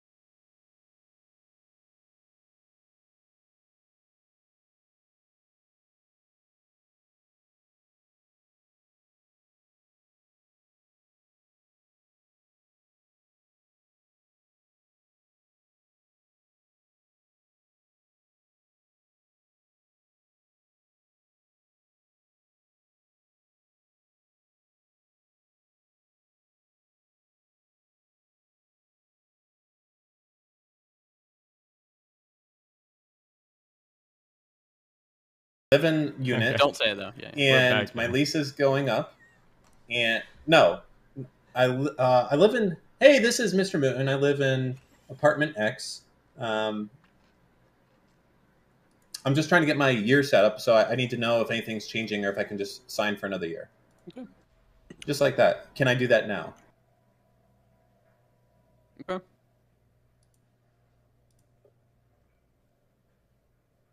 I'm sorry, chat. I didn't mean to abuse you with silence. Really, you didn't mean to? I didn't. Mr. Mooten had a grievance that was fair for him to bring up, and it's been dealt with.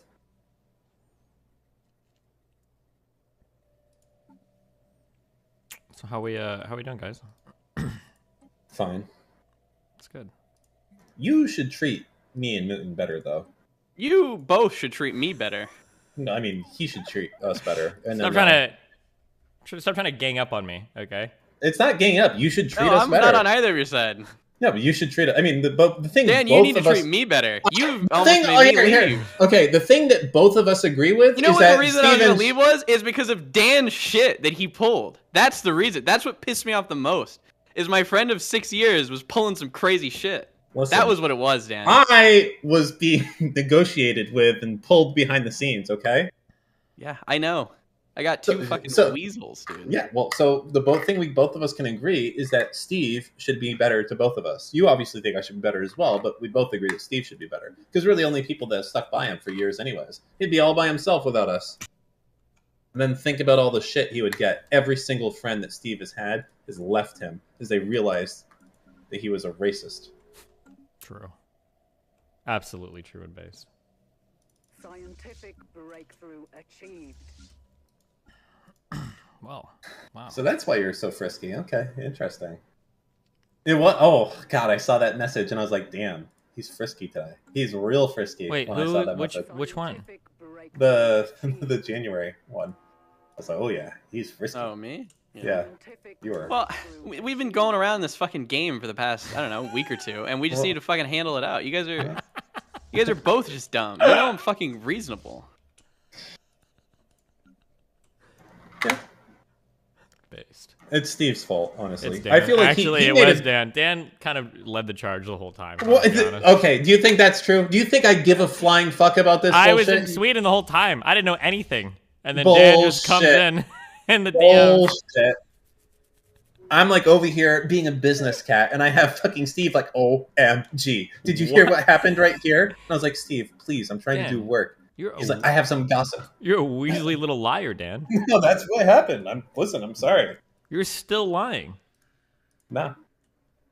Well, anyways, Lucas, you can of course choose to believe me, the smart thing, or believe Steven, the not smart thing. So I don't know. I don't know. I think you. Dan, I think you're undermining his reality. You're making him. You're gaslighting. I don't know which one's correct. Yeah. Oh, you know, I did research on this. Like, I didn't actually like. Let me ask you this, Steve. What do you think the definition of gaslighting is? Like the actual definition. What is it? The actual definition? Yeah, like what in general, what is gaslighting?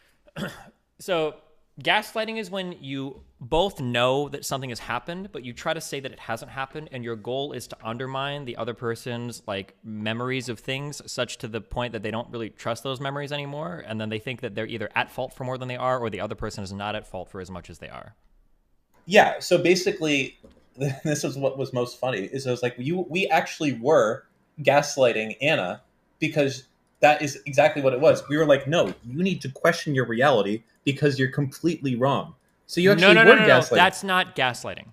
Gaslighting isn't making somebody question the reality. Gaslighting is making somebody question the reality when it's incorrect.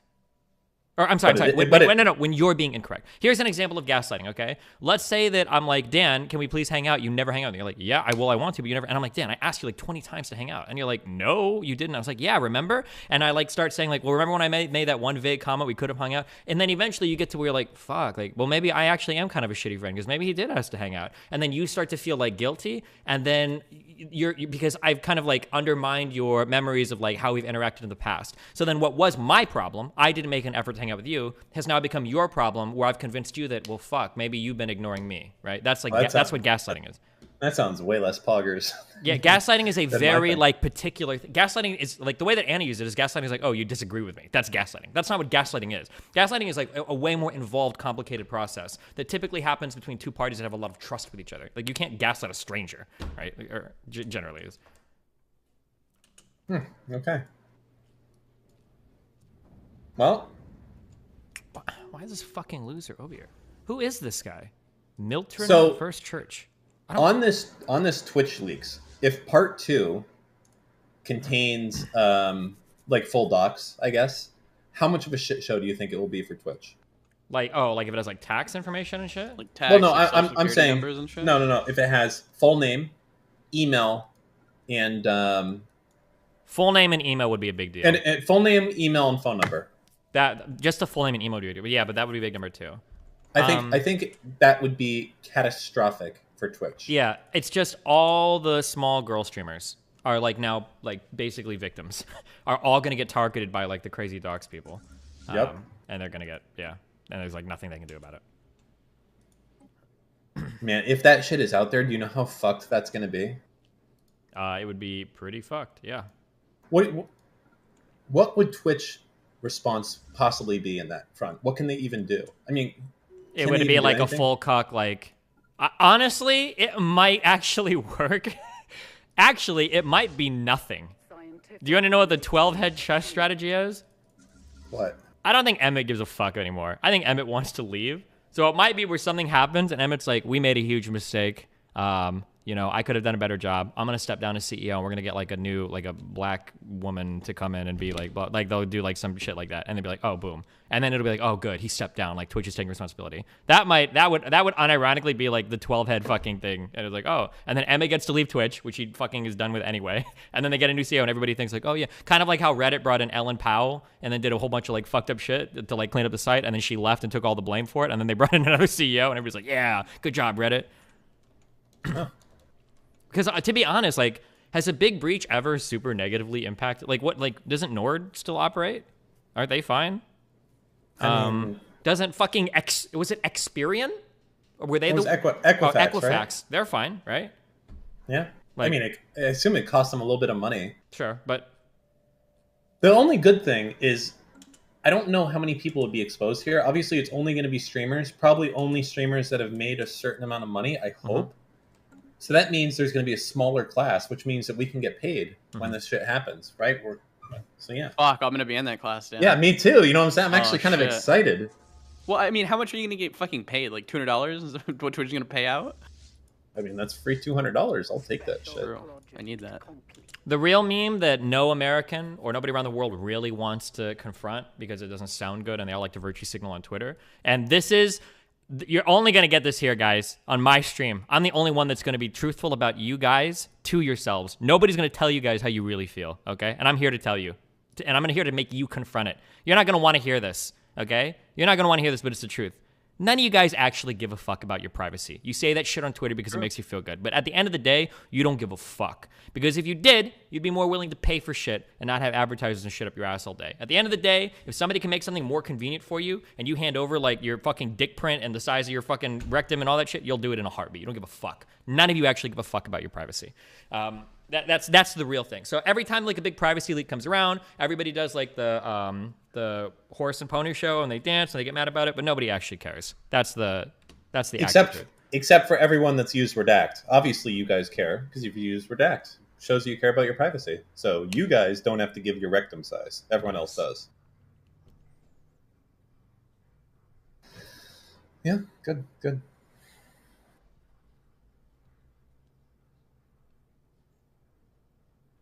Well, it'll be interesting if it drops tomorrow.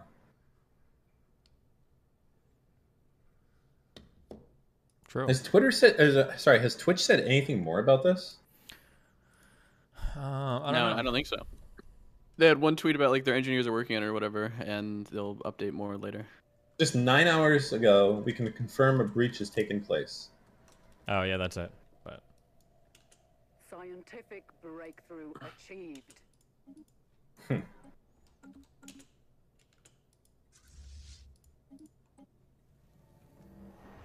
It's a doozer, Dan.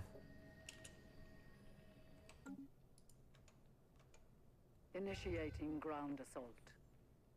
Our warriors are victorious. I don't understand how they didn't take down the website, honestly.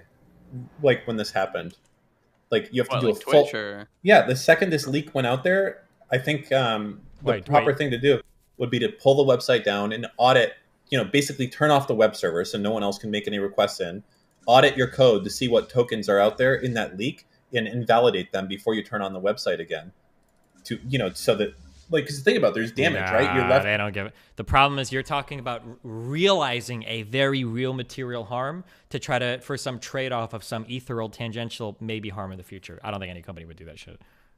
They're not going to shut off revenue for one day because maybe some people in the future will be mad about their I'm not saying it has to be a day, but I'm saying okay, our shit just got hacked. Let's take the site down for an hour and see what tokens that we need to rotate and change out immediately. Sure, but 128 gigs of shit leak. How long is it going to take them to go through and see what's up, right? They don't even. Well, I mean, they have a lot of employees. I'm sure they can be everyone go audit, your respected code section. Okay, hold on. They have a lot of employees, but how many of these are fucking senior engineers, right? Like the people that work in fucking regionalization aren't going to be yeah, let me audit the leak to see where the code leak is from, right? There's probably I'm not saying there's one person that can do it, but it's probably a handful of people that are qualified to go through and have as much familiarity as necessary with all the different systems to know what's bad or what's good, right? That would be my guess, by the way. I don't know, but that would be my guess. Is only there's a handful of people in the company that can do that level of auditing, and it might not be an hour. It might be 12 hours, or it might be over a day. I don't know. That's okay. I think that that would be a nice thing to do. I just don't think at the end of the day a company gives a fuck. They just want to make money. And there's not going to be a real material harm. Twitch isn't harmed. Everybody streamed today. In fact, it was actually good for Twitch because there was even more viewers today than normal. So in a way, it ends up benefiting them to have all this shit leak, Yeah, people kept coming in my chat and saying how much I made. Did they reset stream keys? I think someone said that Mr. Mitten said that they did. I tried to stream this morning. I clicked start stream, and it didn't work. Wait, really? It said stream key could not be found or whatever, and I had to go manually reset it. I'm not kidding. Gotcha. Did you have to do that too, Steve? Nope. But I OBS lets you OAuth into Twitch, so I do the OAuth thing too. Yeah. They haven't made people change their passwords yet. Correct. Interesting.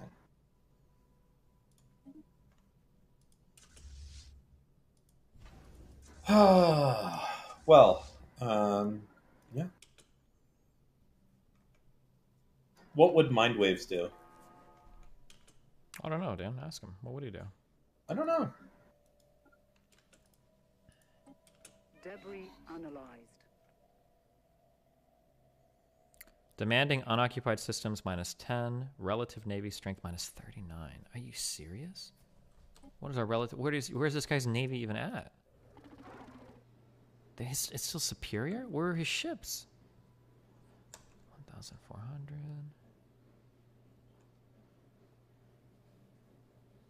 3,100. They took down the Twitch earnings website? Oh, 6,400. Are they fighting right now? Oh. Wait, am I able to tell if these two are fighting? Oh, fuck. Scientific breakthrough achieved. Oh, holy shit. Wait, we need to get the fuck out of here.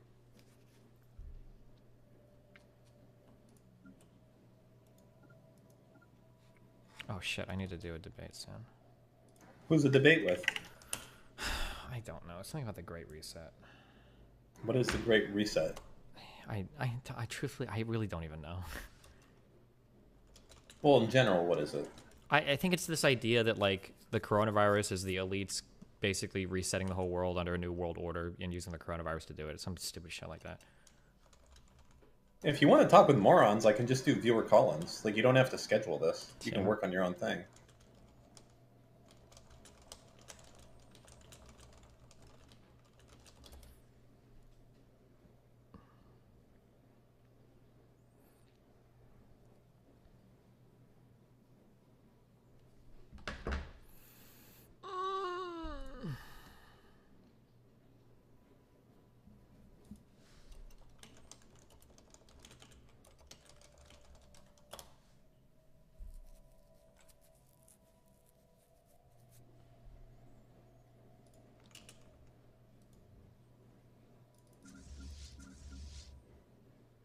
I don't know who this is.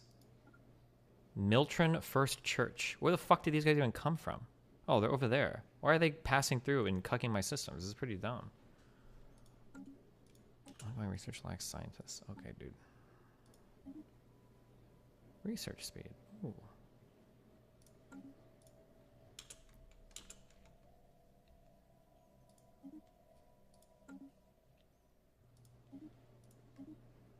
How much do you think Pokey makes, like overall? Like I know her her subscriptions aren't high, but do you think she's like dwarfing like a lot of the bigger creators? Oh, she makes way more on like sponsors and shit. That's like her big thing. And she's like, what sponsors does she even have? I don't know, but she's like ultra brand friendly, and she's working deals like that a lot, I think. And she probably does a ton of like merchandise and stuff.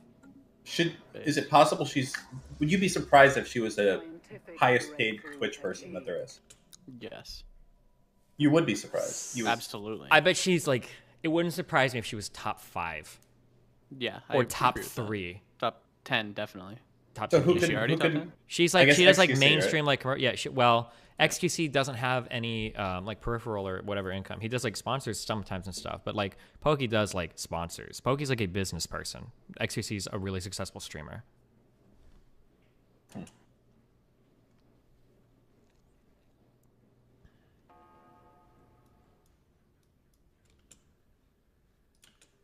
Thanks, Barrett. I already posted this, but I love you, bud. Breakthrough achieved.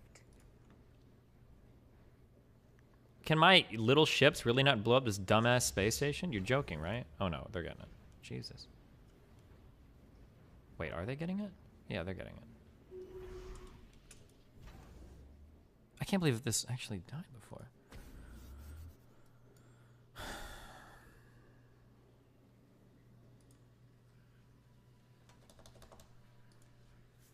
She also said she kept her donation since she makes so much over alternative brand experience and doesn't need it. Yeah.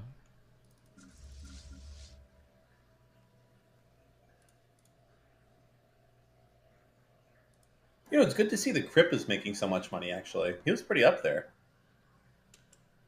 True. I like Crip. Crip is like his own. Crip lives in his own universe. He does. A monster. He streams fucking the shit ass Hearthstone game all day. Yeah, and his like main partner is like his wife. Yeah. XQC uses meme defense, then he calls your Poke take bad. Wait, what? You can see it if you can link. Guys, I don't want to defend Hassan too much, but the thing is that people are deliberately obtuse about this, though. It's like a very like low-hanging fruit argument. I mean, I do it as a joke because it's funny. Okay, I say it as a joke because I think it's funny as a joke. But people aren't joking, though. When a system is in place, whether you fight, even if you fight against it, you still have to partake in society. Like, I will not understand this. You're not, dude. I don't want to talk about this. I don't want to get into this. Okay. I don't actually. I don't want to get into this. I'm not gonna do this. I don't care. Dude, it's kind of like this, okay? Bing, bang, and like, oh, dude, look at all the rev. Look at all this, right? Man, donos are that much. Guys, here's what I'm gonna do. Just to become rich. Guys, I'm gonna take a step to make that blue line. Like you said, donating money and stuff like that creates good change. Slightly slimmer. Yeah, dude. Yeah, guys, I'm gonna make it slimmer on purpose, guys. I don't know. To me, it just felt like virtue signaling. But wait, but Pokey literally said this explicitly. She literally said, "I make so much money from this that I'm gonna cap my donations." She literally said that. No one's hiding this. That's not a secret. It's not a magic trick, right? Like. But it isn't. I don't think the implication was that, like, oh my god, like, Pokey is so cool, she's moving to a fucking loft because she's taking such a hit in revenue, right? Like, that's only me. True. Based. Okay, I'm gonna go do this bullshit. Good luck, guys. Goodbye, everyone. Shut up, Dan. Saying you, Dan. Oh. Be careful. Tabor, are you in here? Guess not. I'll leave. Bye. Fucking loser, Tabor. Bye. Oh, God. Long time no talk. Hi, what's up? I'm live on my end, so don't Gotcha. be crazy. Hey, we're about 2 minutes out. We're still waiting on Tristan. Oh, looks like he just popped in, so I'm going to put you backstage. We're going to go in about 2 minutes. Cool. All right. Tristan, how you doing, buddy? What's up, guys? How's my audio? How's life treating you? Did you freshly pick the head today? I did, yeah. Well, my hair and makeup people showed up a little bit late, but I rushed them. I verbally abused them and it emotionally destroyed them, and that's not going to happen again. So I'm here on time, and looking forward to chatting, guys. Awesome. Nice. Yeah, Destiny's here too. So we're going to put you backstage, and we're going live in about 1 minute. There'll be an intro, a little bit of a music intro, and then bring you on to introduce yourself, introduce Destiny, and we'll get the debate started. Sounds good. Alrighty.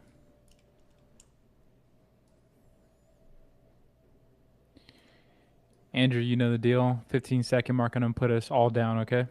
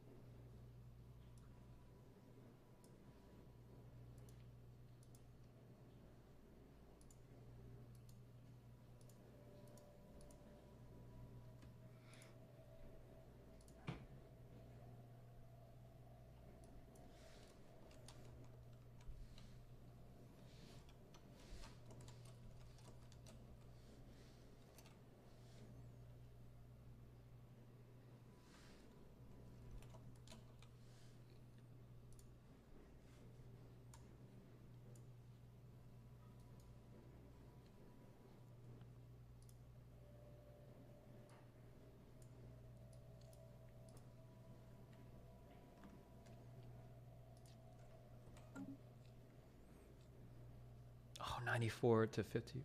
Wait. I'm winning this, right? Wait, how was my exhaustion so much higher? Wha-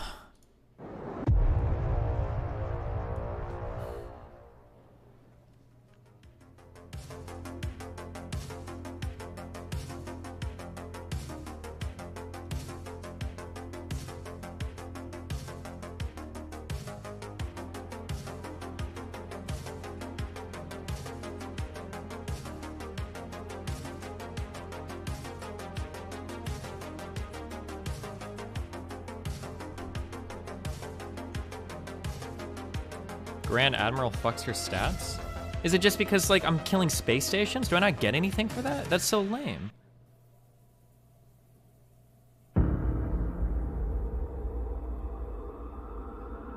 I've occupied 6 systems and 2 planets, and I only get 10%?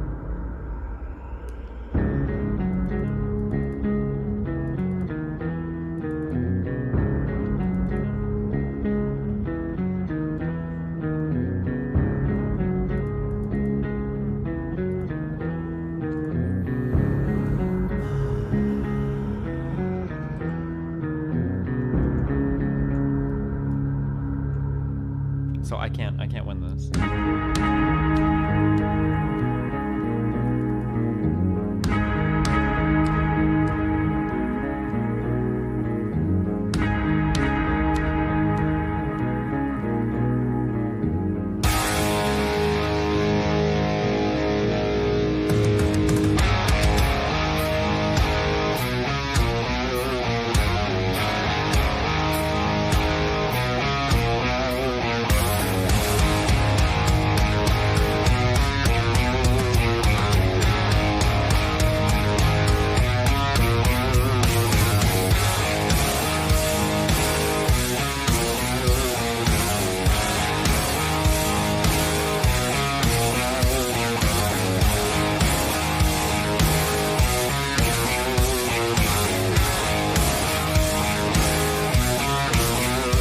We're done building small ships. Good evening, ladies and gentlemen. Welcome to the Crucible. Tonight we're bringing you a special event between Destiny and Tristan Haggard. They're going to be debating the Great Reset. It's a debate we've all been kind of looking forward to. I'm going to bring each one out individually. There's going to be between 7 and 10 minute opening statement from Tristan Haggard. He's been wanting to make sure that he can get his position across. I'm going to start with Tristan. How you doing tonight, Tristan? What's up, guys? So should I just refer to you as Tristan PhD, PhD, PhD, PhD? Is it? Well, there's 7 PhDs, but I mean, you could for whatever. I mean, I haven't really decided my my pronouns today. I mean, my pronouns might not even be YouTube friendly, so I'm not going to make you call me by my actual pronouns. Okay. You can just call me Tristan. That's fine. And of course, we have Destiny. How you doing tonight, Destiny? It's good to see you I'm again. doing great. I'm excited for tonight. Yeah, me too. Hello, Destiny's chat. You might remember me, BPF. We've gone a couple of rounds ourselves. We're going to let Tristan go ahead and open. Tristan, if you want to do that, the floor is yours. Cool. Just to clarify, is there going to be like a specific format for the debate? We're going to have like timed responses, anything like that? Guys, we'll essentially open the floor up after you get through your opening. Destiny, you'll have his own opening, and we'll open the floor up for some back and forth for a little while. We may guide the conversation at some points if it starts to get a little too loose. We'll kind of tighten it up, but we'd like to see a good back and forth if we could. Cool, for sure. Yeah. So there's not going to be like a formal debate where you have an opening statement and then just like just the opening and then a back and forth. Tristan's like me. He was expecting something very much more professional. He didn't know he was going to jump in the arena today. I mean, it's fine. It's like I'm being paid by the minute, or at least that's what my people tell me. So, you know, I mean, I will drag this on as long as possible, and we'll milk this cow. All right, no, I'm joking. Cool. Shall I begin? Yeah, begin. Yes, sir. All right. So the proposed topic today is the Great Reset. Now, as I understand my opponent's position, his stated position is that there is no global Great Reset, and reorganizing after a crisis is a good thing. My position is clearly that there is a Great Reset. This is easily documented and very easily demonstrated. And the Great Reset is a PR term for a complete overhaul of our social, economic, political, and even biological realities. The 50th annual meeting of the World Economic Forum in June 2020, hosted and convened by Prince Charles of the British royal family, was named the Great Reset. Excuse me. The World Economic Forum is an international NGO started by Klaus Schwab in 1971. They promote the idea of public-private partnerships, language that was actually developed by the Rockefeller Foundation to normalize the fusion of corporations and industry with government, with the stated goal of, quote, engaging business, political, academic, and other leaders to shape global, regional, and industry agendas. So this is the World Economic Forum's about page right here, where you can get the information about who the World Economic Forum is, what their mission is, and what they do. So Klaus Schwab's book, COVID-19, The Great Reset, was published in 2020. Klaus Schwab, the leader of the World Economic Forum, the guy who started the World Economic Forum, says that the virus gives us a, quote, great opportunity, and the world must act jointly and swiftly to revamp all aspects of our societies and economies, from education to social contracts and working conditions. The Great Reset is an open agenda of revolutionary, utopian, technocratic internationalism proposed by transnational stakeholders of global megacorporations, international banking, NGOs, big foundations, and billionaire philanthropists. Vague, loaded PR terms are used by mass media to market this emergent technocratic overhaul that is utopian and revolutionary in its nature. Those PR terms include the new normal. These are all terms that are used by these people. These aren't terms that I'm just making up. The fourth industrial revolution, another term. The green recovery, the green economy, based on stakeholder capitalism, or a, quote, circular economy, and the sharing economy within a smart society of smart cities will be the new normal, right? So the World Economic Forum on their website publishes much of this stuff. There are thousands of articles on the website from the World Economic Forum. They represent essentially a global conglomerate of corporations that promote this idea of public-private partnerships. Prince Charles actually framed this global Great Reset as a wartime, quote, military-style campaign and Marshall-like plan, end quote, for the transformation of all aspects of our lives steamrolled in under the excuse of the COVID-19 crisis into a permanent wartime global response to the climate crisis. All right, so the use of COVID-19 to usher this in, and then the pivot to using all these same measures to fight the climate crisis is essentially what the openly stated goal of the Great Reset is, according to the World Economic Forum.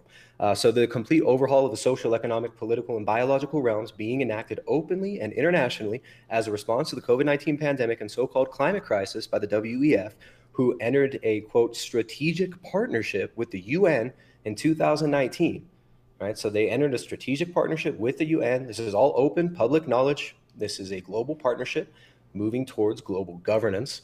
All right, the IMF, the World Bank, politicians, transnational corporations, and even religious leaders, including the Pope, have publicly advocated for this sweeping global reform agenda of utopian technocratic management of people and resources. So the Pope, in a 43,000 word long encyclical published in September 2020, Pope Francis, this is a quote from the World Economic Forum, put his stamp on efforts to shape what's been termed a great reset of the global economy in response to the devastation of COVID-19. So this is not just a social movement. It's not just a political movement. It's actually even a religious movement. So this global revolution, what Klaus Schwab calls the fourth industrial revolution, he wrote a book, it was published in 2016, got it right here, the fourth industrial revolution. This fourth industrial revolution is not just social, it's not just economic, it's not just political, but it's also biological in nature. Okay, it's a total revolution. Just like Huxley's final revolution, Aldous Huxley, who wrote extensively about such a revolution. And this is why the third section of Klaus Schwab's book, COVID-19, The Great Reset, which I've got a copy of right here, Klaus Schwab's book entitled COVID-19, The Great Reset. The third section of this, the third section of this book says that this revolutionary overhaul will be a, quote, redefining of our humanness, end quote. Klaus's 2016 book, The Fourth Industrial Revolution, expanded on this concept and how this reset is ultimately a transhumanist transformation of man. Klaus said, quote, this revolution will lead to a fusion of our physical, digital, and biological identity. Okay, this is a religious movement. It's not just a movement of the economy. It's not just a change in the way we see the response to pandemics. This is essentially a revolutionary movement seeking to redefine humanity, as Klaus Schwab says. So it's a religious movement, and it's based on faith in scientism. It's a faith that has a creation myth, Darwinism. It's a faith with a priesthood, an exalted expert of technocracy. It's a faith with an eschatology about the perfected secular technocratic order emerging from the great transformative crisis opportunity that is COVID-19 and the climate crisis. It's a new covenant, a new social contract that seeks to redefine humanity and bring about a new smart transhuman. So I got a clip here from Klaus Schwab.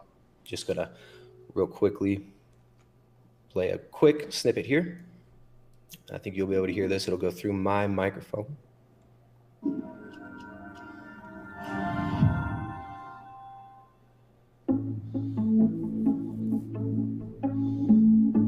The fourth industrial revolution will impact our lives completely. It will not only change how we communicate, how we produce, how we consume, it will change actually us, our own identity, and of course gives life to such policies and developments like smart traffic, smart government, smart cities.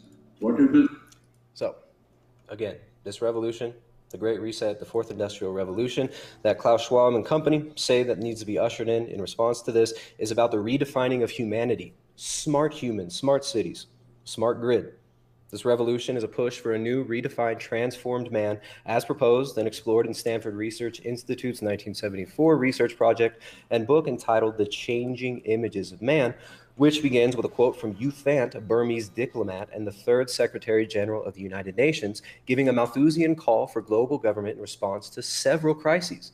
The quote is this: "I do not wish to seem overdramatic, but I could only conclude from the information that is available to me as Secretary General that the members of the United Nations have perhaps 10 years left in which to subordinate their ancient quarrels and launch a global partnership to curb the arms race, to improve the human environment and diffuse the population explosion, and to supply the required momentum to development efforts. If such a global partnership is not forged within the next decade, then I very much fear that the problems I have mentioned will have reached such staggering proportions that they will be beyond our capacity to control. The Changing Images of Man calls for a new global mythos to unite humanity and transform culture and man himself. The new man of the Great Reset is sold to us as a Superman, a Nietzschean Ubermensch who evolved beyond good and evil, transcending and evolving past his mythological, less evolved monkey and mouse ancestors to build a revolutionary technocratic utopia where a digitally interconnected techno-biological fusion of humanity forms an internet of bodies." All right, that's a term from them, the internet of bodies. This type of superorganism in a Platonic republic was theorized by 18th century utopian revolutionary Henry Saint-Simon, who said, "Humanity should be ruled by a priesthood of industrial chiefs, much like Plato's philosopher kings, with men of science as the new priesthood, directing the spiritual vision of man who's no longer made in the image and likeness of God, but remade in the image and likeness of a machine." Bertrand Russell, heralded by many as a great philosopher and logician, articulated the worldview that justifies and drives this revolutionary fervor of scientism that the Great Reset is a result of. Russell assumes, like the technocrats of the Great Reset, that the problems of society stem from overpopulation. The climate crisis of the present-day elite is, of course, a rebranding of the Malthusian overpopulation mythos that Russell put his faith in. Man is viewed as an environmental toxin whose existence is detrimental to a deified nature. Right? Nature becomes deified.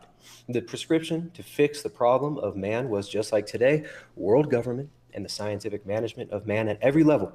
In his 1952 book, The Impact of Science on Society, Russell wrote that, that we should see the crisis of man requiring a total overhaul, a great reset of the global order. He said, and this is a quote from Bertrand Russell, from The Impact of Science on Society, "A clear choice must be made within 50 years.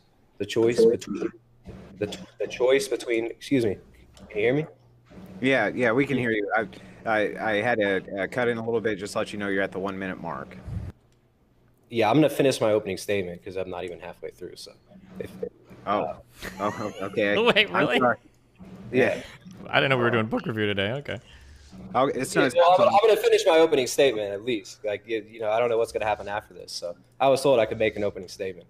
His 1952 book, The Impact of Science on Society, Russell wrote, "A clear choice must be made within 50 years, the choice between reason," and he capitalizes reason, "and death." He also capitalizes death. And by reason, I mean willingness to submit to law as declared by an international authority. Russell claimed that, quote, "The need for a world government, if the population problem is to be solved in any humane manner, is completely evident on Darwinian principles." Russell's 1931 book, The Scientific Outlook, defines man as purely material. It says that distinguishing mind and matter is a mistake. That's a quote from him. And he exalts the discoveries of Pavlov, along with Darwin, another one of the saints of Russell's religion of scientism, because his experiments provided a framework for subjecting the scientific law, what has hitherto been called voluntary behavior, right? So Russell believed that human voluntary behavior is just subject to scientific law. Man is just a machine to be modified, right? So the smart city grid, the social carbon credits, and the contact tracing initiated as COVID-19 crisis management are pure cybernetic Pavlovian behaviorism. His scientific outlook is openly religious in scope. Russell waxes poetic about a scientific worldview and says that the value of science as metaphysic belongs in another sphere. It belongs with religion and art and love, with the pursuit of a beatific vision, with a Promethean madness that leads the greatest men to strive to become gods. Right? So Bertrand Russell's worldview embodies this drive, this Promethean view, as he called it, to become gods. H.G. Wells, reared by T.H. Huxley, also known as Darwin's bulldog, the grandfather of eugenics, and depopulation advocate Julian Huxley, who co-founded UNESCO and the World Wildlife Fund, and the famed writer Aldous Huxley. Wells wrote several nonfiction books on the desire for a global technocratic government and the desire for a proper global crisis to initiate such a system. His 1928 manifesto, H.G. Wells called for a world commonwealth to, quote, be a world religion. Wells claimed that man's soul is no longer his own. It is, he discovers, a part of a greater being which lived before he was born and will survive him. So this idea of man as being just part of this greater organism of the great brotherhood of man that needs to be scientifically controlled, also proposed by H.G. Wells and many of the other modern thinkers of this revolutionary ideology that we see manifesting today in the Great Reset. So James H. Billington, he was the 13th Librarian of Congress. He taught history at both Harvard and Princeton. He wrote of the history and nature of the revolutionary spirit of the West that we're seeing now manifesting as the Great Reset and the so-called Fourth Industrial Revolution. Billington's book is a profound exploration of the faith of the revolutionaries, this Promethean journey of a will to power, as H.G. Wells and Bertrand Russell just spoke about. Billington's 1980 book is called Fire in the Minds of Men. Highly recommend that anybody interested in the history of revolutionary thought read that book. It is a very academic approach. James H. Billington was the 13th Librarian of Congress. He was a history professor at Harvard and Princeton. So in this book, he says that this faith of the revolutionaries is a religion. Here's a quote from his book, from the introduction to Fire in the Minds of Men. The origin of a faith, perhaps the faith of our time, is what he's talking about here. Modern revolutionaries are believers, no less committed and intense than were the Christians or Muslims of an earlier era. What is new is the belief that a perfect secular order will emerge from the forcible overthrow of traditional authority. This inherently implausible idea gave dynamism to Europe in the 19th century and has become the most successful ideological export of the West to the world in the 20th century. All right, so there are hundreds, maybe even thousands of hours of publicly available discussions, presentations, and even advertisement for the International Great Reset, as they've called it, and so-called Fourth Industrial Revolution. These are world leaders openly advocating for this. It's not hidden. It's not a secret conspiracy. It's an open agenda. There are thousands of articles from the very people implementing this to overhaul our lives. They want to essentially bring in a new economic, social order. And this is not just an economic and social and political revolution. It's also biological and calls for a new social contract. That's what Klaus Schwab, is a direct quote from Klaus Schwab. We need a new social contract. It's a new covenant. Okay, so it's being brought in under the excuse of the coronavirus pandemic. It's essentially a what Prince Charles called, quote, military-style campaign and a Marshall-like plan, end quote, to restructure our social, economic, political, and biological lives in response to a crisis that is framed to the masses in a way that makes it perpetual and even unwinnable. The war against an invisible, ill-defined, and constantly transforming enemy like global health and climate change is what's ushering in this great reset. There's no endpoint, there's no victory proposed, just a constant need for more control over and more transformation of man. The Great Reset is to be implemented through private-public partnerships, a PR term for basically global corporate governance. This technocratic reset includes, but isn't limited to, a rapid wartime mobilization towards a global government, a centrally planned global economy, and a new social contract. Okay, so I'll go ahead and just summarize this last section here. Almost done, don't worry. The centrally planned global economy that Klaus Schwab calls for, a new economic system of stakeholder capitalism. Okay, this is a new economic system sold to us using terms like zero growth, net zero, the circular economy, the sharing economy, and it's a global economy built around digital identity and social credits, carbon credits. It's being proposed and it's being marketed to save the planet and to save us and to bring about equality and all these things that sound good. When you actually look at what these people are looking to implement, we have no say in this. We have no real rights under this system. And this is being endorsed by global leaders, including the Pope. The Pope Francis, endorses this economic overhaul and the Great Reset by blessing the Council for Inclusive Capitalism, an initiative founded by Lady Lynn Forrester the Rothschild. This council includes Bank of America, BP, Johnson & Johnson, Salesforce, Visa, and tons of other partners, including the Rockefeller Foundation, the Ford Foundation, and the UN Special Envoy for Climate Finance. Okay, global governance includes a standardized international digital ID as proposed by the ID 2020 organization, which Klaus Schwab saw as a cornerstone of his fourth industrial revolution that would bring a, quote, fusion of our physical, digital, and biological identity. So your DNA will be your data. The Internet of Things, Internet of Bodies, Smart City Grid are all built upon this concept of global digital ID.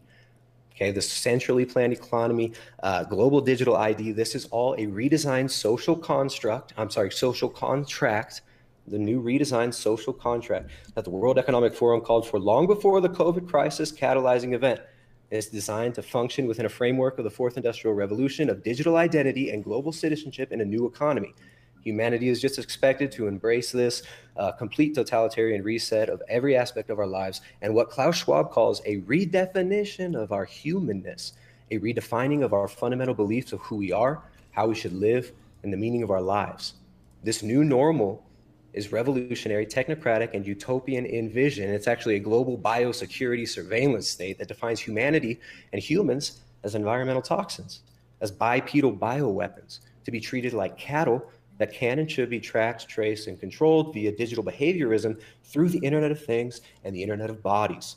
It's a new normal of behavior modification through global corporate governance and digitized Pavlovian training. Right? You're basically Pavlov's dogs. It's a new normal of biological and brain modification even through big pharma and big tech. Klaus Schwab told Time magazine that, quote, the fourth industrial revolution is that it's not a revolution. It's a system. I'm sorry, it's not a product revolution.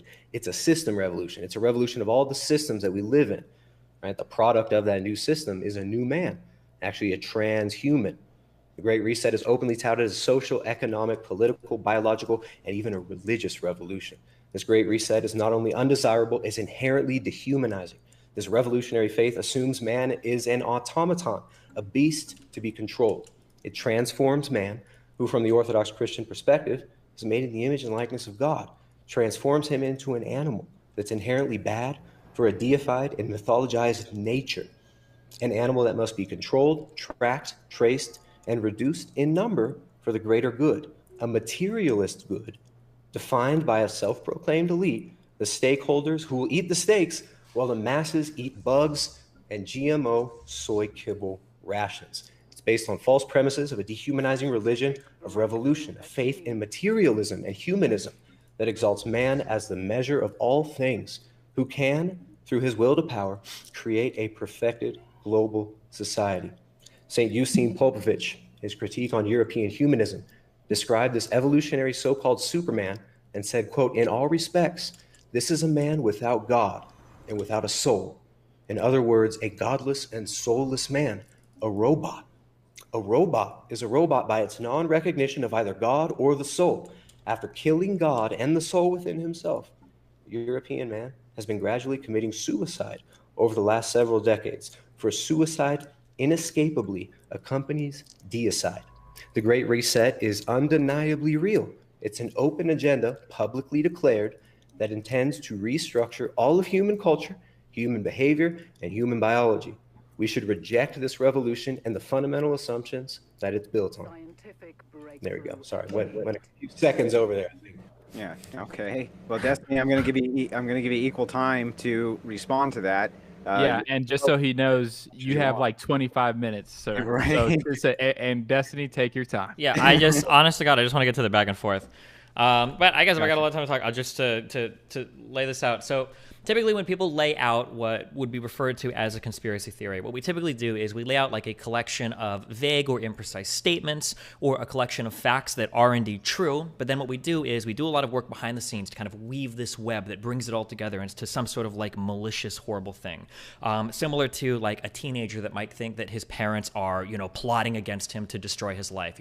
Why do my parents tell me that I can't go out late? It's because they don't want me to have a social life. Why did my parents take my computer games or my Switch from me? Because they don't want me to hang out with my friends online. They want me to be a loser. Why do my parents, make me do all these stupid things at school? Like, I just want to go out and do like these more fun things. You take this collection of facts, and then based upon your kind of like preconceived notions of how the world works, you're able to spin a story of these aren't a group of people that are concerned with your well-being. These are a group of people that want to destroy your entire life.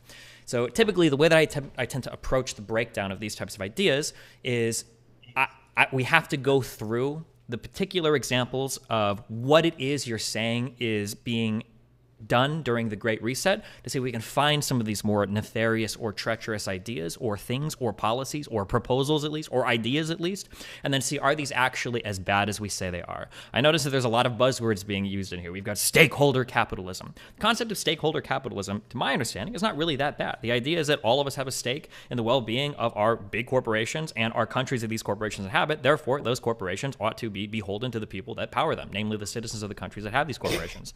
I don't think that those things are necessarily, you literally just read a book for like 25 minutes, okay? You can do this for like 2 minutes, okay? Don't worry, okay? I don't think that these concepts are necessarily bad. I think that using buzzwords like this to try to say that like, oh my God, like there's some eugenics program or, Darwinian evolution of capitalists, blah, blah, blah, blah, blah. It's all boring at the end of the day. I'm kind of looking for, as we go through this, because I didn't hear a single proposal that was actually bad. I just heard what amounted to basically like a 4-star Amazon review of a book. So yeah, if we want to get into it, I'm really curious, like what is, we visited these 3 words a lot: a socioeconomic, a political, and a biological change or reorganization of people going forward into the future. I'm curious, like what is an example of like a policy that is being proposed by the Great Reset proponents or something that we think is a bad idea or is going to harm society going forward?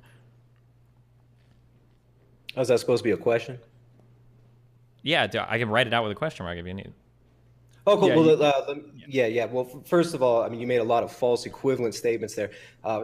Characterizing what I just laid out as some sort of conspiracy theory, that's a straw man. You're tearing down a straw man of a conspiracy theory, which I'm not proposing.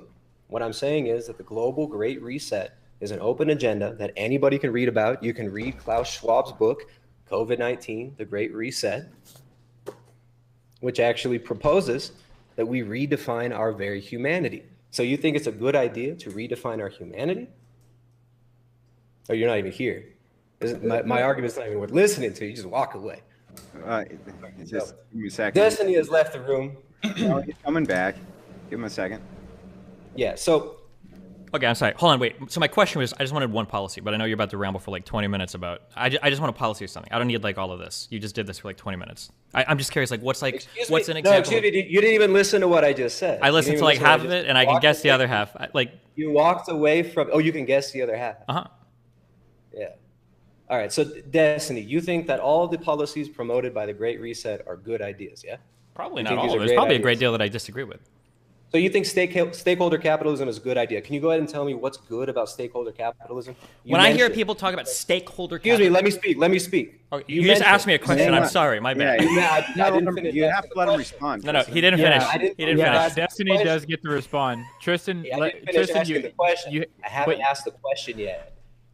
Okay. Let me ask the question. All right, so Destiny claims that stakeholder capitalism is a good idea, and that it's basically giving Destiny a say in what major global corporations do. How do you think you're going to have a say in what stakeholders are doing with these global mega corporations who are going to set policy for you and how you live? How will you have a say in that? What is a stakeholder? What do you mean when you say that? You're the one who said it's a good idea. I just asked you...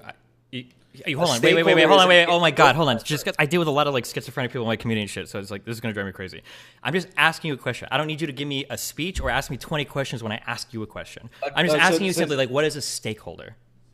What is a stakeholder? Yeah. Is an ill-defined concept that Klaus Schwab and the World Economic Forum propose for this new global economic system. Okay. Stakeholders, they say, are the planet. Hey, shut up and let me finish. They say that the stakeholders are the planet, you, the people, right, as well as these global corporations, heads of corporations, and the shareholders. So stakeholders are the planet as well as the global population.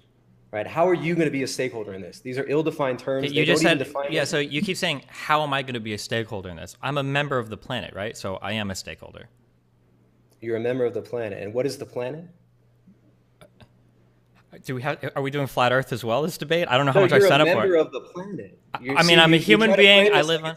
Okay, fuck, I have to do this. What is the planet? Wait, hold on. How are you a member of the planet? Because I'm a human being and I live on this planet. So let me just talk for a second, okay? Yeah, you have to give him a chance. Okay. You have to give him a chance. Yeah, it's fine. Do you want to add anything more to this?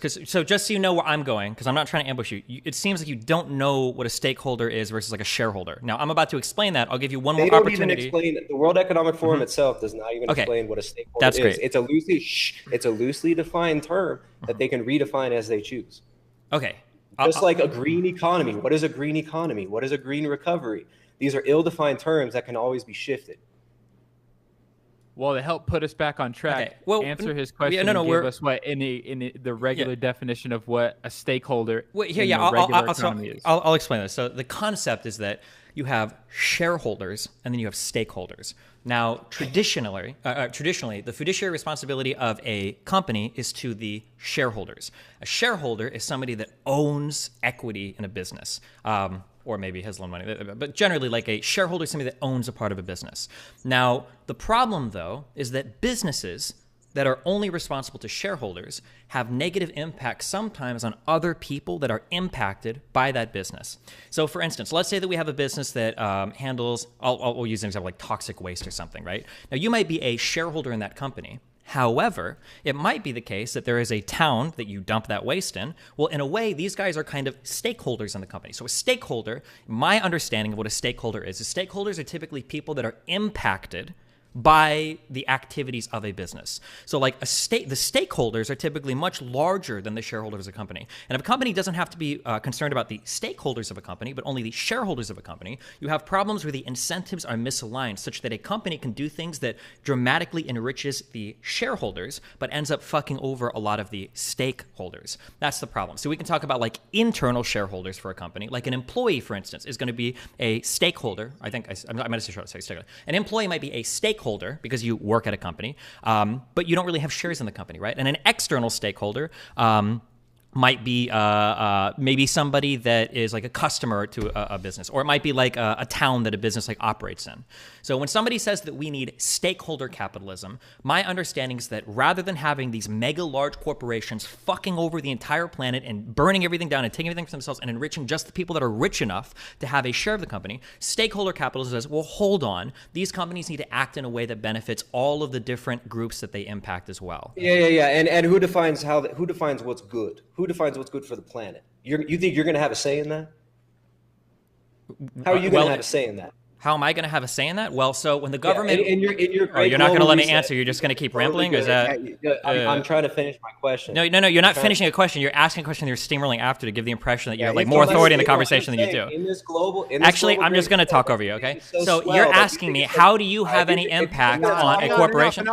Tristan, talk over me and I want to clarify the question. Tristan, I'm sorry, man. I'm sorry I had to do that. I had to mute the mic. There's too much chaos. You have to chill out for just a second. If you ask a question, you've got to give them a chance to respond to it, man. Just give them a chance to respond to it. Finish formulating the question. Okay, finish formulating the question. In your stakeholder capitalism, which you say is so great, how will you have a say in what is good for the planet and what is good for society and what is good for the stakeholders, which you obviously identify with? You think you're a stakeholder. So how are you going to be putting in your 2 cents on how this is to be implemented, on how we determine what's good for the planet? Gotcha.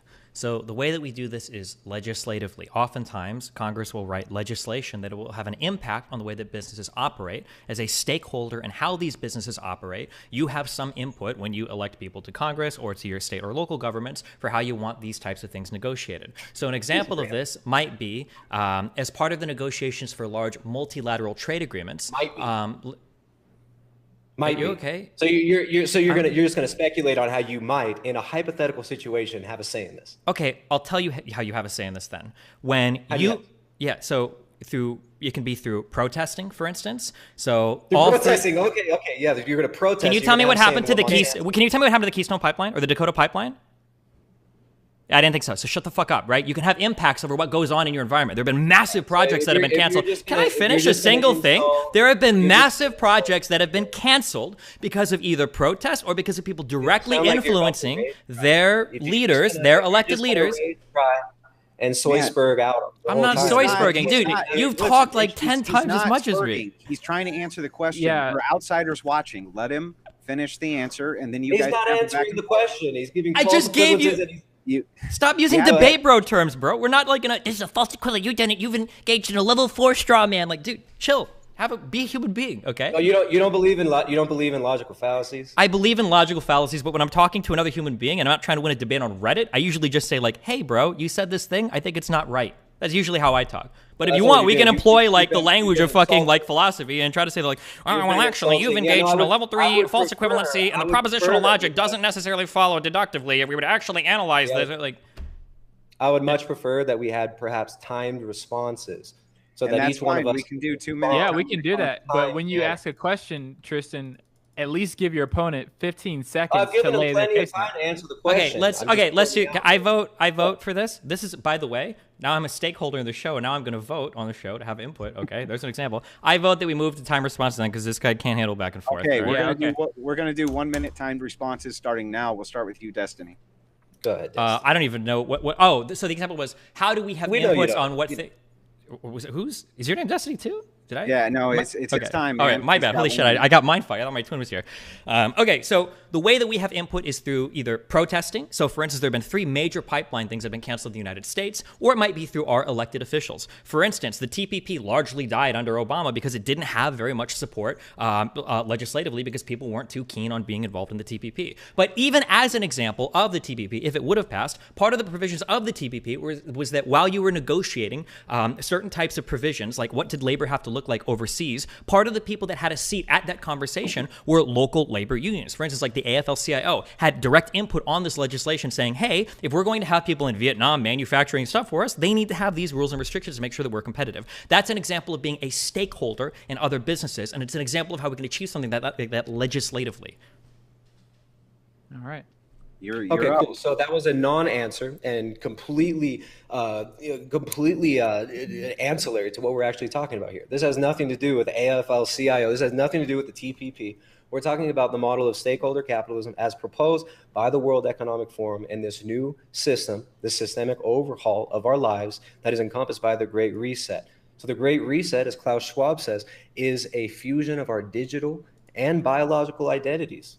Right? So this means that your data is going to be your DNA. You're going to be redefined. Your humanity will be redefined. Do you think that's a good idea to redefine humanity? And do you think you're going to have a stake in this redefinition of humanity that Klaus Schwab proposes in COVID-19, the Great Reset? All right. So do you think it's a good idea to redefine humanity? I mean, I guess we redefine humanity all the time. I don't know what the question, I don't know how to respond to that. I don't redefine humanity Can I finish? Yeah, he's Jesus still got fucking 40 Christ. seconds. So when you say, do you think it's a good idea to redefine humanity? I need like an example of like, here is a way that we redefined humanity that would probably be bad. So for instance, historically, it was assumed that once your heart stopped, you were dead, right? Well, now we found ways to restart people's hearts. Now you're considered dead when your brain activity has ceased for some point of time. Does that count as redefining humanity? If that's the case, I would consider that to be a good redefinition of humanity. I don't want to bring up like slavery and black people being considered humans because I don't know where you stand on that. That might open all other can of worms. But in general, I don't think redefining humanity is always a bad idea. We're doing it right now in the United States as we wrestle over what the abortion laws should or shouldn't be. That's an example of redefining humanity. When you say, will you have a stake in this? Yeah, I have a vote. I vote for people that I believe in, and hopefully, and I have a voice on a platform that I can talk to people, and hopefully I share my beliefs, and then hopefully that has some influence at the end of the day of how these play out legislatively. And then I will ask you a question, because you keep saying this. You keep using this term, fusing our digital and biological identities. What do you mean when you say that? All right. So this is not my quote. This is a quote from Klaus Schwab. You believe that the Fourth Industrial Revolution and the Great Reset are inherently good, right? You believe that they're good. You think those are all swell ideas. It's funny because I came in here to actually have like a discussion and a debate. Right now, a debate is going to assume that both parties are willing to change their mind. Both parties are going to actually bring arguments, and both parties actually have a perspective. Now, it seems to me like you come into this debate just to debate. It doesn't seem like you actually care about a position. It doesn't seem like you actually care about my position at all, which is why you completely tune out several of my responses. So you say that this is all great, this is all a good idea. Right, you asked me what is the fusion of the digital and biological? And let me get the exact quote from Klaus Schwab. Fusing here. our digital and biological identities. What does that mean? That's my Ask question. me what is the? Yeah, let me find the full quote from Mr. Klaus Schwab here. And again, this isn't my worldview. This is Klaus Schwab's worldview. Well, but it's the one that you're attacking. How could you not know the worldview that you just spent like 25 minutes laying out as horrible? You said this. You uttered this phrase like 5 times. Fusing our digital and biological identities. Excuse me. No, I didn't say I don't understand the worldview. I gave a 25-minute exposition of what this worldview is, the revolutionary worldview and the revolutionary faith that it's based upon materialism, humanism, and this revolutionary guiding spirit that we see pushing the Great Reset. I just gave a 25-minute presentation on exactly that. So to say I don't understand the worldview here, here's the quote, Klaus Schwab talking about the fusion of our digital, of our physical, digital, and biological identity. So let me just pull this up here. And we to be clear, you don't know what this is. You have to go find the quote, right? Okay. Excuse me? To be clear, you don't know what that means, fusing our digital and biological identity. You just think it's bad, but you don't know what it is. Just no, I didn't say I don't know what it means. Well, then why do you need to go and find the quote? Why can't you just tell me in your own words what it means? Here, why don't you... All right, listen, can you slow down for a second? Go and play. You've talked 4 times as much as me, my dude. I'm sorry if I'm moving too quickly for you. Yeah, okay. Just listen. You can listen to Klaus Schwab tell you exactly what he's talking about here. And tell me what you think he means, because you think this is just a swell idea. I'm not here to debate Klaus Schwab. I'm here to debate Tristan. Yeah. Well, no, I'm not here to debate Klaus Schwab. I'm here to talk to you, dude. You're here debating for Klaus Schwab's ideas that you don't even understand. So you think this is all great, but you don't even understand the ideas. You're clearly not actually here to debate. You don't actually understand the topic at all. So you can't. Okay, so and you're not even here debating in good faith. You do. I'll give you the benefit of the doubt, and I'll let you hear Klaus Schwab himself give you the exact quote that you were asking about. So here it is. Okay, you ready to listen? You gonna keep your headphones on this time? You gonna stay and listen? Hit the play button. Yeah, I hope. Yeah, I hope we get this other guy. The Klaus, this Klaus Schwab guy sounds like an interesting dude. Maybe I should just talk to him next time instead of like his proselytizer or whatever. Okay, so wait, you're actually playing me a video? Holy shit! I'm sorry. You want to hear the quote, right? He's just giving you the quote from the video. That's my bad. I understand. That was my bad. What the fourth industrial revolution will lead to is a fusion of our physical, our digital, and our biological identities. When I wrote the book, I started to write it 4 years ago. It was published 3 years ago. It was sold very interesting over 1 million times in the world. And what is interesting is that 800,000 copies, more than 800,000 copies of those 2 million were sold in 3 countries alone: China, Japan, and South Korea.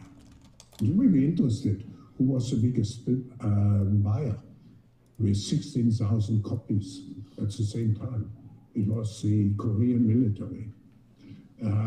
So again, the idea of transhumanism has been used, has been proposed by militaries. You have DARPA, very interested in transhumanism, in the fusion of the digital, biological, physical, digital, and biological identities, right? So the idea of transhumanism, human augmentation.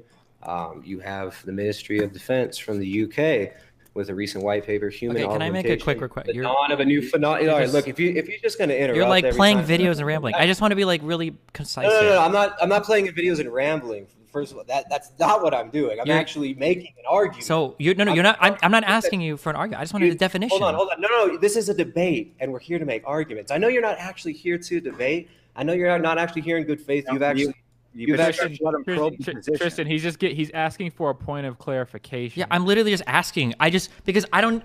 You're right. Okay, I don't know what the fuck we're debating right now. I am lost, and so I'm asking you, Tristan. So why would you come to a debate when you have no idea? Because I didn't realize how out of my league I was. This Klaus guy has hit me with some big thoughts, so I'm asking you for guidance. Okay? Now you're telling me that this guy is saying he wants to fuse our digital and biological identities. I don't know if I should be scared of that or not. So I'm asking you, Tristan. Can you tell me what the fuck does that mean? Should we be scared of that? Do you think that's a good idea? Well, you're telling me that it's not, so I'm asking you, why is it not? What is it? That's all I'm asking. Right. Well, he's pointing to this transhumanist reality where we will be essentially using biosurveillance devices ubiquitously and what they call the Internet of Things and the Internet of Bodies.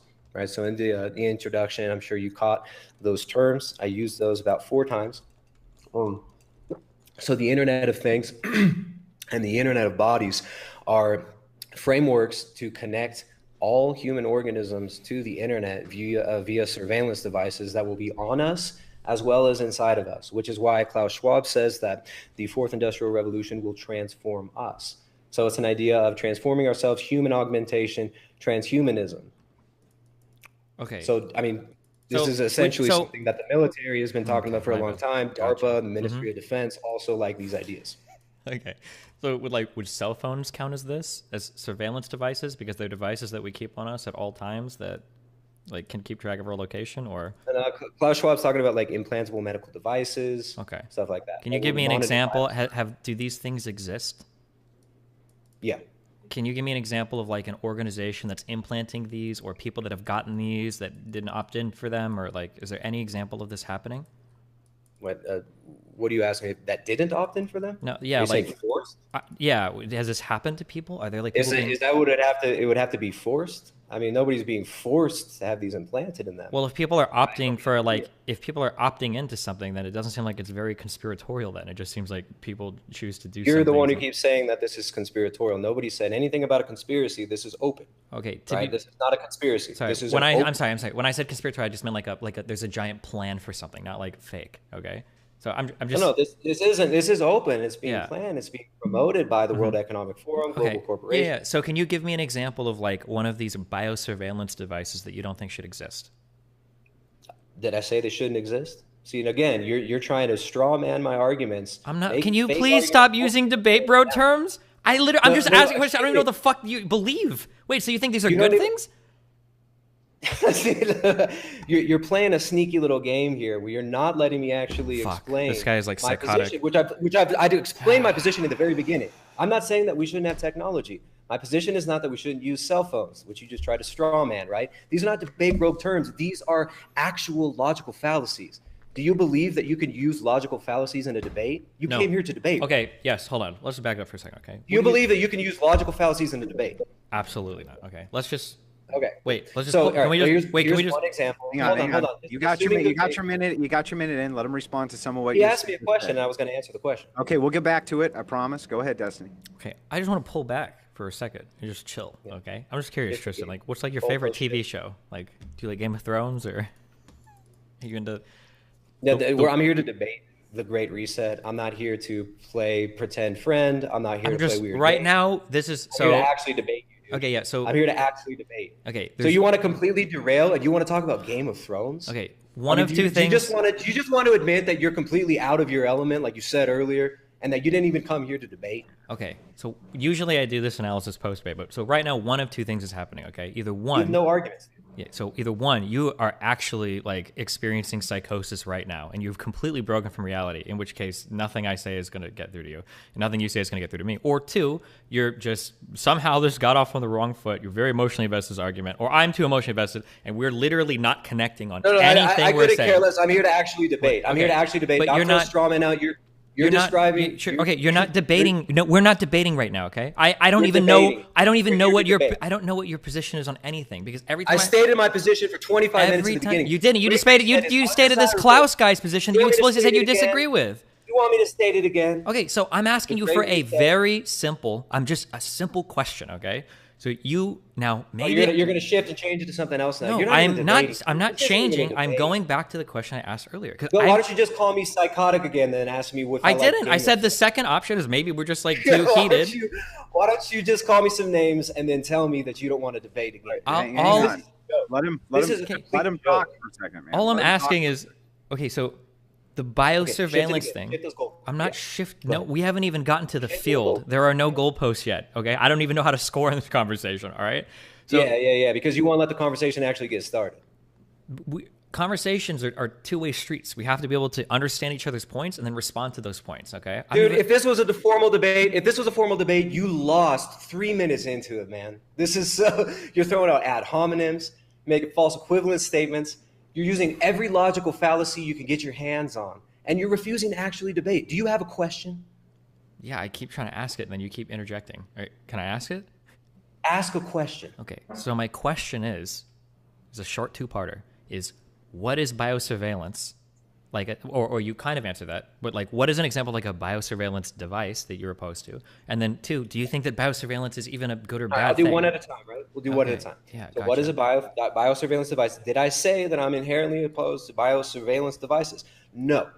Okay. No. So again, you're trying to strawman an argument that How am I strawmanning you when I'm asking? Okay, I'm going to just keep going. How am I strawmanning you when I'm asking a question? How am I strawmanning you when I'm asking a question? You tried to claim that I said that these shouldn't exist. I'm sorry, but when you mention these as a bunch of like kind of bad things, it sounds like you say they shouldn't exist. But that's why I'm asking you clarifying questions. I'm not here to strawman you. I can just shut the stream off and just strawman you, or I can shut this off and just strawman you. I'm not trying to strawman you. That's why I'm asking you a question. Okay? You're not trying to debate either. Right. No, because we haven't gone to the debate yet. Because wants to clarify. Yeah, I don't even know what the fuck you believe about any of these things. Okay, so I just gave you a 25-minute introduction. Did you not hear my introduction? I heard it, but you didn't say. Yeah, because you didn't say anything. That's why I'm trying to get to the meat of something. Do you want me to do my introduction again, and then we just close this out? Holy Christ, no! Please, God, no. Okay. All I'm asking you is like. All right, listen. Here's one example: implantable living pharmacy could control body sleep-wake cycles. Project receives DARPA contract, that's the military, worth up to $33 million over 4.5 years. Northwestern University-led team of researchers has signed a cooperative agreement with the Defense Advanced Research Project Agency to develop a wireless, fully implantable device that will control the body's circadian clock, right? So wireless, so it's controlled externally, your circadian clock. So I'm sure you think you'll be a stakeholder in DARPA's wireless security, wireless implantable device that can control the body's circadian clock and the wake-sleep cycles. This is one example. There is a myriad of these. There are implantable microchip, what's it called? Contraception. Implantable microchip contraception. Let me just pull. All right, so. Okay, can we just focus on this one thing instead of like. No, you asked. I'm answering your question, dude. We're not gonna let me answer. We're just gonna keep rambling. So here at the Washington Post. Listen, you guys both did say you would have a 1 minute back and forth. It's fair to let him probe. He's just trying to flesh the position out. So he doesn't want to hear the position. He's made it. But I think he does. I think just give him a minute to flesh it out. Let him flesh it out so he understands it better. Go ahead, Destiny. You can flesh the position out. That's totally legitimate to do. So in talking about this device, do you think this device is a good thing or a bad thing? Do I think this is inherently good or bad that this exists? That's not my argument. No, but he's just asking for a device is good or bad. The argument is a comprehensive. Tristan, you're the professional. Tristan, Tristan, you're the professional in the room on this. You studied it. We're trying to figure out what your position is on it since you know so much about it. Take a position on whether it's good or bad. It's not a bad thing if you think it's bad, and it's not a bad thing if you think it's good. The argument is not that an implantable microchip is a good or bad idea. This is one small aspect of the Great Reset, which is what we're here to debate, right? Now, you want to zoom in on one aspect? That's fine. We can talk about this.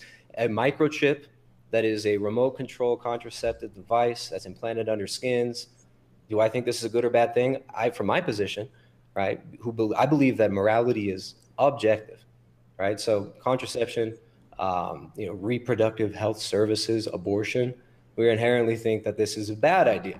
Right, that we shouldn't be killing babies. We shouldn't be using contraception. Man is made in the image and likeness of God, and we are actually commanded to be fruitful and multiply. So this specific device, that is not my argument, though, in this debate, and that is not actually important to this debate. The debate is about the comprehensive Great Reset. Okay. Right. So if you actually rewind and listen to my initial opening statement, can I go a little bit? Can I really quick? Let me just try and help. So Destiny. this is what he's saying. Oh, no, wait. Yeah, I'm going to broaden this, and then I'll ask for him to clarify. Okay, cool. So, Tristan, I'm sorry, okay? I'm not trying to straw man, escalate, whatever, ad hominem, okay? So this was my assumption of this conversation. Now, maybe I wasn't paying attention well enough. Maybe I said, okay. So it sounded to me like what you were saying is that there is a large force moving, both in large corporations and in governments and in these intergovernmental agencies and everything, that are trying to enact or enforce on us this great reset. And in this great reset, they're trying to move humanity in a certain direction, socioeconomically, politically, biologically. They're trying to move us all in a certain direction. And it sounded like the way that you were talking about this is that this is probably not a good thing. So, for instance, earlier when you mentioned about redefining humanity, you made it sound like that was a bad thing. You don't want to redefine humanity. So my assumption is that you have this large migration of us into some area. And in order to migrate us socioeconomically, politically, biologically, transhumanly, whatever, in order to migrate us there, there's going to be a whole subset of actions taken that are moving us in that direction. And my understanding is that you would be opposed to all of those minor actions because all of them lead to what would essentially be the Great Reset. So what I'm trying to ask is, what are some examples of these smaller actions that are being taken where you see that and you're like, that thing right there, that's a bad thing. It doesn't serve humans. It doesn't serve any of the greater good. That's just something that's being put in place to move us towards the Great Reset. That's an example of something malicious that's being undertaken by the government or by some large corporation that we should be fighting back against. That's what I'm probing you to try to figure out. What are those things? You're just trying to state my position for me again. Now, I'm not here for you to make up a position for me and then tear down that position. That's called a straw man. Right, so you didn't actually listen to my introduction, which is very clear here. I believe that the Great Reset is not a good idea. I believe that the Great Reset is inherently not a good thing. Right now, you are arguing for the for the negative. So normally I would do the analysis after. I don't know how to I don't know if I can get through to this guy at all. I have no idea. I don't know what I can say. I feel like he's crazy, like he's psychotic. I have no idea. I don't know how to get through. Right. So this is what I came here to debate. We're debating the Great Reset. I'm not here for you to make up a position for me and then tear that down. Okay. Can I ask just real quick? Can I ask, do Andrew or Pedro, do you guys feel like I'm trying to strawman this guy, or am I fucking crazy? Well, here. I just read this. I just read a good comment. Okay. And it's saying the debate was over the existence of factual evidence leading to the Great Reset and whether it will happen or not. What Tristan, I think, while I agree, very, very complicated, was laying out pieces of evidence, like you did identify, Destiny, that will lead to that, right? So it's a matter of fact that it's happening. Well, right? so the thing, so here's the interesting conversation about the Great Reset isn't like, are we changing as we move forward as a species or whatever? Because that's a process that's constantly happening, right? Like even calling it the fourth industrial revolution, is that implying that you were opposed to the third or second industrial revolution? Like, I don't understand the implication of that. If somebody is going to say, for instance, I'm not gonna sit here and say that nothing in the planet is changing. Of course, we constantly are, and especially during great times of crises, things will shift around more than normal. That's not only normal on a governmental level. It's normal on a corporate level. For instance, if you file for bankruptcy, you'll reorganize your company. It's normal on a familial level. If something dramatic happens in a household, family members might move out, somebody might be committed to an institution, and it's normal on an individual level. If you hit rock bottom, you might make a dramatic change in your life. So we can argue that there is some form of change happening, but I don't think that's necessarily a bad thing. I think that it's more important to look at the changes that are happening to make sure that people aren't taking advantage of a situation to pass something that we might not be okay with. For instance, like the Patriot Act versus somebody taking advantage of a situation to pass something that we do want to happen. For instance, like Elizabeth Warren strengthening the Consumer Protection Bureau to make sure that people aren't committing as much financial fraud or something after the 2007 crisis. That's like where the conversation I want it to be at. It's like, okay, well, if you think that some things are changing in bad ways, what are those things that are changing? Let's talk about that. Is Soros behind the scenes, pulling the trigger on some projects that are going to fuck us later on? Or is it just naturally economies and governments and people's reorganize as crises happen, because that's always what happens? That's what the conversation I would hope would be about. Yeah, I agree. I think that this is what that conversation should be about, right? And when we're talking about fundamental changes to culture, fundamental changes to humanity as are being proposed here, these people are proposing a redefinition of what it is to be human, right? Now, when I asked you that earlier, you said you think that's a good thing. I mean, that would assume. I didn't say that. Now you're strawmanning me. Okay. No, you did say it. Okay, so you don't think you said you think it could be a good idea to redefine humans. I said it could be, but I don't know what you mean by redefine humanity. I needed you to clarify that. You didn't want to. You just talked a million times. Yeah. Well, this you see Klaus Schwab and the World Economic Forum, when he talks about this in his book COVID-19: The Great Reset, he doesn't actually define what we believe humanity to be initially. He just says we can redefine humanity and gives a vague statement that this is a good thing, right? This idea of a new social contract that they're proposing. I mean, they have articles where they talk about we need a new social contract. Sure. So what are they proposing that's bad? What are they proposing that you don't agree with? So do you think that this is a good idea to have a new social contract? Why are you answering my questions with questions? I'm just asking you. I don't know what the fuck you even think is bad about this. I have no idea what your position is. They don't even clearly state what they want this new social contract. Okay, if they don't even have a clear statement for what it is, then why the fuck do you care about it? These guys sound clueless, like clueless dipshits. Because when you actually look at the worldview that they hold, when you look at the power that they wield, we're talking about the biggest corporations in the world. We're talking about like the World Business Council for Sustainable Development. This includes Monsanto, Shell. Okay, I don't need an example of everyone. So this is my question. How are they wielding that power in a negative way then? That's what I'm asking next then. You want to keep cutting off. You want to keep cutting off. And now let me define these things. They want to redefine humanity. What do you believe humanity is? Now, from my perspective, man is made in the image and likeness of God. From my perspective, morality exists. There actually is morality. There is right and wrong. So if we're going to talk about is this good? Is this bad? Is this a desirable thing? Right? We're going to have to talk about how we define what's good, what's bad. If we're going to talk about redefining humanity, we're going to have a definition of what humanity is. Right? So when you say something, hold on, really quick. Listen. When you say Pedro, stop cutting him off. Jesus fucking Christ. What's wrong with you? I'm sorry, Tristan. Go ahead.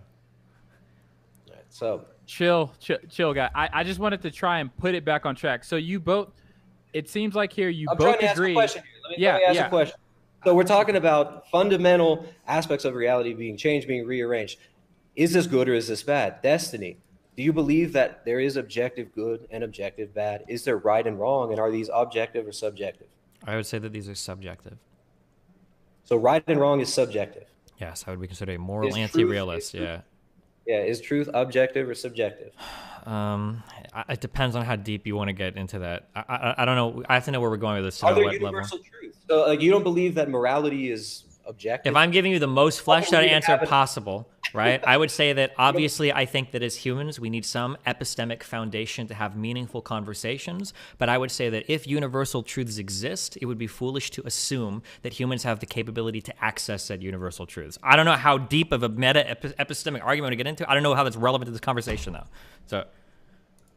This has everything to do with this conversation. I don't think it does. I don't think we need to get into like crazy like right and wrong, good or bad. This is a conversation. I think that we don't need to have a meta ethical discussion to talk about the Great Reset. I think it's like most people would probably. If we're talking about destiny, if we're going to talk about what's good or bad, right or wrong, and you don't believe that there is any inherently good or bad, right and wrong, anything, if you don't believe that there's a standard for good, bad, right or wrong, or truth, then how can we even have an argument? Do you believe there's objective truth?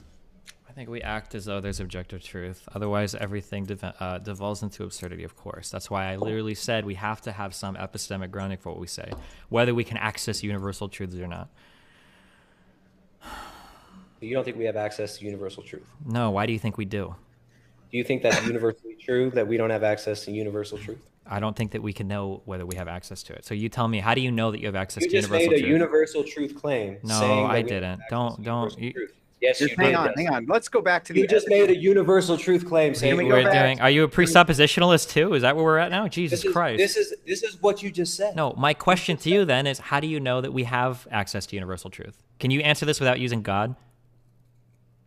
That's the only thing that we can ground universal truth in. How do you know? Right? The only way we can have universal truth, right or wrong, is God. Okay. Yeah, all right. What?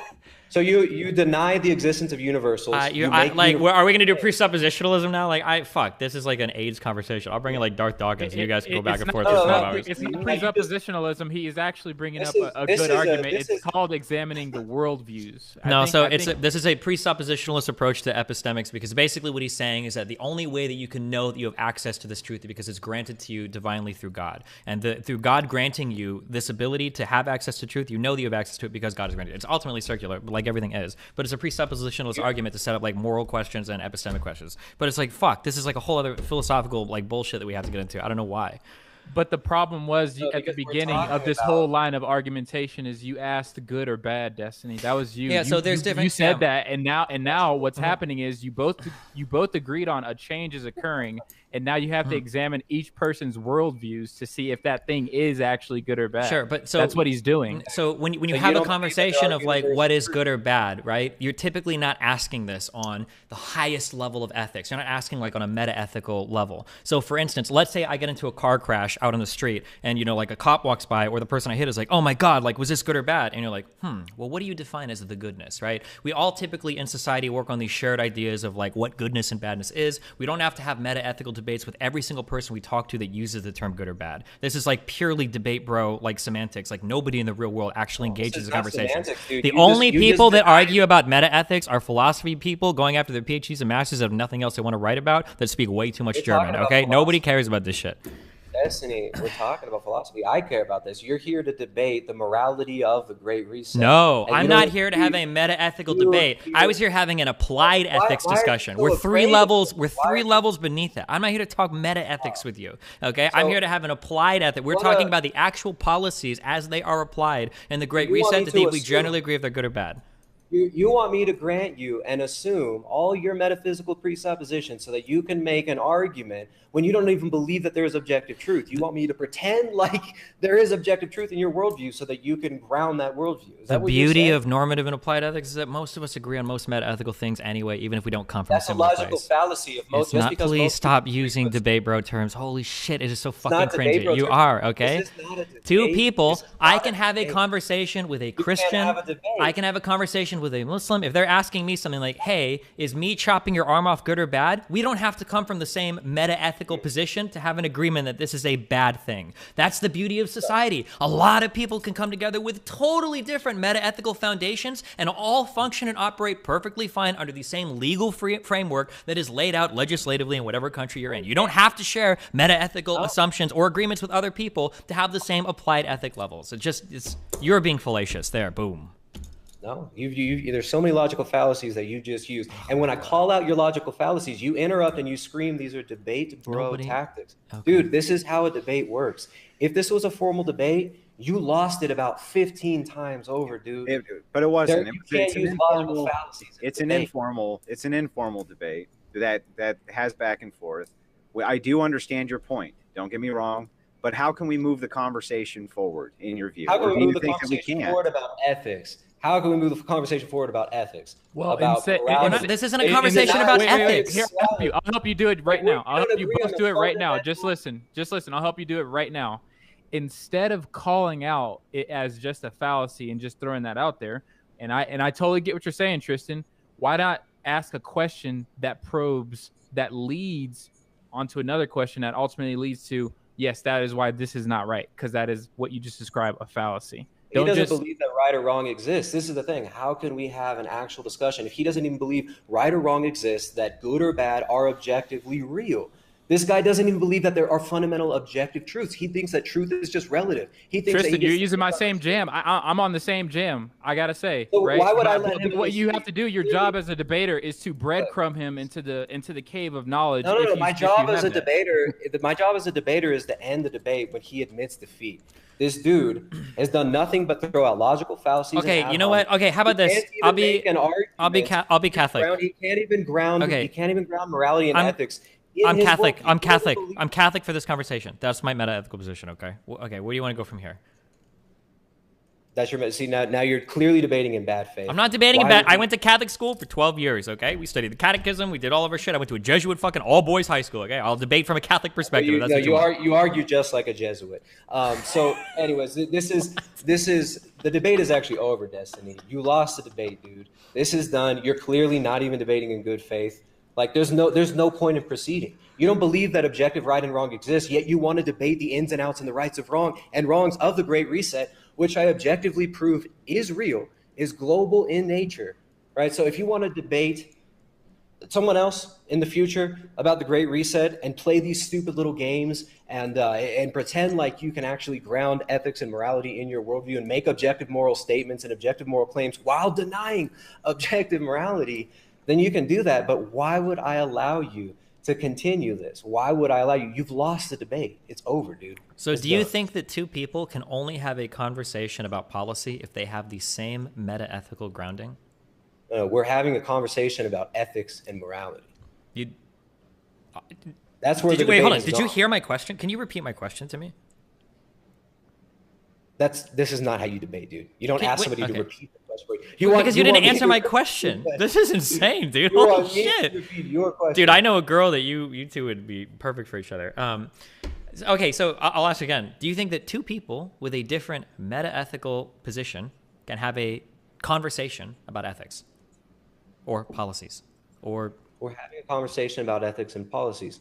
And in order to have this conversation about ethics and policies, about morality, we're going to have to talk about the fundamental measures that we use to determine if something is good or bad, right or wrong. Okay, so you don't believe it doesn't exist. Yeah, so you're saying that if two people have different meta-ethical foundations, they cannot have any meaningful conversation. That's not what I said. I said this conversation right now. Okay. I asked you, how are you going to determine what's good or bad, right or wrong? This conversation is not. This conversation, to be clear, was about the Great Reset. It wasn't about meta-ethics. So my conversation is: can two people with different meta-ethical foundations have a conversation about the Great Reset, or is it impossible? Yeah, we're having a conversation. We're not having a conversation about the Great Reset. You've brought it back to meta-ethics. So my question is, again, for the fourth time, we're not having a conversation. No, we're not talking about the Great Reset. We're talking about meta-ethics. Okay, that's what we're talking about right now. My question is: you're all over the place, man. I don't know. It seems you keep like moving your jaw all around. It kind of seems like you might be on some sort of drugs. It's kind of strange. Come on, you don't have to. It doesn't have to. I feel like some drugs would help you a great deal. You should check out some great antipsychotics that are available in the United States. Something to bridge you back to the real world, maybe. But you cannot ground your reality. You cannot ground your morality, rather. In your worldview, you've admitted that. You want to have a conversation about morality and ethics, but you don't believe that morality and ethics so in the future, you should say, like, I don't want to debate you about the Great Reset because I don't even know my own shit. You should say, I want to have debates about meta-ethics. That's what you should say in the future. Just say that. Just say that. Again. Just say that. And that way, because then I'll skip this shit. Go, who the fuck wants to argue meta-ethics? What a pointless fucking conversation. Or epistemic truth or whatever. Like, Jesus fuck. Like, I have philosophy friends I can talk to about this shit. I'm going to talk to fucking random bald dudes on the internet about fucking meta-ethics. Like, what a waste of time. Holy shit. Yeah, swearing a lot makes you right. I'm sorry. Is God judging me for that? Can we get to the evidence of the Great Reset? No, we're not talking. I laid out the evidence. We can't talk about that. I don't even believe in objective universal truth. How can I understand anything about the Great Reset? Right, Tristan? I've already laid out the facts. Can we get back to that? Can we get back to those facts? What do you think about, for instance, what this guy Schwab said? What are your, what's your feedback on that? I'm still trying to figure out, like, when he says redefine humanity, what the fuck does that mean? What is his definition of humanity? Yeah, they want to move us towards a transhumanist future. I told you, this includes an internet of bodies, an internet of things where everything is tracked and traced by a central global authority run by corporations and governments in public-private partnerships, as I said in the introduction that you didn't so my listen question to you is that you just described cell phones. But you don't think cell phones are evil or bad or whatever? I did not just describe cell phones. We're talking about as well. We're talking about. Can you tell me what you just said that doesn't apply? Wait, what did you just say that? You just want to steamroll. No, I'm not steamrolling. What did you just say that didn't apply to cell phones? What part of that doesn't apply to cell phones? And a cell phone is an implantable medical device. You didn't say implantable when you just gave that definition, and you didn't earlier. Asked me for Look, dude, this is you're not debating in good faith. You're not even debating. Yeah, I'm the one in bad faith. Well, he can probe the evidence. No, this is ridiculous. This guy's lost about 5 times over. I've given him examples of the implantable medical devices, including implantable birth control chips. Yeah, and then I'm asking you if these things are bad or not, or if you think they're good or bad, or what. Do you think an implantable remote control birth control chip funded by Bill Gates is a good idea? It could be, sure. I'm asking you. Do you think if you think it's a bad idea, and I think it's a good idea, now we found something we can have a debate about. Now we can actually talk. But you won't take a position on anything. You just tell me what the Santa Claus guy is fucking saying. I already told you. control is inherently bad. Okay, right? so but your Killing problem babies there, your problem there doesn't have anything to do with the Great Reset or any of the technological techno-babble or transhumanist bullshit. Your problem is you're just anti-abortion. You see what kind of this is the silliest, most ridiculous debate. This is like me. This is like you making the argument that like I think that Mustangs. You're saying this is your argument. You're saying I think Mustangs are horrible cars and they're evil. We should never make them. And I'm like, well, what do you mean? Wait, why do you hate Mustangs? And you're like, well, because wheels are bad. And it's like, wait, what? So then your problem is with the cars with the wheels. So you're giving me an example of like some implantable fucking birth control, and I'm asking you, okay, well, why is this bad? And you're like, well, I'm opposed to abortion or birth control. It's like, well, okay, so it's not. You use logical fallacies. You just use straw men, false equivalency, ad homs, two quo fallacy. You think those are okay? All right. Anyway, this is ridiculous, dude. You clearly come in bad faith. Absolutely. You say, all right. So you believe that? Hold on. I answered your question. I told you that I think that the implantable microchips are a bad idea. You think that Bill Gates developing implantable microchips that can be remote controlled are a good idea. If you're talking about something for birth control, depending on the application, I think that could be a good. I don't know what remote controlled means. You understand that you have to. You don't know what remote control means? Okay, great. Do you want me to give you an example of why that statement might be a little bit more complicated? I don't know what your background in tech is, right? I don't know if remote controlled. It's a moral question. It's a moral question. Okay, first of all, if something is implanted in your body, it's probably always going to have to be somewhat remote controlled, unless you're going to have to dig into it every time to fucking do something with it, okay? Screaming in a high-pitched voice without making an argument and trying to steamroll and displaying really exaggerated emotional states physically does not win a debate. That's not actually that's not a debate, dude.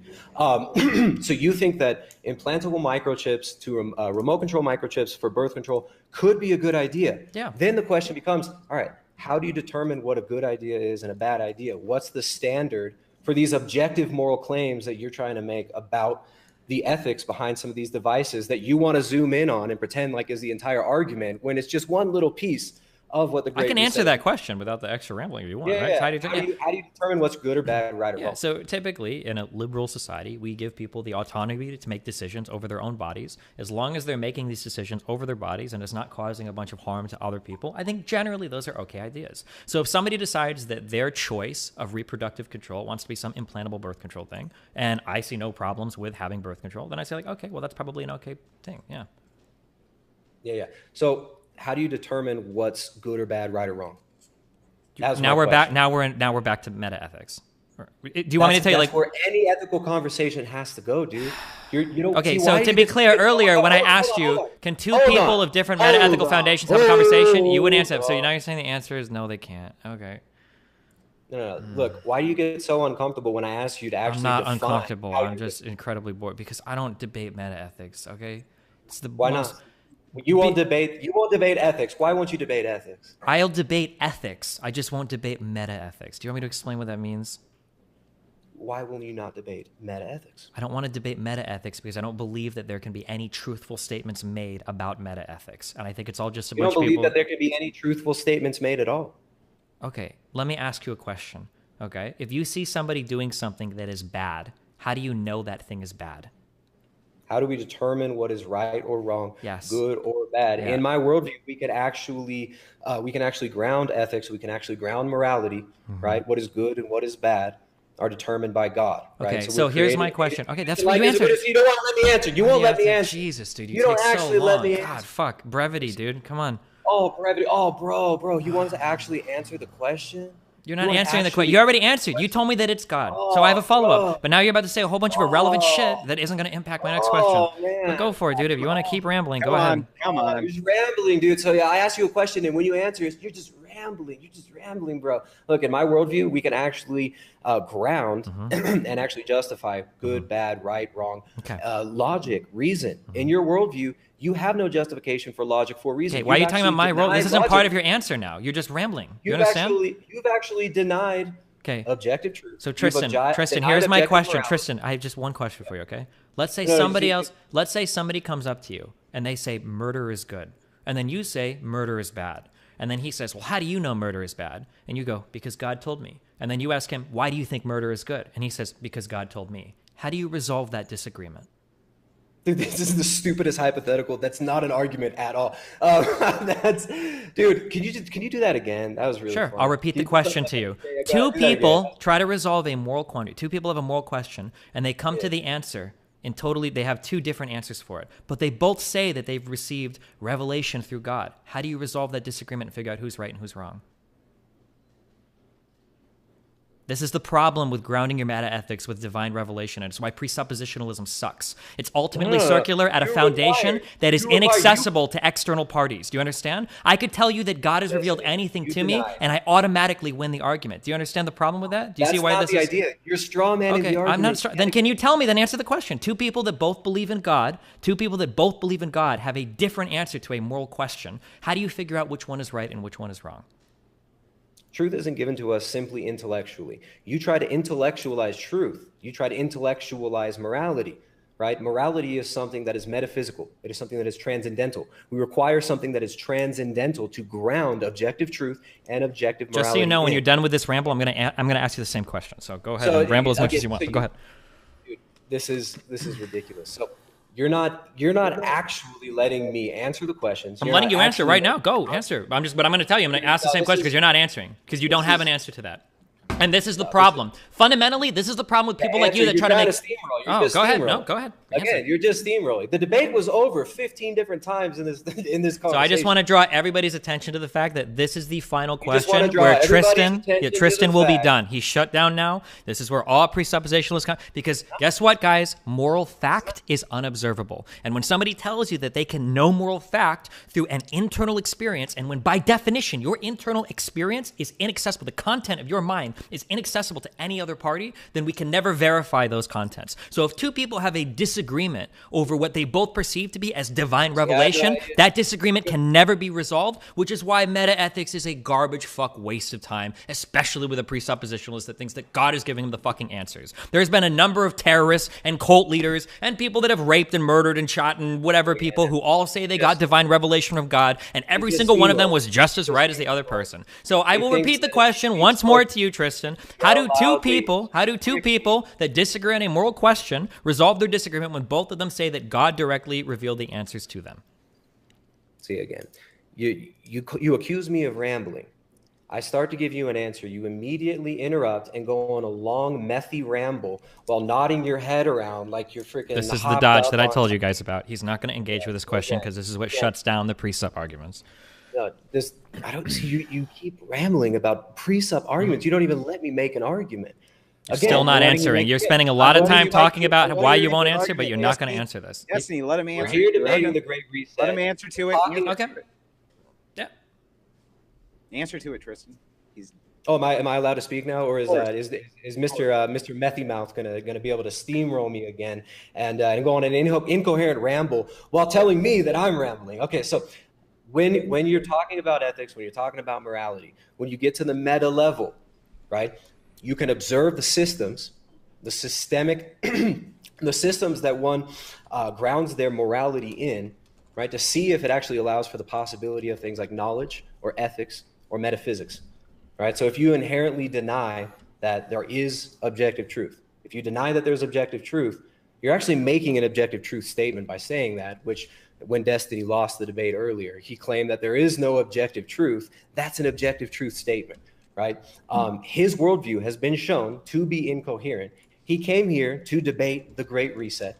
We're getting to the question of, are these ideas that are proposed in the Great Reset good or bad? And he can't give me an answer to what his objective standard for good or bad is. Right now, from my worldview, coming from my perspective, right? We believe that morality is objective. We believe that human beings are made in the image and likeness of God, which is why redefining humanity, right? Human beings redefining humanity when we are inherently fallen, right? We are inherently fallen. We were created in the image and likeness of God, and through the fall and through the noetic effects of sin, we can't just make claims about what we believe humanity is just from simply observing humanity without revelation, right? So you can't. He's not even listening. So you cannot ground you can't ground ethics. You can't ground morality in your worldview. In my worldview, we believe that morality comes from God. We believe that good and bad, right and wrong come from God. We're coming from a Christian, from an Orthodox Christian worldview that is grounded in history, that is grounded in revelation, and good and bad, right and wrong come from God. Without God, you can't have good, bad, right, or wrong, which is why Destiny does not want to have a conversation about how he can define what is good, bad, right, or wrong. He wants to talk about broad generalities and make statements like, well, a lot of people believe that you can just talk about applied ethics in this frame or in that frame, and he wants me to grant him his worldview. I'm not going to do that. Right? Objective truth exists. Objective right and wrong exist. We're talking about fundamentally restructuring our very reality and our definition on what it is to be human. Right? So if we're going to redefine what it is to be human through this great reset, as proposed by Klaus Schwab, and which Destiny says is just a great idea, we're going to have to define what humanity is. Right? We're going to have to define what right or wrong. We're going to have to be able to determine what is good or bad, right or wrong, if we're going to make objective truth statements. So he doesn't believe in objective truth. Let's give him a chance to respond to that. Go ahead, Dad. Yeah, so my question was, two people have a disagreement on whether or not something is morally right or wrong, and they both claim that they know those things are right or wrong because God tells them. How do you resolve that disagreement? That has nothing to do with the argument that I just made. So you told me, you tried to answer this in a very roundabout way by saying you can observe systems, but earlier you uttered the phrase, you can't intellectualize it. Now, observing things with your senses and then trying to put together answers based on those observations sounds like intellectualizing me. So I'm asking you, as somebody that has a solid meta-ethical foundation of the world where God grants you moral truth through divine revelation, how do you resolve a disagreement between two people that say that they're both inspired by God? How do you resolve that disagreement? It doesn't matter. Tristan, wait. Don't just respond. Take a second, because there is an answer here. There is an answer here. I think you both are just very heated and going back and forth. I'm not heated at all. Just a simple question. Cool. I'm just saying, take a second, think about the question. He's chill. It's all right. Yeah. So two Christians in a room claiming something. One has to say what in order to actually prove they're, in fact, the one with the objective truth. Yeah, see, it doesn't ultimately matter what a single man says is true or is false. What matters is what is objectively true. Truth is revealed by God. So we're given truth in Holy Tradition, in the Holy Scriptures, right? And from the Orthodox perspective, we have the Holy Scriptures and we have Holy Tradition. We have divine revelation that is given to man's heart, right? So how can two people argue and determine what is true within that framework? It doesn't matter what two people will argue in a hypothetical situation of two people in the street trying to say, this is bad, this is good, this is right, this is wrong. What matters is what is objectively true. And that's not determined by us. What do you think about that, Pedro? Oh, so you're putting me in the seat? No, well, because Pedro, you made it sound like you knew that there was a answer. You can tag me in, sir. You said you think there's a great answer, so like. So the moderator hat is off, right? No, you stay out of it. Stay out of it. Okay. Well, I want to hear what you think. Because I mean, you said you think there's a way that you could figure that out. Oh, he's trying to get you to bail him out. Nice. You can do it if you want. He needs the help. Well, actually, you know, I want to engage Destiny. I want you to hold this line of questioning for after the debate and run me through the same drill, and I'll show you the stark difference. No, he wants the answer. He said he wants the answer. No. I want to hear Pedro's. See, I care about you can stay, Tristan. You can stay. I care about what's objectively true. I don't. To Destiny, this is about winning a debate. To me, it's about what's actually true. Like, so to be clear, we're not debating yet. Like I don't even know what you believe about anything. We haven't gotten to a debate. None of this right now that we've done so far is a debate. Yeah. Hear this? Can I jump in? Yeah, if you want to, Pedro. Yeah. Yeah, Pedro. Jesus jump in. Christ! Holy fuck. So Tristan, just take a back seat. All right, Destiny. So what I would do if I was in face to face with another Christian and they asked me, no. Not with another Christian. That's easy because you can appeal to like my cool. So let's say you're like with a Muslim, right? You're trying to figure out like I believe in the Hadiths and blah blah blah, and you're like, okay, well I believe in Scripture. How do you resolve these different divine revelations when two people feel like they've been divinely inspired? We would take them to the tenacity of the Scriptures. We have 5,400 Greek manuscripts. We have over 140 pieces of excavated, preserved papyri. We can go back and look at the original languages and see who, in fact, is actually talking about the real God, and who, really, with Muslims, it's who Jesus was, who can actually more accurately describe him. For Mormons, I would go to the Bible in the Old Testament and actually define that there is only one God, because they believe there's going to be like multiple gods, so like a pantheon. For Jehovah's Witnesses, I would just go down to basic the identity of Jesus Christ once again because we believe he's Michael the Archangel. I'll take him to the scriptures. Sure, Each and so what every if one of somebody these isn't a tenacity of history. I don't need tradition, by the way, to do this. I could just go to what we have excavated. So yeah, so what if somebody comes and they say, well, I'm actually a believer in a religion, and I think that a demon has revealed these things to you to mislead you, and I've been granted this by divine. So the scriptures talk about that. So I actually definitely believe that what's his name, Joseph Smith, definitely saw an angel in the forest. I think it was a demon, a fallen angel. So what happens there is whenever you come into contact with an angelic being who gives you another gospel, the scriptures automatically say this is a demon before you. It's very but easy. what if somebody says that the scripture itself, the original scripture, was right? And by the way, the scriptures of which there were more of, right? There are multiple books that don't make the current scripture, right? That have been gone through councils that have been voted on the past for whether or not they're included or not, right? There are gospels that show Jesus with Mary Magdalene, and there's the different councils that have determined which books are in or out. I know what you're talking about, the longer ending and the short ending of Mark, all this good stuff. This has all been fleshed out within Christian debates. So, but what do you say if somebody? What we have to do is actually look at the original languages. Goes back to the Greek Septuagint and the Hebrew languages, and we can find out who's actually telling the truth. Our history goes back into 10,000 years. We have the most tenacity of any kind of written religion available to us. So very easy. So we have history on our side. Yeah, we have evidence. But what I'm saying is, this is the problem with divine revelation, though, right? So Jews are going to disagree with you, and they're going to say that, like, the coming of Jesus, he was not the divine prophet that was God, right? Right. And other people could come out and say, like, it could be as radical as these languages were implanted by aliens. Yeah, go for it. Yeah, the Jewish question, go for the whole Jewish thing, the whole Jew.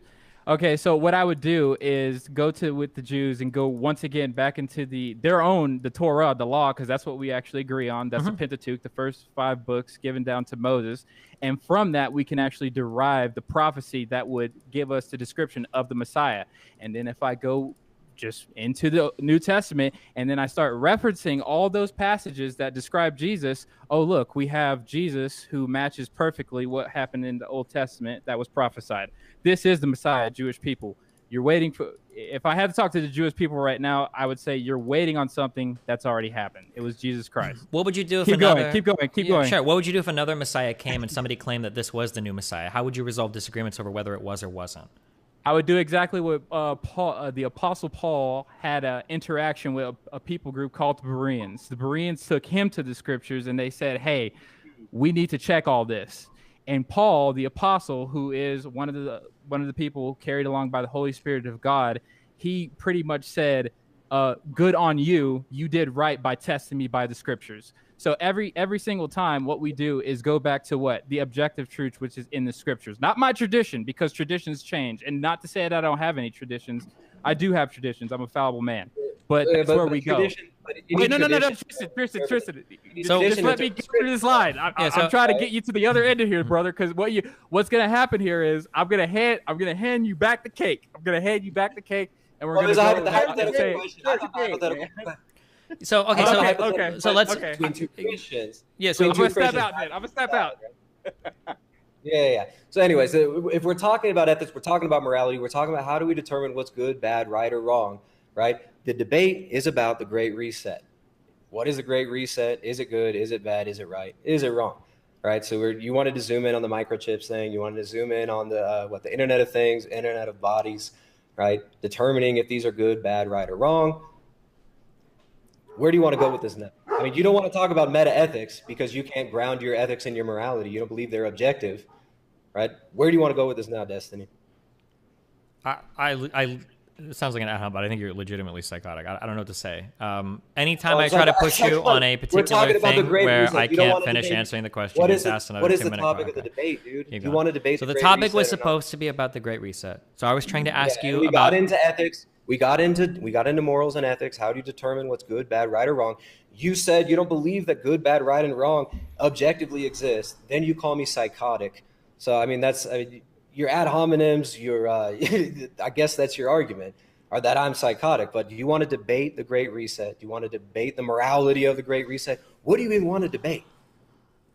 I wanted to go into parts of the Great Reset, like actual examples of things that you think are bad. Yeah. That's what I wanted to talk about. But then you wanted to talk about meta ethics, so I don't know what we're talking about. Because when we're going to talk about what's good, bad, right, or wrong, that naturally is where it goes. So then stop Right? saying this is a conversation about the Great Reset. This is a conversation about meta-ethics. Is it? Do you want it to be that? You said you won't go there. You said you won't do that. No, I said I want to talk about the Great Reset. That's what I came here to talk about. Okay. Okay. So, anyways, do you have any more questions about my initial statement, my opening statement, which was comprehensive, which proved the nature of the? Do you think the Great Reset is good or bad? Yeah, I think the Great Reset is inherently undesirable. Right? I don't even think you should desire this, even if you're coming from, an atheist materialist standpoint. It's not going to benefit your. I'm not asking you if I desire it, dude. Again, you don't let me finish any statements. You consistently interrupt. You steamroll. Okay. You use ad hominem attacks. You make that your argument. Yeah. You think that you can use that false equivocation. Well, do you have questions about his evidence? That's where I. But we're never gonna get to that. Yeah, I want to know about some of these horrible Great Reset things to see if he thinks they're good or bad or right or wrong or what they are. Right. So I see what's going on. It's so disingenuous. It's so disingenuous the way you go about this. It's ridiculous, man. So the problem is that, what Tristan has done. So what I laid out at the very beginning of this debate is actually in my 30-second statement. So the problem is that people build these grand narratives around this collection of facts, but when you start to analyze these facts one after another, they just fall over like dominoes, and then the entire. You haven't analyzed any of the facts. I know, because you won't let me, because you want to talk about fucking meta-ethics. Okay. Oh man! So again, you straw man the position. You call it a conspiracy theory. Straw man. Right? Look, conspiracy. you wanted to talk about remote-controlled microchip contraception.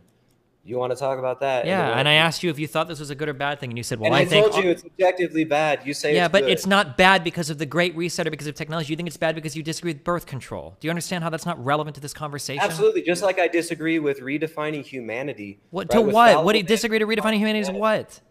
You won't let me finish the sentence. Just like I disagree with the idea of fundamentally redefining humanity, because I believe that it's not man's place to define humanity.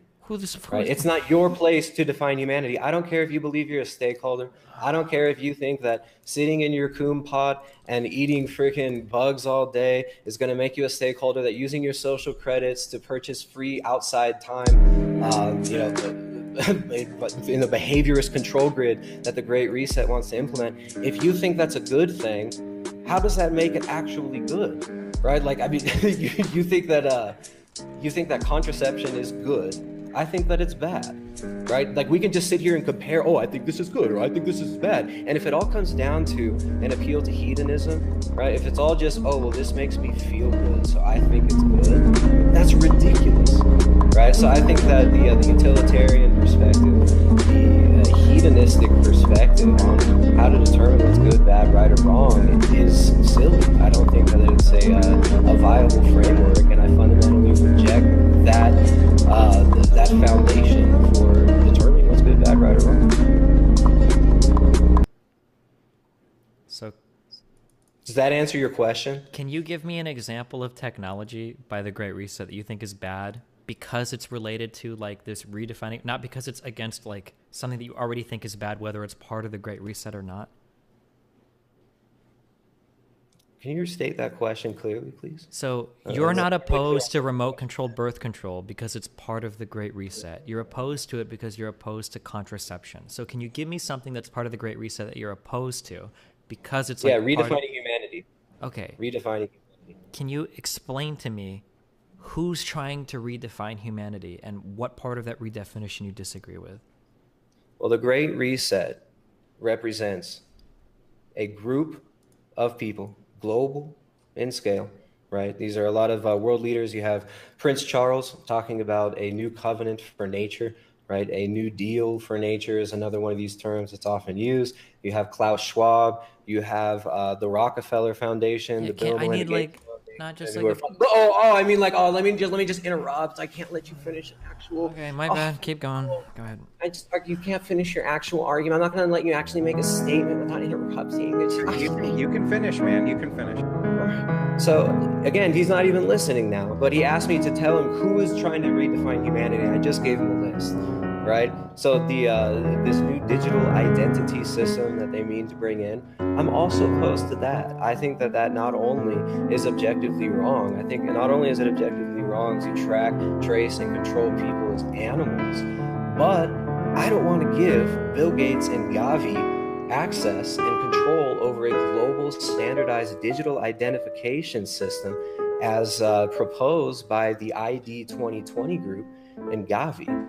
So, I mean, that's another thing right there. Okay, do you want to talk about just that identification system then or something? Or every time I ask you a question, You're you mentioned me for a specific, and yeah, I give just you one. specific. No, you're like, not. You're saying the Rockefellers did this, and this guy in Prince Charles did that, and this guy. I don't give a. I don't want to. Who's trying to redefine humanity? And I just gave you a list of the people involved in pushing this idea of the redefinition of humanity under the Great Reset. And then you're like, oh, I just can't hear all this.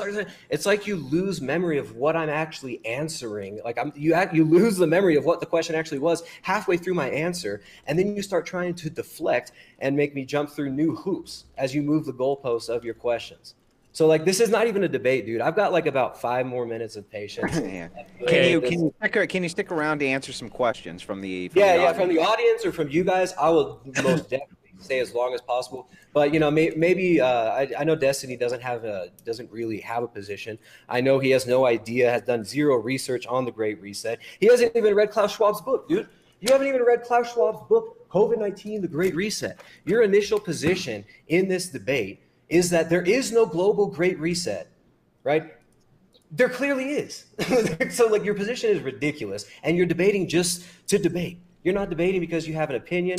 Because you can I ask you a different question? Do you think that you don't even care. You don't even care. Do you think evolution is like a thing, or do you think that's not a thing? Do you think that's all fake? This has nothing to do with I'm just curious because it's kind of part of the Great Reset, right? First we make up evolution is a theory. I think evolution is a theory, and one of the foundational theories of the Great Reset.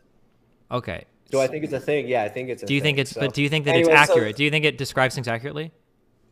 Do you think that it is? Do you think that it's true? Yeah. Objectively? It's objectively I didn't true. say objectively true. I think it's a good description of the world. So you're not going to answer that question. Hold on. Do you think dinosaurs existed on the planet at the same time as humans did?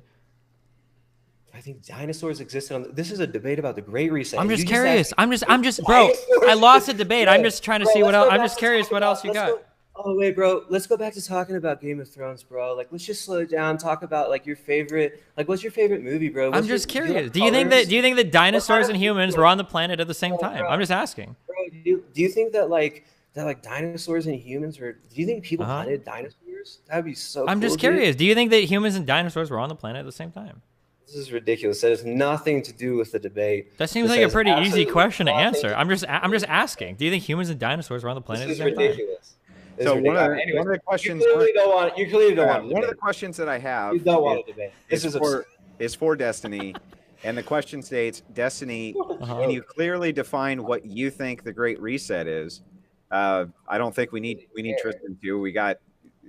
I think he fleshed it out pretty good. Yeah, I feel like everybody has different. So I don't even know how many like mainstream politicians use this term Great Reset. I haven't heard any. I know that there are people who write books on this or whatever. Like my understanding of like what a Great Reset would be is that in a time of great crisis, there's going to be a lot of money spent on different projects, and it gives us the opportunity to reset some things in society in a way that might be better. So for instance, one example, in the United States, some people say that our current like healthcare infrastructure is really shit. Maybe as we reorganize and as we kind of get our economy rolling again, maybe there's a way to get rid of, to de-integrate healthcare away from the place of employment and find a way for the government to give us like a public option or some sort of like universal healthcare. That would be an example of like a Great Reset. Or maybe we have like different ways to roll out like new labor laws or something to help workers. Or maybe we have different ways for companies to operate that is like part of like the Great Reset. That's my understanding of when people talk about like a reset. It's like the concept of like the Green New Deal. As much as I'm opposed to it, like the concept of the Green New Deal is that we make a whole bunch of new jobs and spending on infrastructure, but we do it in a green way, so we're moving in a different direction going forward. That's like the Great Reset. It's just reorganizing things in times of great crises, namely the coronavirus crisis. Tristan, did this debate go like you thought it would go?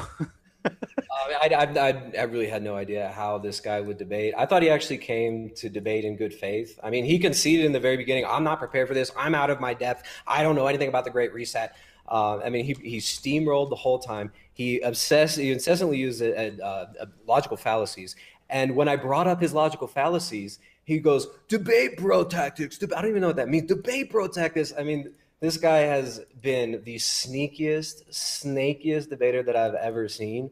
But, you know, I mean, it is what it is. He doesn't like letting me actually get my points across. As soon as I start making a point and explaining my position, he derails and goes off the rails with some new points and tries to, you know, shift the goalposts. It's been ridiculous. I had no idea how this would go. Obviously, I prepared for this. My opening statement was comprehensive. Anybody who wants to understand my position on this and what the Great Reset is, listen again to the beginning of this so-called debate, which wasn't actually a debate, with my opponent, who I thought would actually prepare. But he conceded the debate about 10 times.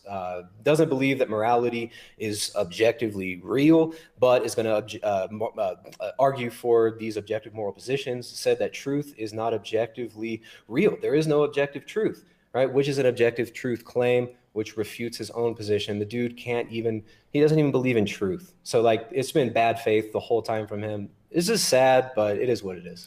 Wait, I'm actually genuinely curious. Who do you think has talked more in this conversation? Tristan. Who do I think has talked more? Yeah. I don't know. I don't have a timing. I don't have a timer, but it feels like when you speak, it feels like incredibly excruciatingly long periods of time. So do you genuinely think we're close to 50-50 in terms of who's been speaking like more? But we've spoken about this, or you think I've spoken more than you? I'm just curious. That has nothing to do with the debate. I never said it did. I'm just asking you. Not everything has to do with the debate, right? I'm just asking you a question. We're here to debate. So I'm just asking you a question. Who do you think spoke more? I'm just asking a question. Who do you think spoke more, and why do you think that's important? I'm just saying how keyed in you are to reality. Just curious. What's your favorite Game of Thrones? Sorry, go ahead. What's the next Who's your favorite Game of Thrones character, dude? Like, let's talk about Game of Thrones. Do you like French fries? I like hot dogs, dude. Is that cool? Yeah. Okay. What was you had a couple there, Pedro? What did you have? You want me to chime in? No, the question. I didn't see the question. Sorry. Okay, my bad. Let me just bring it back up here for everybody. Okay, so we actually had a few super chats come in, and I'll apologize right now because of me picking a red font. They just came in all blurred, so I'm just gonna read it here. For $3. Dan Zemet, he says, Destiny, we see global organizations and people in power saying the world is overpopulated, but in reality, the birth rates are steadily dropping beyond replacement rates. Do you find this concerning? I don't know who's saying overpopulated. My understanding is that so I'm 32 now. In the early 2000s and in the late 90s, we talked about overpopulation a lot. It was like a huge thing that the world was going to be crowded. But my understanding is that as people have seen birth rates slope off all over the world, now the mainstream thought is that I think it's the 9 billionth person will never be born. I think it's 9 billion that will never reach that number because as countries industrialize, that might be higher. It might be 10 or 11 billion. But as countries industrialize, birth rates slope off. I don't think anybody's saying that we're like overpopulated. And if they are saying overpopulated, my guess is going to be that if you dig into those statements, it's more like we're causing environmental harm in certain areas because of consumption. It's not this idea that we're overpopulated and we need to depopulate the planet. All right. And our next super chat, I'm just going to Can I ask Destiny a question? Oh, yeah, you get to interact. Okay. Go for it. Yeah. So you don't think that overpopulation is a good thing? I mean, people like Bill Gates, who are proposing this global identification system, are also developing remote control microchip implantable technologies for birth control, right? People who what's funny about that? I mean, I've proven that's an objective. You pretended to ask me a question and you used it to monologue again. You're like a soliloquy machine. It was just funny to me. Sorry, go ahead. Don't worry about me laughing. So yeah. So Bill Gates openly says we need to depopulate. There are too many people, develops contraceptive implant microchips that can be remote controlled, and is heavily invested in this ID 2020 global identification infrastructure. Do you think that's a good idea to all be put on a global identification system by this ID 2020 group that's manned by like the Bill and Melinda Gates Foundation through Gavi, the Rockefeller Foundation, big corporations like Microsoft? Do you think that's a good idea? Do you think that's something you would sign on to? Am I going to be able to answer this without him interrupting? Yes, sir. Yes. Okay, so isn't it funny how he actually don't let him answer. Very thing that he spent this whole debate doing. Let him answer. Let him answer. Exactly what you do. Hang on, let him answer. Go ahead. Okay. Go ahead, Destiny. You Gotcha. can answer. So it's very hard for me to answer a question when you ask me something like, are you okay or not okay with this incredibly complicated technology that exists on a very macro level? I don't have That's a way. what this debate is about. Let him finish.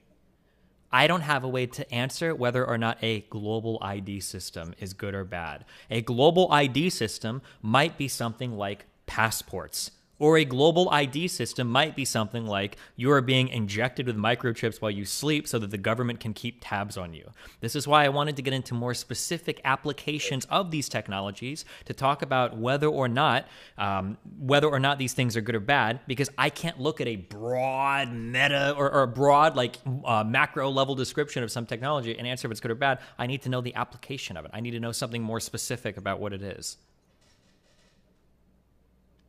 Okay, so all right. Oh, you're gonna interact? You can interact with it. I'm sorry. Go ahead. Yeah, thank you very much. So you mentioned like passports. The ID 2020 group, funded by Bill Gates, Rockefeller Foundation, they actually are promoting global vaccine passports. You think that's a good idea? A global vaccine passport. Standardized internationally, yeah. Well, my understanding is that passports are already standardized internationally. Whether or not a global vaccine passport is good or bad, that's a really rough one. The thing is that I think it's probably okay. Countries should probably have a right to determine who they let in and out of their country, unless you would attack like a country's sovereignty and the ability to decide how they control their borders. So, I mean, this is happening right now, the global vaccine passport rollout. I mean, this isn't like hypothetical. I mean, this is being rolled out now under the excuse of COVID-19. And this is something that was planned long before that. ID 2020 was promoting these ideas back in like 2018 at least. So, I mean, this is something that's not just in response to COVID. It's something that was desired even before that. But I mean, like, I don't see it, like, depending upon where you're coming from. So I've done a lot of international travel. Depending on where you're coming from, where you're going, you already have to do like certain vaccines or medical examinations based on the risk of where you're coming from. I think if a country wants to determine that, like, hey, in order for you to come into this country, you need to meet like this medical requirement. We already do it for immigration. I don't think that's necessarily the worst thing in the world. No, it's not just for that, though. I mean, it's for going to restaurants as well. I mean, this is for going to sporting events, going to sporting venues, possibly for interstate travel has been proposed by the Biden administration. I have never heard of the Biden administration proposing for interstate travel. You need a vaccine passport. I don't believe that is true. They're talking about that as a possibility of something that may be needed in response to this. That's impossible. That doesn't work. In the United States, we don't check. I think it's ridiculous too. I don't think it. No, I'm not saying it's ridiculous. We don't have the infrastructure to check. We don't have any type of passport in the U.S. like that. That's not a federal thing. This is what the Fourth Industrial Revolution enables. You walked out of all of that because you just made a bunch of shit up. But okay. I just made a bunch of shit up. So again, this is what the Fourth Industrial Revolution and the Great Reset will enable through the smart city grid, right? Which is actually based on a global centralized standardized identification identification system that is digital, right? Digital identification that's universal and worldwide. Everybody has a digital ID. All right, so this is what this I've never heard of a digital. The only thing I've heard of that's even remotely comparable to this is a passport, like an actual. But I'm sorry, when you talk about passports earlier, I'm talking about passports, like actual passports, not like. Yeah, well, even the passport could be, the international passport for international travel. This could be implemented there, and it already is in some countries that you need certain vaccines. I don't think that's a good idea, but. Wait, why not? Wait, what do you mean? You don't think a country has a right to say? But what I'm talking about, like venues, restaurants, stuff like that. I mean, the vaccine passport, they already have this in many countries. Do you think a restaurant has a right to refuse certain customers if they want to? Do you think a restaurant has a right to refuse black people if they want to? No, because black people are a protected class in the United States. Whether or not you're vaccinated, it's not a protected class. It's not part of the Civil Rights Act. Why should black people be a protected class? I mean, do you want like the legal theory? Do you want the moral theory? Or I don't know. What do you want? Well, you don't believe in morality, so I guess the legal theory. Oh, God. You have to go back to metaethics. What's the next question, Pedro? Yeah, so just real quick, like the legal answer, I think, is the Civil Rights Act is what gave us like protected classes, and you can't discriminate against protected classes. The moral argument is that like there are certain classes of people you probably shouldn't be able to discriminate against in society because it like causes like the destruction of society. If you can discriminate against like veterans or like women or black people or whatever, like it causes like large fuck ups in huge areas of society that the market can't correct for.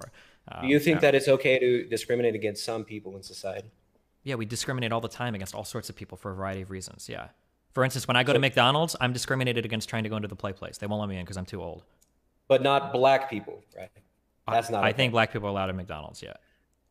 Yeah, but it's okay to deny unvaccinated people, perhaps. If a business, assuming that my understanding is that like whether or not you're vaccinated is not a protected class in the United States, so a private business has the right to choose whether or not they want a vaccinated or unvaccinated person. I think. Now, I don't know if they can demand a card to see it. I don't know. Maybe that's something that'll be challenged in the courts, and then we'll see how that goes through. But it's just funny. So you think it's okay to discriminate against some classes of people, but not others, but it's strictly from a legal standpoint? Yeah. Okay. So you're using this word discriminate. I don't know if you know what it means, right? So for instance, like if somebody comes into your store naked, you can discriminate against naked people, right? Have you ever seen the sign no shoes, no shirt, no service? To discriminate is to discern between different things. I'm not talking about that. I'm talking about denying services to people.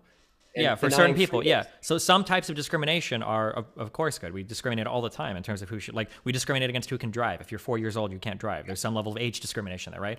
But when it comes to, like, renting places to people, or when it comes to hiring people or letting people in places of business, there are, like, sexual identities are protected. There are racial identities are protected.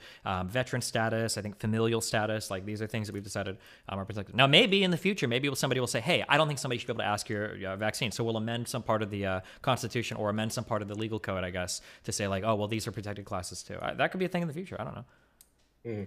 Okay, so if all the corporations decided, if the stakeholders decided that it's okay to shareholders, not stakeholders. Go ahead. If the stakeholders determined, meaning I guess you're a part of that because you believe you're a stakeholder. But the stakeholders don't make decisions right now. Shareholders of corporations do. You're using the word incorrectly because you don't know what it means. Yeah, go ahead. No, I did. I do know. You didn't. I asked you to define it. You couldn't. But go ahead. Shareholders are included in the stakeholders in the stakeholder capitalism model. Okay. You actually admitted earlier you had no idea what stakeholder capitalism is. Gotcha. You had no idea what the Gregor said is when you conceded the debate in the very beginning. But you think that it's okay to discriminate against some people, right, but not other people. And how do we determine who it's okay to discriminate against? How do you determine that? Well, legally or morally? Morally. Yeah, we're going in a circle, but gentlemen, I gotta move us morally, forward. How do you determine that morally? I mean, morally, you see, like, does it serve the interests of society or not? So, for instance, in some cases, age discrimination is good. 4-year-olds probably shouldn't be allowed to drink. In other cases, age discrimination might be bad. I don't want to rent this apartment to somebody that's 60 years old. I don't like old people. That's probably bad, right?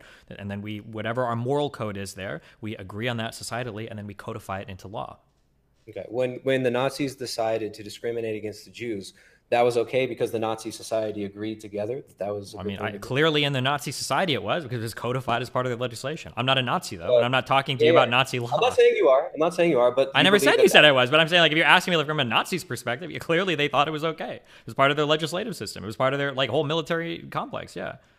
But you say that you believe that's how you determine what's morally right and wrong. It's just who the greater. No, I'm just telling you where laws come from. I'm just answering. No. When I asked you how you determine what's good or bad, you said, well, society determines that. Oh, if you're asking me on like a meta-ethical level, then we're going to go all the way back to our earlier conversation about how I don't really answer those questions of good or bad on a meta-ethical level because I think those. Oh, you can't go there because your whole worldview falls apart once you go there. You admitted earlier. You got me. You trapped me again. All right. Go ahead. Moving forward.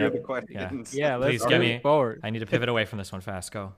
All right. So Salokin donated $5. We appreciate that, sir. And his question is to Tristan. Did dinosaurs and humans exist at the same time? How old do you think the Earth is? Yeah, I don't know. I'm not sure what you mean about dinosaurs. He doesn't know what that question means? Really? Alrighty. Okay. No, he's got to answer. Wait, hold on. That guy donated. He's a stakeholder. He's a stakeholder in the stream. What you mean by dinosaurs? I mean, are you talking about? What are you even talking about? Have you ever seen the movie Jurassic Park? Those guys. Was Jurassic Park nonfiction or fiction? That's the question.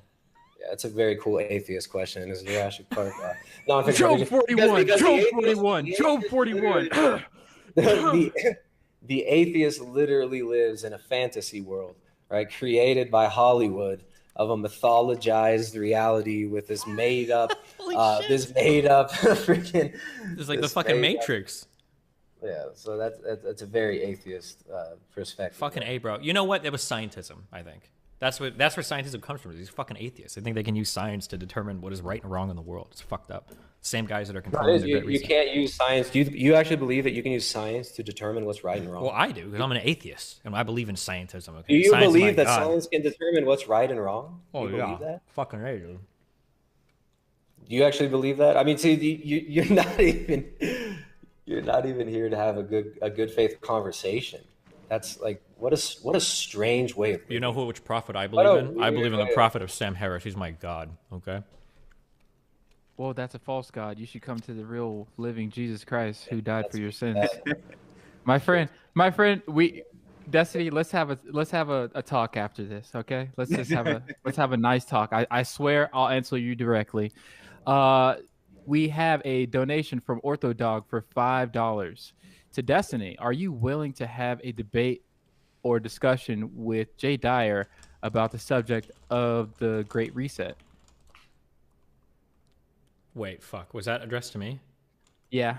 Yeah, I'll talk to literally any other person besides this guy about the Great Reset, sure. Because the conversation is guaranteed to go better. Crucible. Yeah. Yeah. All right. And then we have our next one to Tristan from Good Grief, who donated $5. We very much appreciate that, sir.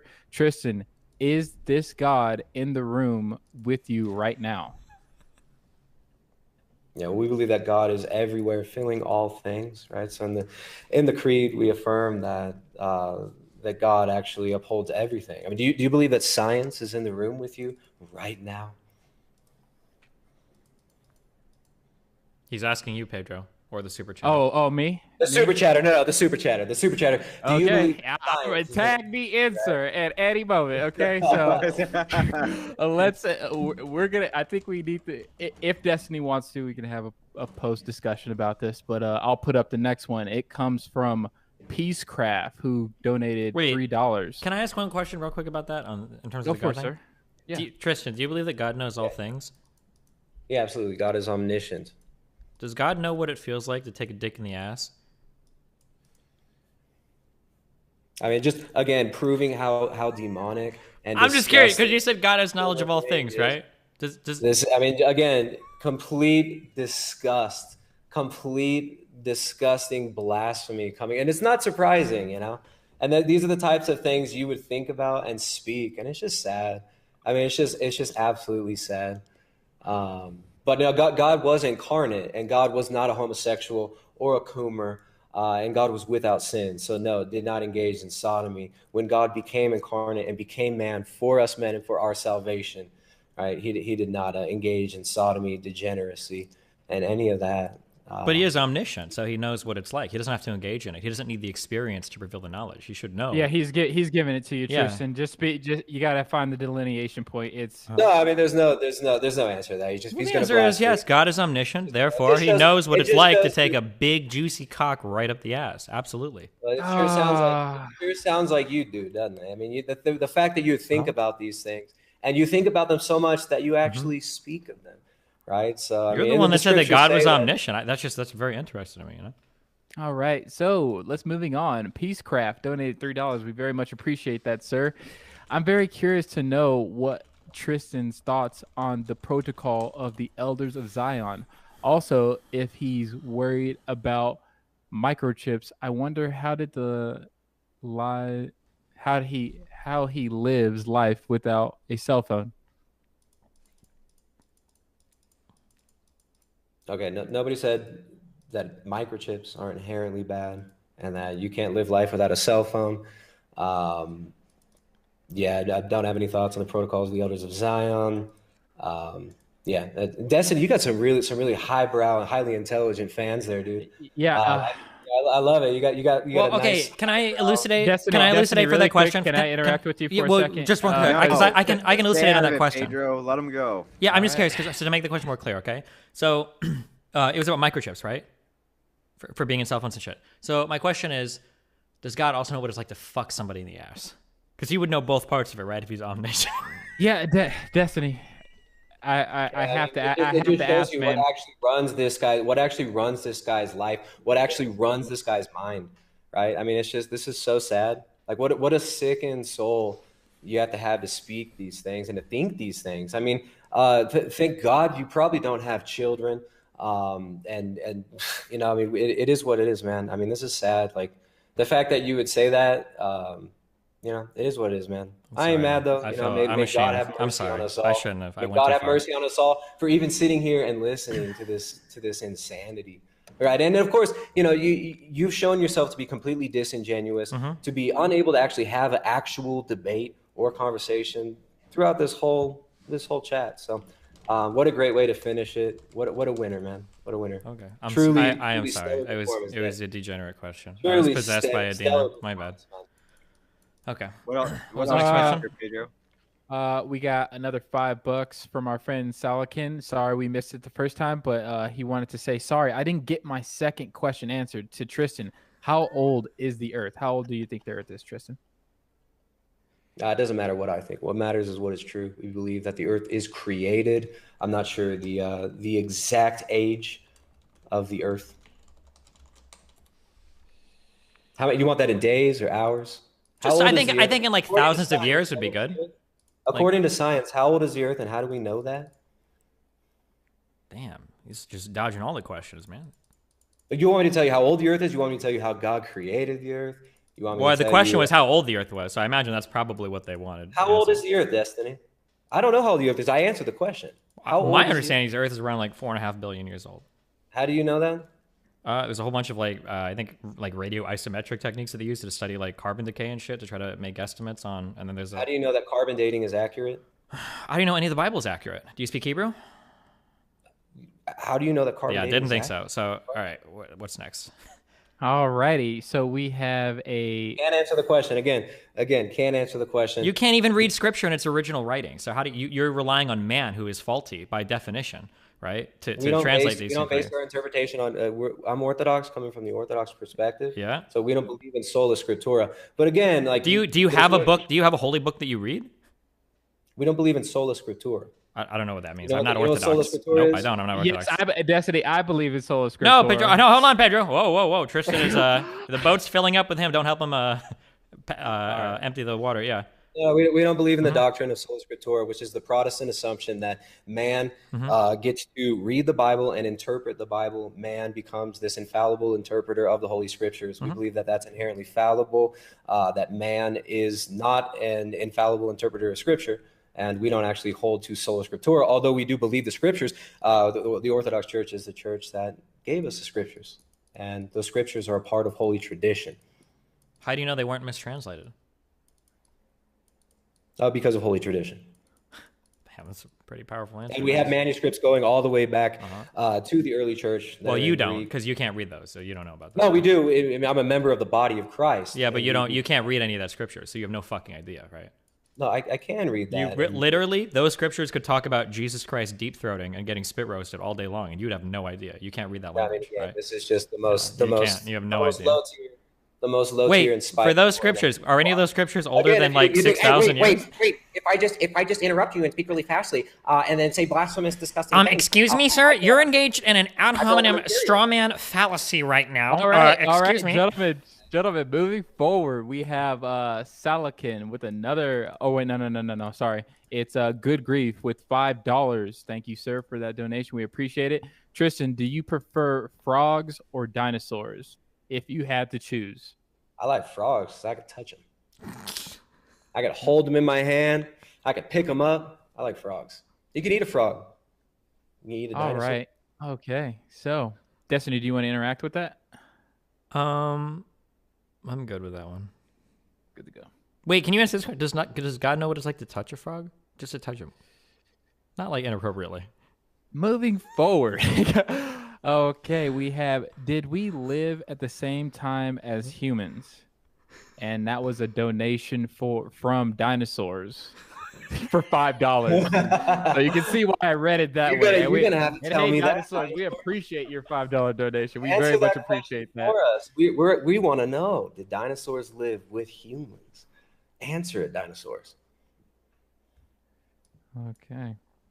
Moving along. Let me just post it.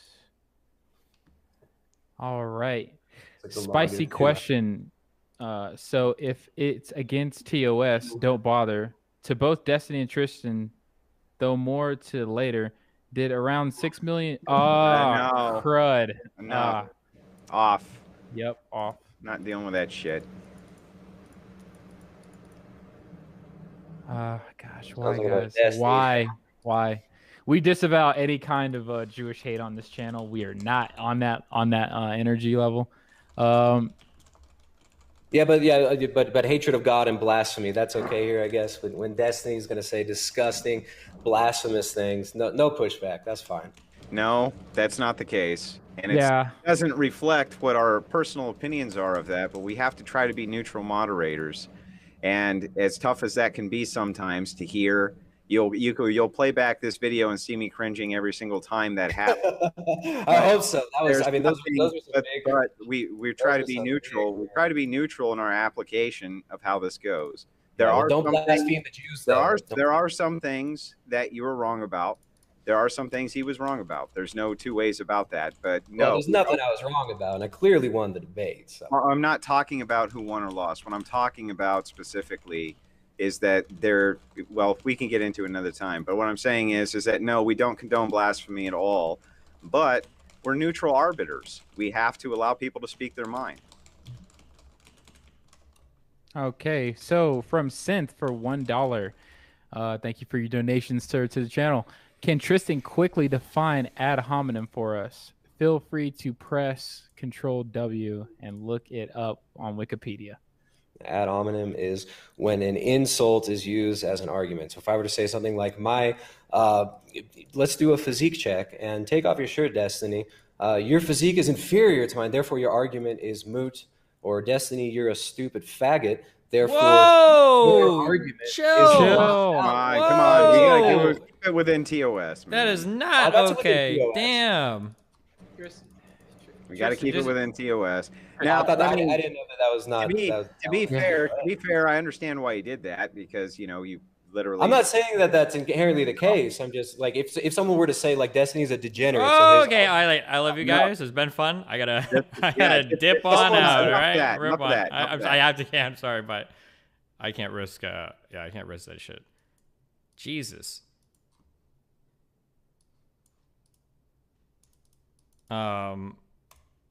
Dude, this guy is actually. I think he was actually crazy. I don't know how to talk to people that are like I don't know how to talk to people that are like that. I don't know how to talk to people that are like that. I just don't know. Holy shit. You only said it because you lost 20 times? Yeah, there might be like I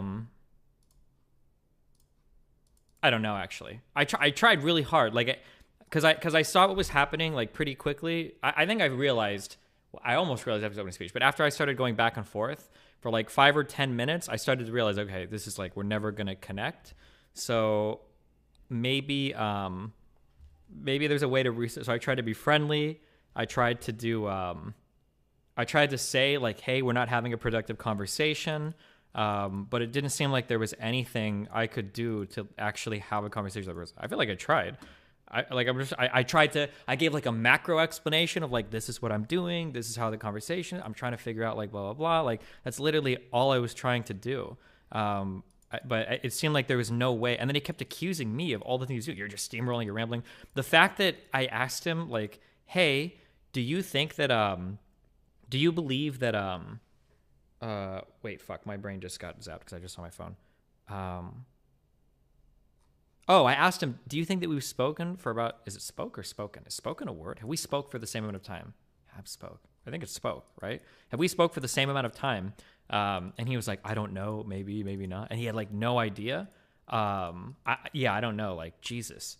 Holy shit. If he seriously couldn't tell.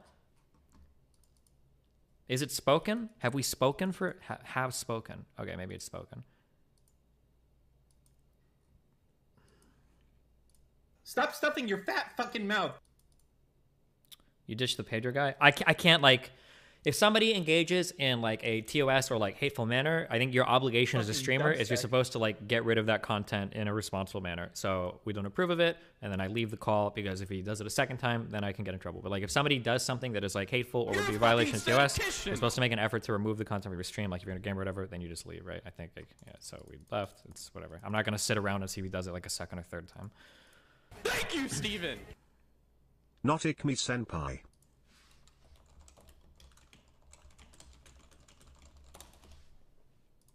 Because I'm putting 100%. Hoped you liked Gothenburg when you visited. Thanks. Clearly we have good barbers at least.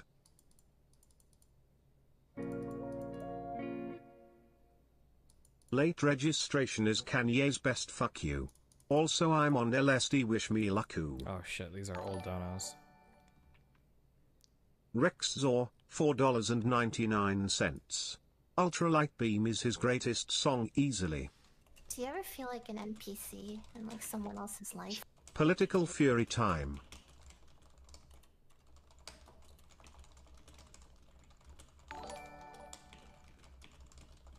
I am the culture, $4.99.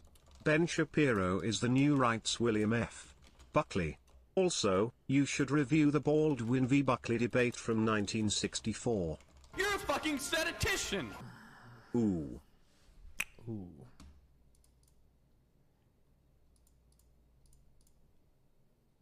I feel like I've outpaced him intellectually.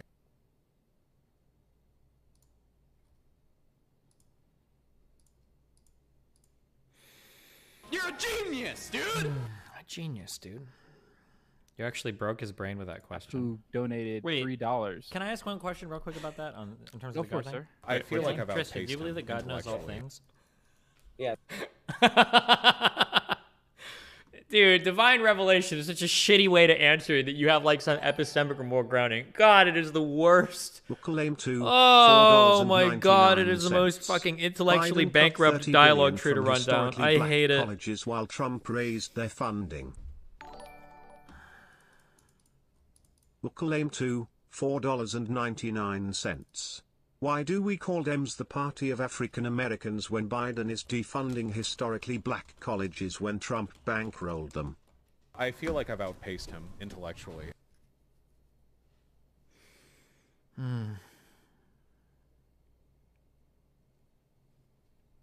Tristan, you left. You want to talk to Pedro? I want to stay in the good grace of Tristan. I just can't. I don't want to open it again. I just can't. Like if I open it again and they like utter another slur, like I might get like a hate speech ban. And as an affiliate, that's like a perma ban, I think. So I'm not gonna risk it. Maybe we can talk at a separate date if he wants to, or like in a few days if he wants to. Yeah. Do you ever feel like an NPC in like someone else's life?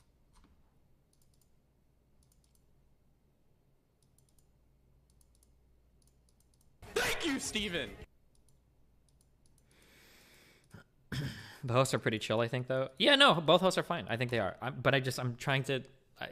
to be extra careful. It's not like this isn't a game. I'm sorry. I can't. I'm not gonna risk getting like banned or some shit. Like I'm sorry, but I can go back and talk to that guy another day if he wants to, for sure. Fucking dubstep. What is your answer to the you can't make claims about if there is or isn't morals if you believe there is no objective truth?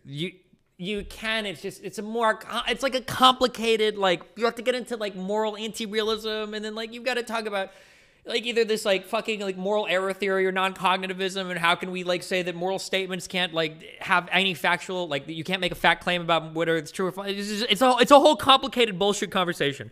I don't want to have it. You can. It can be fun to explore and jerk off about these ideas, but like you can totally skip meta ethics because here's the reality, okay? And if there are any philosophers in chat that are about to get ass mad, okay? Get ass mad. Here's the reality, okay? Most people agree with like 98% of like all of meta ethics can be boiled down to like in general, like reduce human suffering, ensure human flourishing, okay? We can all roughly think that each other's gonna agree with that, and then we can have conversations on like the normative level or the applied level, right? Now, there are going to be some rare things that might go back all the way to that, so things like abortion really test the limits of that. But when it comes to like, should we have universal health care? You know, should we take in refugees? On these things, these are all gonna come down to factual grounds of like, do they help us or do they hurt us? And we're all gonna generally agree on what helps and hurt us. So no, I don't. meta ethics is just a cancerous route to go down to have arguments there because you don't really need to. For the like you have no idea. Like the real life example of this is you've argued with thousands of people over what's right and wrong, and you've never gone all the way back to meta ethics to do it, right? When you're on Reddit and somebody's like, "Oh, I think minimum wage is good," you're like, "Good? You think minimum wage is good? Can you even define to me what is the goodness? Okay, good luck. Hope you know German, okay? Otherwise, fuck. Like, come on, dude. Fuck off. Like, you don't. Nobody has to do this. Fuck that. All right. I feel like I've outpaced him intellectually.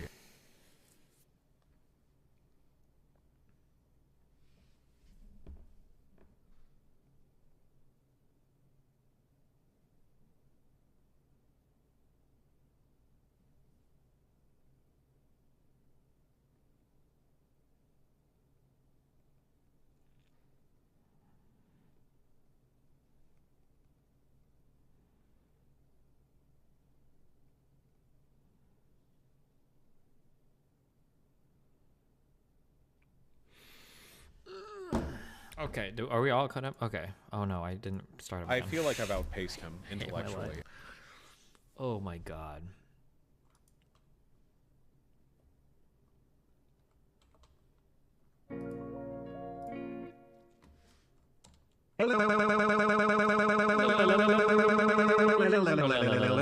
No.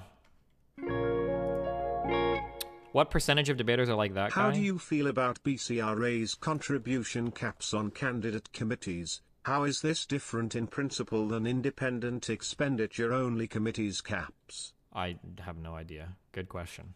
I'm sure someone in chat will make a subreddit post about it. Most people aren't like that guy. That guy was like a special level of like psychotic. That dude was crazy. Unironically, I think it was. You're a genius, dude! Nathanth.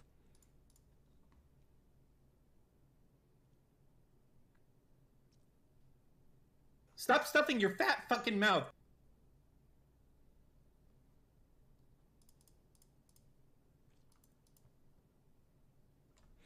Stop stuffing your fat fucking mouth. Less than 3. True. Hold on, I'll be back 1 second.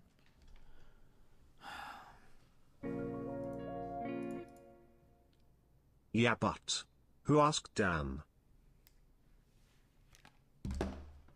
Do you ever feel like an NPC in like someone else's life? Destiny better start treating Dan better or he's going to lose him. Pepe laugh. Shut the fuck up, Mutin, alright? It's a stupid fucking meme. I stole the weak chin meme. It's working wonders. Pepe.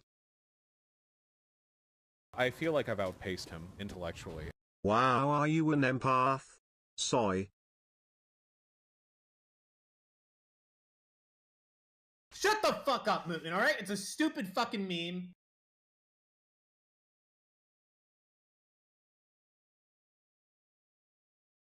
Shut the fuck up, Mutin, alright? It's a stupid fucking meme.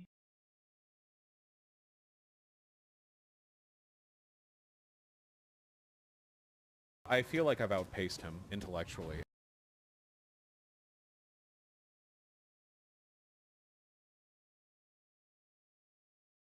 Shut the fuck up, Mutin, alright? It's a stupid fucking meme.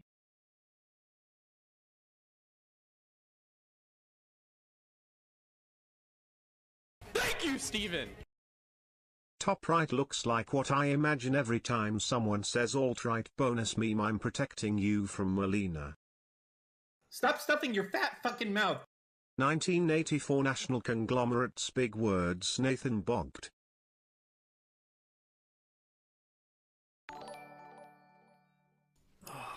Dark Shadow Elm, $5. The only bad thing about the so-called Great Reset is that he makes it sound incredibly boring. I feel like I've outpaced him intellectually.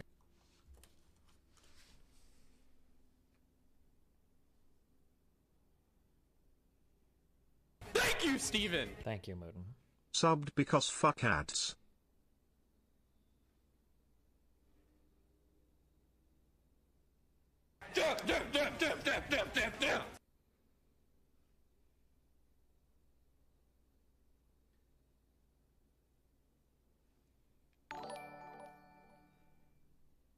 Brumal H, $5. Now if you turn to page 68 of my Gish Gallop you'll see that I am halfway done. I feel like I've outpaced him. Oh, when he said he was only halfway done, holy shit.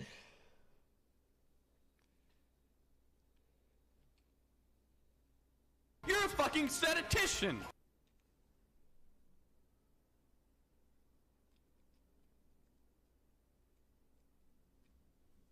You're a fucking statistician.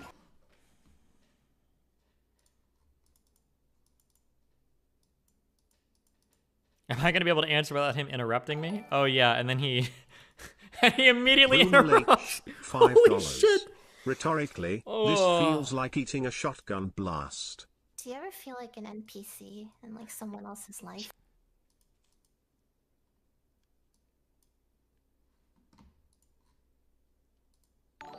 The Rockefeller Foundation, big corporations like David Microsoft. Steele, Do you think that's a good $5. idea? Do you think I that's built all my something you would IKEA sign on to? furniture while waiting for this guy to Am I gonna be able to finish. answer this without him Holy interrupting? crap. Yes, sir. Yes. Okay, so Isn't it funny how he Yeah, actually don't accuses let him me? finish, let him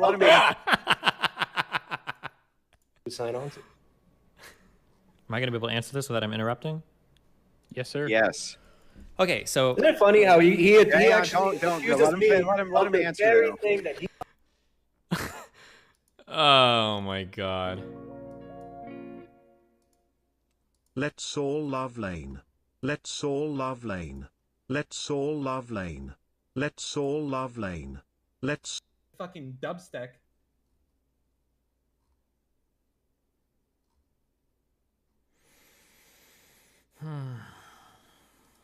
You're a fucking statistician.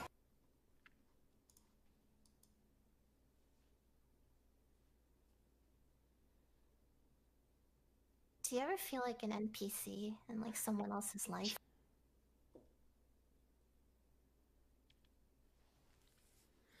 You debate like a Jesuit? Oh yeah, Forward slash Jesus raid. Christ. That's Tiny. That guy has a YouTube channel? 125,000 subs. Stop stuffing your fat fucking mouth. I was wrong about carnivore and zero carb keto. Are there other types of keto? Oh my god, what is this guy talking about? Thank you, Steven. On his channel. Nathand. Wait, this guy has over 100,000 subs and he gets like 3,000 views per video. What the fuck? I feel like I've outpaced him intellectually. Why are you talking to a guy about a subject he can't define? Shut the fuck up, Mootin, alright? It's a stupid fucking meme.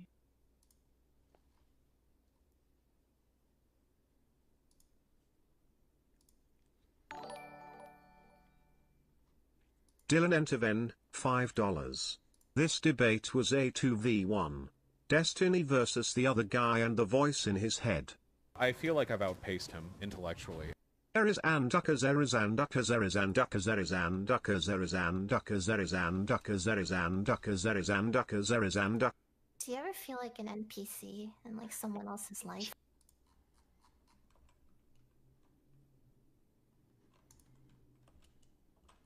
Shut the fuck up, Mootin, alright? It's a stupid fucking meme. Is this guy drinking from an empty cup? It wouldn't surprise me. Stop stuffing your fat fucking mouth.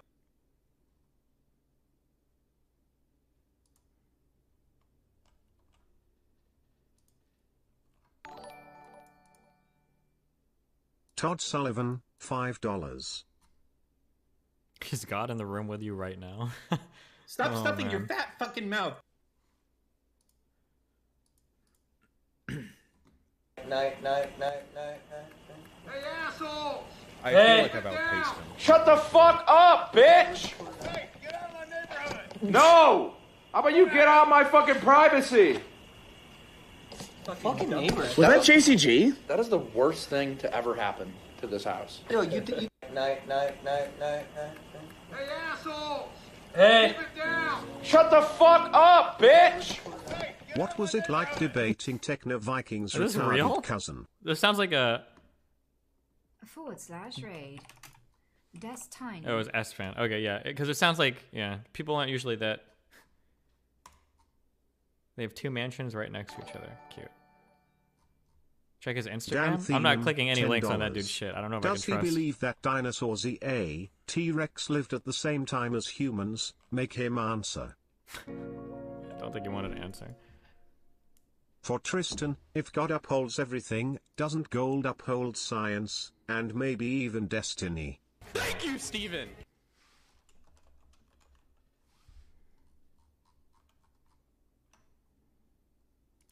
A peek into his insanity. TF clap. What is this website? Oh my God! Joe Biden is helping China invade the United States using an EMP attack from the shipping containers at the ports. $4.99. What is at the center of the earth? I think this guy is. I think he is schizophrenic. I think he is. VOD. I truly do believe he is. 100%. I need to have like a stream psychologist that I can refer these people to have a conversation and get them. Here, I'll link this in chat. I think he is. This looks like the schizophrenic emails and shit that I get. That Here I we go. can't help but mention it. Also, hi chat, I'm new. Isn't he grifting? No, it's like. Fuck you, bitch. I'm trying to think. Can I write like? Maybe it's not schizophrenic. These are like the types of emails that I get from people where it feels like they're schizophrenic. Okay, this is like how these emails are structured.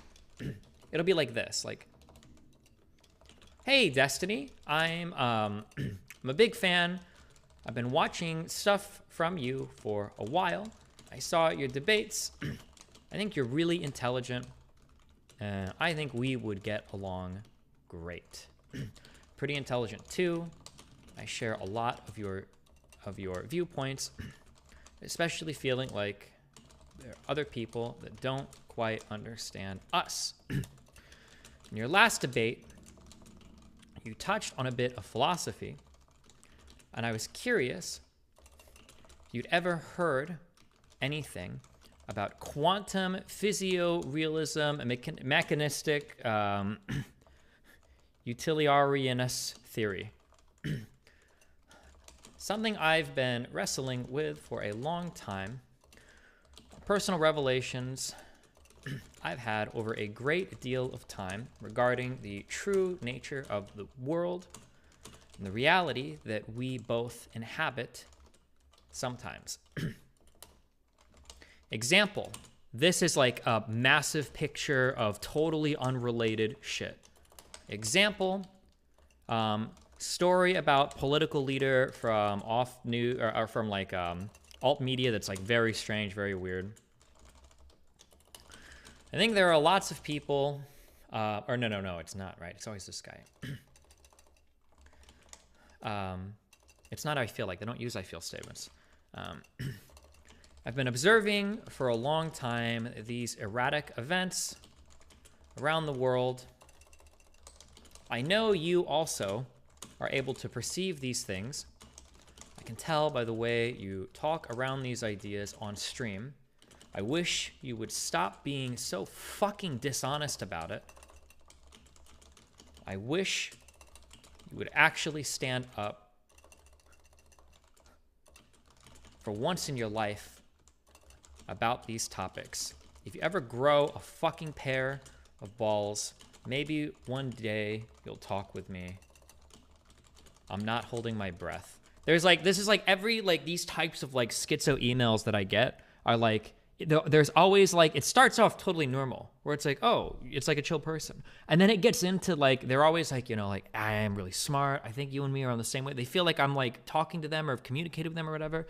And then out of nowhere, it hops into these like crazy, like, do you know about this? Like the divine ethereal archangel theory of blah, blah, blah. And it'll be something that isn't real. They've made it up. I can't Google it and find any of this information. And they'll talk a little bit about it. There'll always be links to really bizarre news stories or like forum posts they've done analyzing a ton of bizarre news stories. Sometimes there'll be random like caps lock statements or whatever. They'll be talking about it. They're very like narcissistic. Like they're the only ones that have seen this, that understand it. They're frustrated. Other people don't understand. Usually they'll get aggressive towards me because they either assume that I'm lying about it and I won't, right? This is like the framework for, I'm uncomfortable. I can't really diagnose it as schizophrenic, but it feels like schizophrenic. Like it's always like these types of emails that come from people. And then when I get more and more from like, this guy seems like he's having like, he's like a psychotic fucking break. But I'm sorry, I'm reading this post on this website, this godlikeproductions.com. I'm scared of like opening. I don't know if there's gonna be a porn pop-up or something. But like it reads to me like you've got like the all caps like crazy like declaration. You've got the links to all the random news stories. You've got like the all cap statements like screaming. You've got the massive conspiracy theory that he thinks he alone has uncovered. All of it is like loosely connected with these weird alternative media websites. Like, yeah. But okay, sorry. Let me.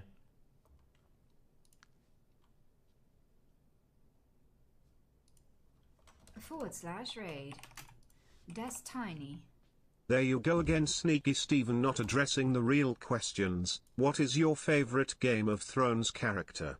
Leak an example, but protect the name. That convo made him homophobic because he was starting to become aware of what a dick in the ass feels like.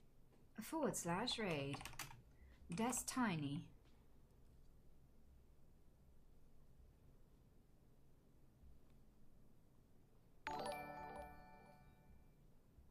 Red Eye Orb, $5.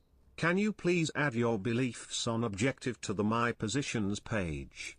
I feel like I've outpaced. I'm trying to. I usually save it in this folder That of like Christoph crazy Ash's people. stream was fucking hilarious shit. Thanks for the insane content. Has God experienced a dick in his ass? The guy sounds like an advertisement for the Great Reset when he says the full name for everything. Holy shit. The Great Reset sounds based. Thanks for the ad, Tristan. Hope he got his commission with how many fucking times he mentioned the book. Christ. So this is an example of like what I would consider to be like a I think this person is like schizophrenic. But like it doesn't all read like insanely. It doesn't all seem crazy, but there are parts of it. I'll just I'm posting a screenshot of it in chat. Hold on. Honest to God, I haven't actually read the entirety of this email. But I'll read through some of it and we can kind of like go through what I feel like is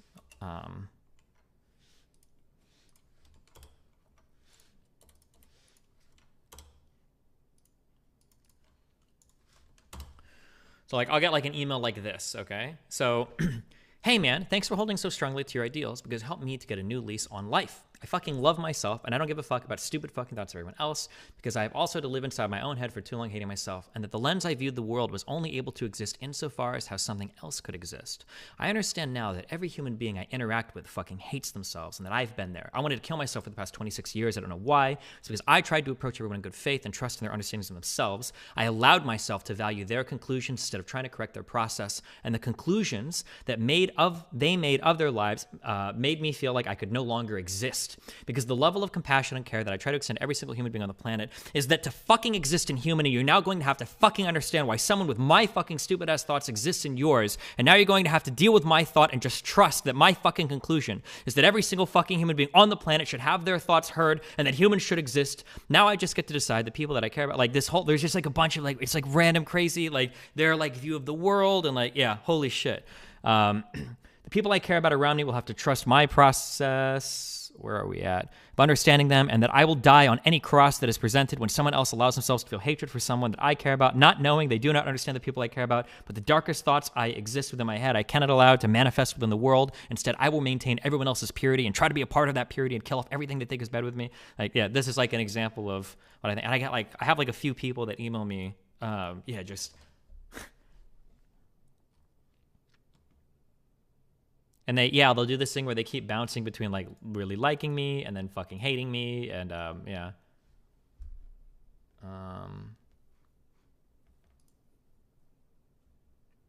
This has to be a meme, right? It could be, but it's really hard to say, right?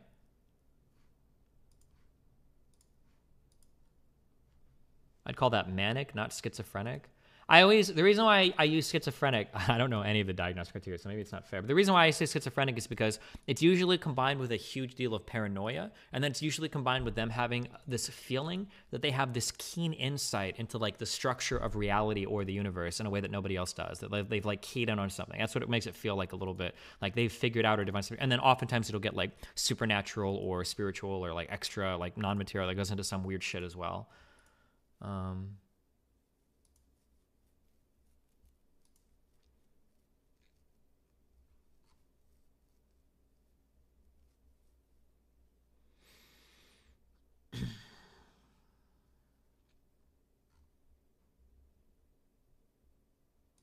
Here's another one. It's too big for me to screenshot.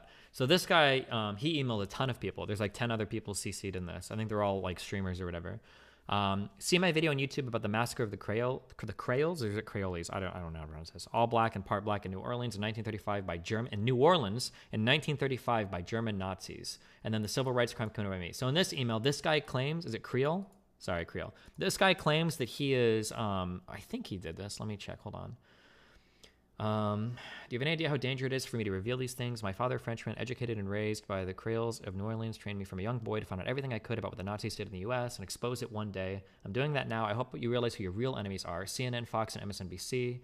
My father, brutally beaten and abused in my house, blah, blah, blah. Here's what my Skype page looks like. And then it's just like a picture of his like Skype profile. I don't know why. I am the last person, the last descendant of a group of people in the U.S. who were all murdered, genocide in the U.S. I am informing you about the murder of the Creoles, all part African in New Orleans in 1935. Below is a letter from a congressman confirming what is in this email. In addition, there are 2 YouTube links confirming similar events in both Utah and New Orleans. See the Francis Ford Coppola emails below and my work in literature, psychiatry, and psychology in the article. Oh, usually the people that email these things too, they also always claim that they're like multidisciplinary experts. So they'll say that they're like masters of physics, masters of psychology, masters of philosophy, masters of mathematics. Like they'll say that they're very multidisciplinary. They always claim that they are like geniuses in all of these areas as well, every single time.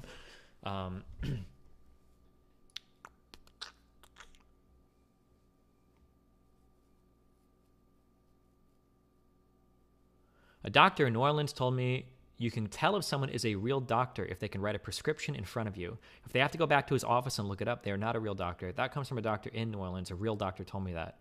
Now, Barons also told me, I wonder if he even said who this guy was. Leonard Barons of Meriara, LA. Barons also told me he asked to murder his lawyer partner by these people they are involved with. Gave him a gun, told him to shoot his partner in the back of the head. Call them, leave the gun, and go home. Next day, everything in the office was like nothing ever happened. Barons said this guy also came in through Drover, so it was easy to get rid of him. I've heard, yeah, this is so much. There's so much in this email. It's like,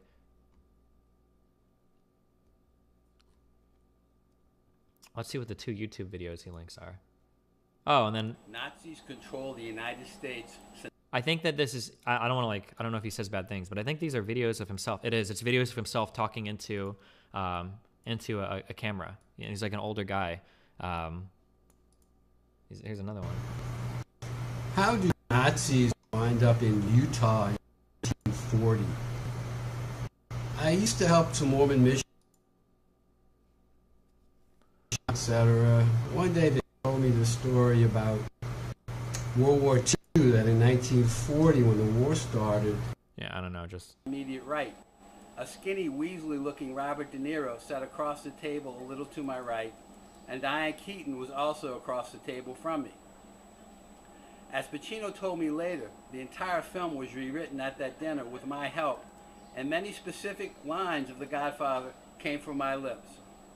Pacino told me people had come to him and told him he was really German, not Italian. He said he always thought he was Italian, but these people whom he didn't.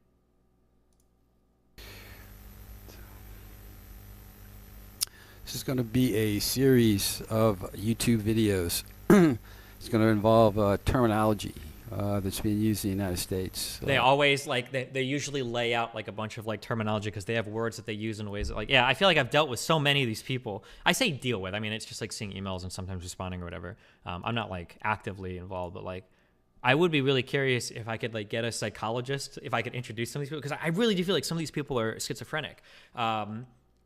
Yeah, it's crazy because they sound, they usually sound really lucid in their writings and in their speech. Like, if you listen to what they're saying, it's crazy.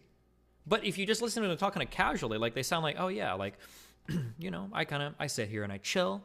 I can see a ton of messages on the wall. You know, they come out, obviously. I can perceive them. Like, yeah, of course. Why are you asking me if I can? They're right there, obviously.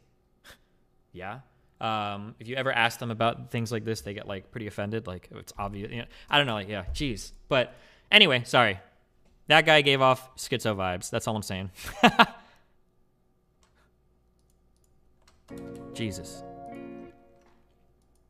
E wins LLLLLLLLL. Schizophrenia is not what you think it is. What? Tell me what part I'm wrong about if you think. I feel like I have a pretty decent understanding of schizophrenia. Would you say that's the worst of the emails? I think the Michael Gorlitsky guy was probably the weirdest of the emails. And that guy ended up actually getting arrested for some weird shit he said about his school. This guy, he donated a long time ago. I don't know if you guys remember him. His name was Mouthpiece User. He donated like $25. He actually talked to me on stream. We talked to this guy before he got arrested.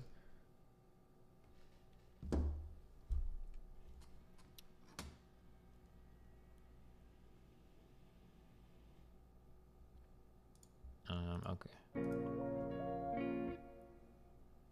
I'm sorry that dude called you that slur. Thank you for calling him out and immediately letting him know that was unacceptable. Wow, thanks, buddy. Do people messaging you that kind of stuff ever freak you out, or is it always just interesting to you?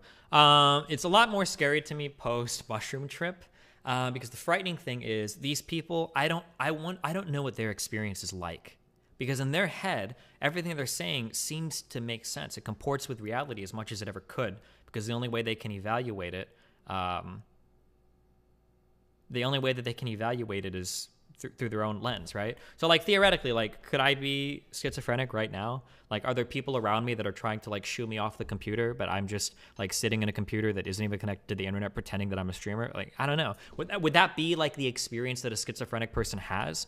Because somebody in chat said this is a really good point. People think that like, oh, if you're schizophrenic, everything is wacky and crazy. No, not really. You're still a reasonable, rational human being. You're just you like the faculty of reason is there, but there are delusions and I say external, but they're still internal. There are delusions and other things that are pushing your rationality in a different direction. If you really did have like auditory or ocular, visual. If you had auditory or visual hallucinations that were like pushing you in a direction and it started to feed into a lot of paranoia and you did start to get these ideas, these delusions of grandeur or whatever, it's not like if you talk to a schizophrenic, they're not just going to be like, oh, I'm the wacky blah, blah, blah. Like everything they're saying has like justifications and makes sense and they'll even get frustrated if you're not understanding. So yeah, it's a really scary thing to see somebody else fall into it because like, damn, you have no idea. You're actually fucking crazy. You're insane.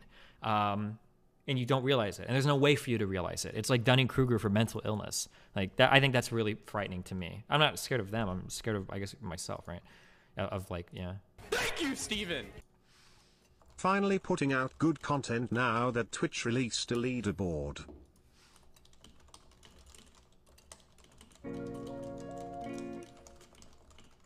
I think you handled it well. I can't believe he said the F word.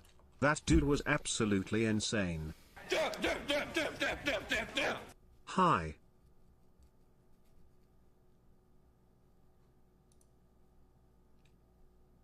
I feel like I've outpaced him intellectually. Love your stuff, buddy. Corn or flour tortillas? Destiny, come on, man. It's an incredibly varied and complicated disorder, and using it as a random insult for people that are just crazy is weird. Okay, it's very weird for you to say that to me and then use the term just crazy. I don't think there are people that are just crazy. I think that some of these people that email me are legitimately schizophrenic. That's why it's irritating to me because a lot of people will use like, oh, he's a schizo. But I try to be very deliberate. It's like, I don't think I ever use schizo as an insult. Like when I say schizophrenic, I genuinely feel like these people are schizophrenic. That guy that was in Ice Poseidon's house that walked me out, the big Hispanic dude, that I'm pretty sure that dude was schizophrenic as well. Like he was already very strange and it was very weird talking to him. And then as soon as we left that room and he started talking to me about how like our ancestors were like these holy people, blah, blah, blah, blah, blah. Yeah, I don't know. Like that was like super fucking creepy to me as well. Like, holy shit. Schizo posting is a term on 4chan for years. I thought you were using it like that. No. When I say schizophrenic, I mean like I genuinely do believe that some of these people are schizophrenic. Or maybe there are other types of mental illnesses. Schizophrenia is not a personality disorder, right? Schizophrenia is like is considered an illness. I don't, hold on, I gotta figure out, or like it's like a mental disorder, not a personality disorder, right? Like it's not like narcissistic personality disorder, borderline personality disorder. It's like an actual like mental disorder because it can involve like actual psychosis. But yeah, there might be other like psychotic mental illnesses that I don't know about that maybe more accurately would more accurately describe them. But you talked to some ex-League player once that also said, yes, was it Glee or no, Gleep? Who was it? Does anybody know? XJ9 is not schizophrenic. Glebe Glob. Maybe it was Glebe. I think that guy had it too. There is another guy that's in Anna's Discord server now that I saw talking from StarCraft. I don't know if you guys remember as well. Mr. Puffy, I think. Pughy, who I also think started to become like legitimately. Like psychotic sounds so. I feel like, fuck, maybe I should just say psychotic. But like they started to have this pattern of like. They were talking about really weird, crazy shit. It usually involved like these grand solutions or these like huge conspiracies involving the entire planet. They were the ones that had like this key or keen insight that they believed that they shared with me. It was like pretty disorganized. They would bounce between like being very lucid and actually making sense versus like going into these like, they were still sounded lucid, like psychotic delusions. Yeah, Glebe was one. That Mr. Puffy guy did it too. Yeah, but yeah, I don't know. It's weird. Did we catch up on these? I don't think I did. Premium content at the end. Can't believe the amount of projection with fallacies. Have you totally freed yourself from your Christian upbringing? Or do you ever get a tiny, niggling feeling you're gonna get struck by lightning for the blasphemy? I feel like I've outpaced him intellectually. Almost converted from Pepe to Yi, but disavow is okay.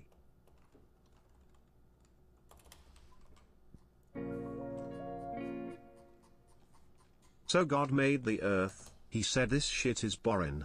Earth is just blah, so I'ma cook up some blondes. Lawson Harrison, $5. Tom Jump, you spoke with him a while back, has the most coherent and sane framework for secular objective morality I've heard currently. Okay. Do you necessarily have to be crazy to believe in those conspiracies? I wish I could explain what I'm talking about, but they're not just like, it's not just like a crazy conspiracy theorist. It's like a different type of thing. I don't know. I don't know how to explain it.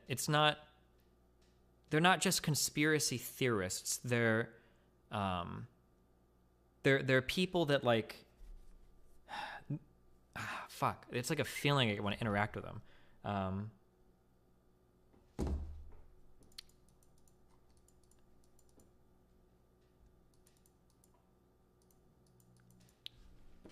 trying to think of how I can describe this. If somebody comes up to me and they link me like 15 Daily Wire articles or some shit, they're like, oh yeah, the vaccines are fake. That's different than usually when I talk to these people that feel like schizophrenic to me, it's not like one particular conspiracy theory about one particular thing. It's like a grand theory that might stretch back through aeons or might like describe all of space and time, or it might be like more biblical, supernatural in nature, but also still affect everything on the planet. Like it's usually way more grand. I've never had somebody email me that is like, wow, this guy thinks that vaccines give you microchips. This guy is schizophrenic. It's more like somebody said, like, I think that vaccines are evil. And I think this because there is an evil plot. And the way that I know this is because I'm part of, it would be hard for you to understand, but I'm called a translucendiary. And we're actually descendants from the Archangel Michael. And I've seen you. I know that you talk about this because when I watch you play League of Legends and you reference Lux's light a lot, you use the exact same phrases. So I know you know what I'm talking about. But as being part of these people and as seeing things like the vaccination stuff and everything, like it'll be like that. It'll be like a way more grander thing. And they're always at the center of it. They're always like, they have a keen insight on it. They're either uniquely involved or like they're like the center part of it, or they're like uniquely investigatory of it. Like they've got like some insight about it. It's always like, it's more than just, it's not just like a conspiracy theorist. They are the center of like this whole universe of conspiracy that they've created that is always like supernatural or immaterial in nature, whatever. Yeah.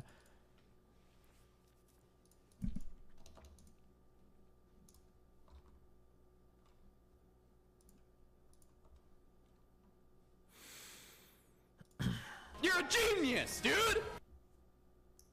The dude that was stalking Angel's Kimmy, I think that guy was schizophrenic. Yeah, I do. The guy that wrote like the 500-page wiki on all of us, yeah. I know it's hard to talk to hardline religious zealots, but it was kind of disheartening when he would mention God and I could visually see you disengage. I know I do the same more than I'd like, but not listening is just easier than trying to understand. Okay.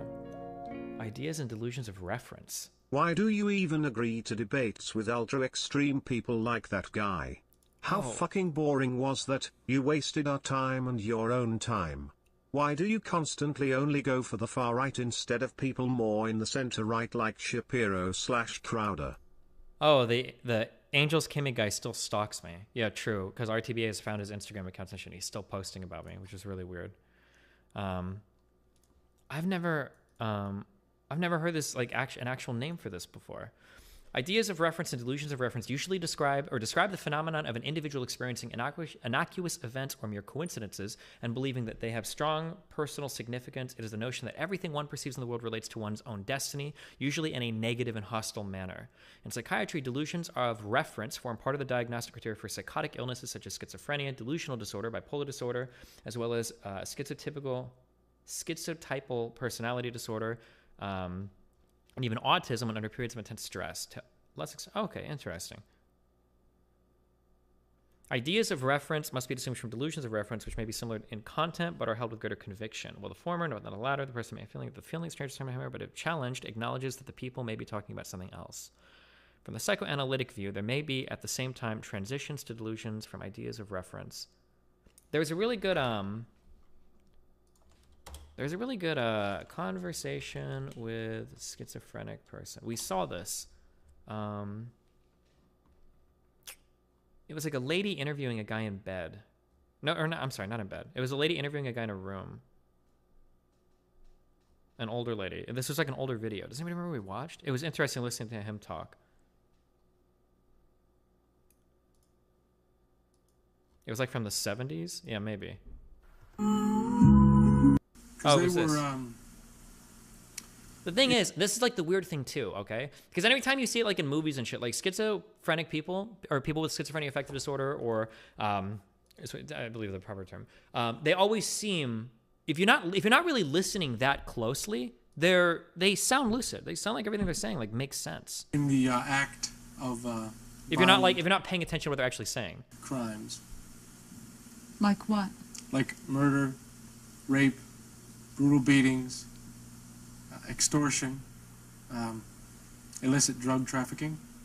Did you kill them? Yes. To prevent them from doing that, or what? Well, when it got back to their leaders, it did stop quite a few illegal events from happening. What do you mean by their leaders?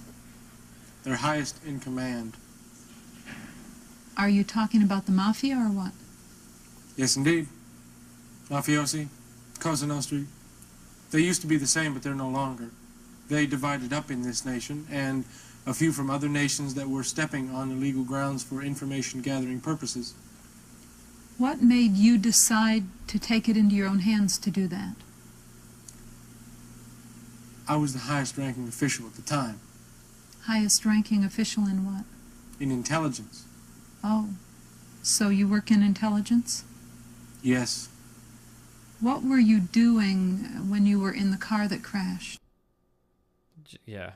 Oh, this guy might claim he's a time traveler, I think. We watched this before, but... Is there a way to address schizophrenic people in your community? Like steps you could take to make the risk of these people latching onto you less severe? I don't know. I need to look at... I was going to read that at one point in time. You're not supposed to challenge schizophrenic people on their delusions. I know that, because that'll just cause like an episode, and you'll get into a fight or something.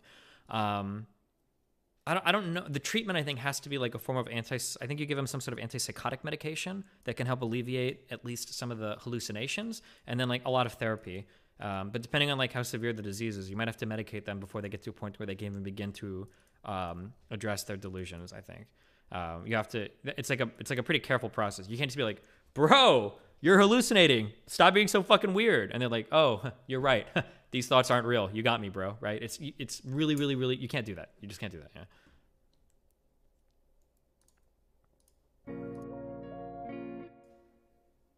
Come.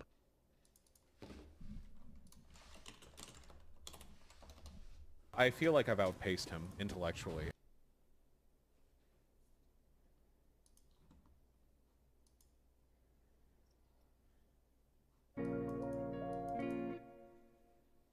This guy proves that you too can get your PhD. Cool. I don't think that guy's a PhD. No way. subbed because I got banned LLLLLL. That guy's too far gone. Mouton, do you believe the body and mind are distinct and separate? Shut the fuck up, Mutin, alright? It's a stupid fucking meme. So is DGG Catholic now? Thank you, Steven! You're welcome. All love Destiny, heart. Thanks for the amazing content day in day out. You're a fucking statistician! Do you believe body and mind are distinct and separate? I don't know, my dude.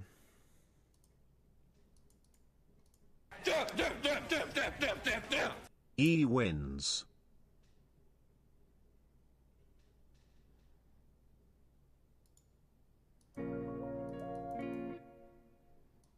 This is the type of email Anna would say has some truth.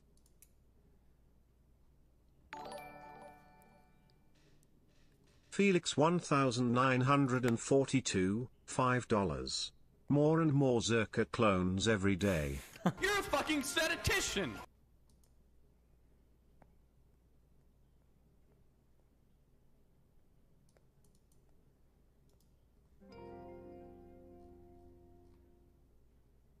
Pat, I'd like to buy a paragraph. True.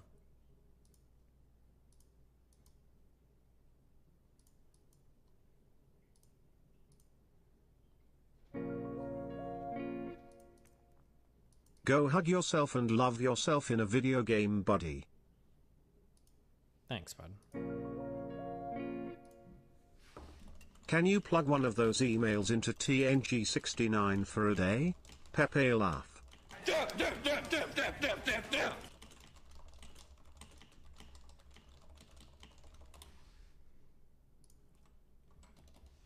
Because I'm putting 100%. 100%?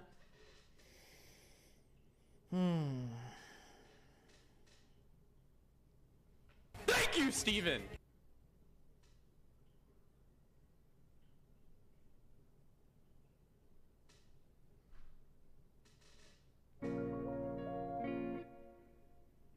Destiny, do you think this guy is more insane than no bullshit guy? Now what? I'm tired. I want to go to sleep. But Cherry wants to talk, so as soon as he's done with the caught up, I'll go chat with her for a sec. By schizophrenic, I am assuming you just mean they are unable to interpret reality normally? No, that was an old one. I hope I've explained it more what I mean when I say that.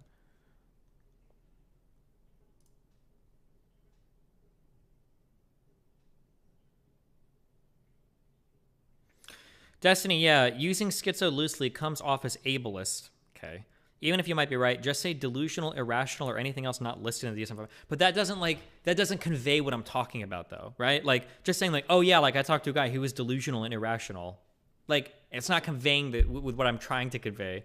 Yeah, I don't know what else to say besides, like, I think this person might be schizophrenic. I feel like I don't know how else to, like, get that across. But I understand when you're here, you think I'm just saying like, oh, he's a schizo. Like, I really don't say that. I don't say that lightly. Like, there's like a specific pattern of like behavior where like I feel like this guy is totally disconnected. This guy has like crazy delusions of him being the center part of some like global conspiracy. He seems like there's like a whole list of like shit. I don't know if the last guy was like schizophrenic. Maybe when I read that post on that website though, it looked a lot like those types of emails I get. Crazy post, all cap shit, insane conspiracies, YouTube videos that he's posted, him having a unique and keen insight on what's going on, and like that's just what it. I don't know, maybe, but I need like a different word to describe them besides like they're not just delusional and irrational, right? Like I might say like Trump supporters are delusional, they're irrational, right? But they're not really irrational. It's very rare when someone is. Very rarely is somebody actually incapable of reason or rationality, right? That's almost inconceivable, right? So we use these words a bit hyperbolically. We don't really mean that, you know. Lawson Harrison, $5. Serious question. Do you think someday the DSM will classify religious belief as a form of delusion? Do you know that website was made by the Tristan guy? Was it really? I just thought the post was his. I feel like I've outpaced him intellectually. I'm cringing a bit. Was that what you thought of my emails too?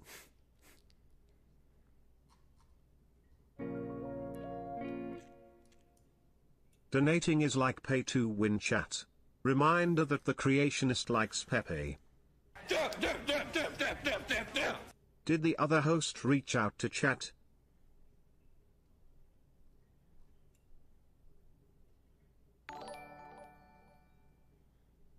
Frumpy, $4.99. God in fact knows how much I laughed my ass off in that debate.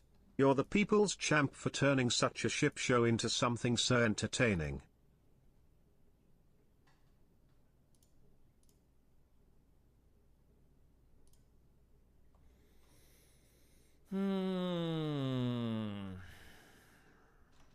Jerry, wake up. I'm fucking tired.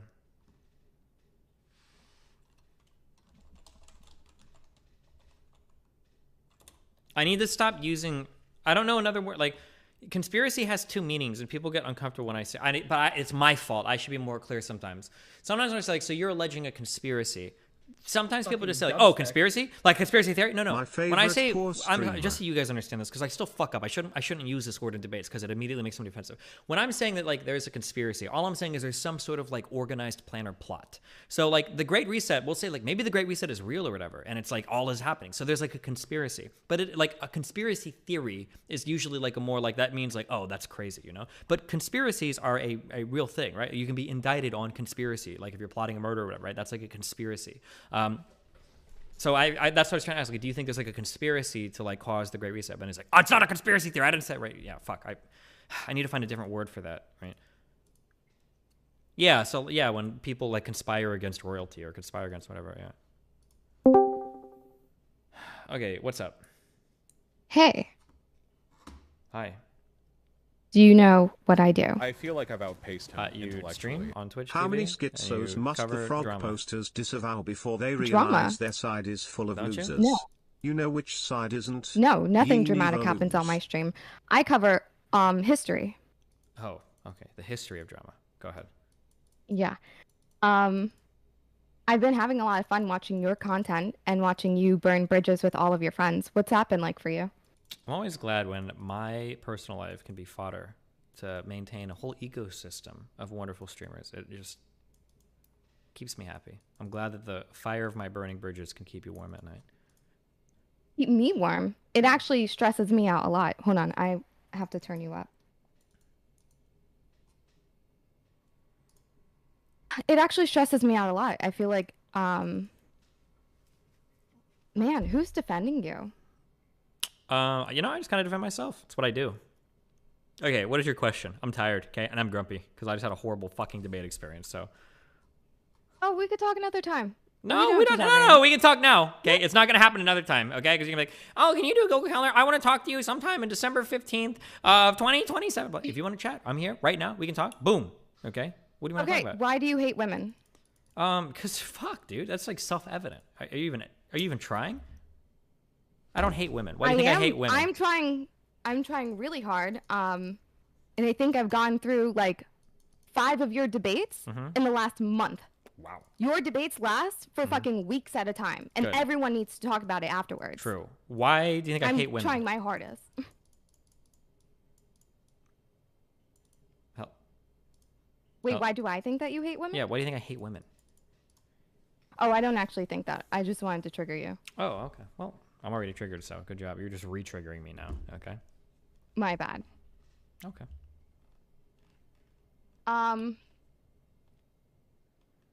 The friends that you debate, have you ever thought about just letting them win sometimes? It's not, no, never. Why would I do that? So they would stay your friends? Because it seems like you had a lot of friends who were like sore losers, and maybe you can just accommodate for them more? No, that's boring, okay? I'd rather just play League of Legends and burn bridges. Well, if you're going to bring this to League, have you considered playing any champions besides Tristana? Do you want a one-on-one mid right now? Right now, I can't. I have like that's really what I long thought. nails. Oh, okay, Listen, right. on a day where I'm not wearing like 2-inch nails, yeah, I will 1v1 you, and Cool. you will have to play like an actual champion. Let's do like with Wait, why skill can't I play shots. Tristana one-on-one? I said an actual champion with skill shots. So I'm not allowed to play 80 carry? What? No, you could play like Ezreal. Okay. Sure. Okay. Who are you gonna play? What am I gonna play? Something with very few skill shots. I'm thinking Janna. Okay. Anna's a pretty I big feel like skill that shot will- champion, but all right. Not the way I play her. Point blank tornadoes. Mhm. Okay. What else? What else? Oh, have you considered paying people to like you? I noticed that a lot of the people who oppose you, who hate you, they get like a lot of gifted subs for hating you. And I was thinking that a strategy you can use moving forward is to gift a lot of subs to people who support you. I know this sounds like paying for friendship. Mm-hmm.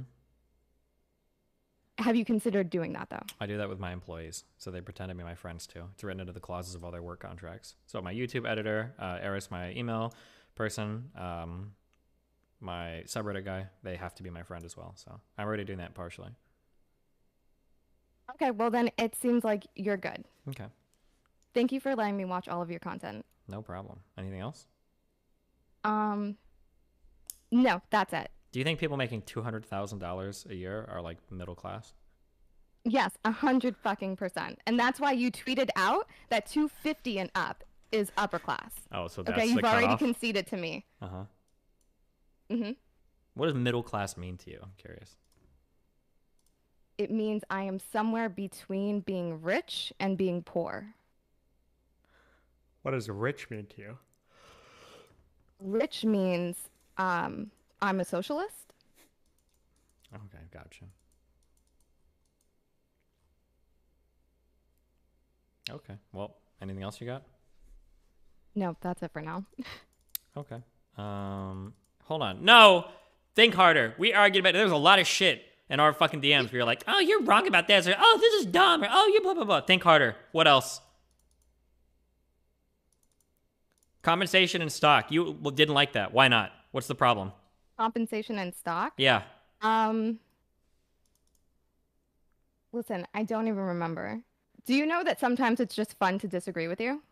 Okay, you tweeted out, you do not get to find common ground with Lauren Southern and then throw shade at Nikki for feeling like someone gets the media hate she's been had for over a decade now. Delete this. Yeah. So why are you such a Nicki Minaj stan? Tell me.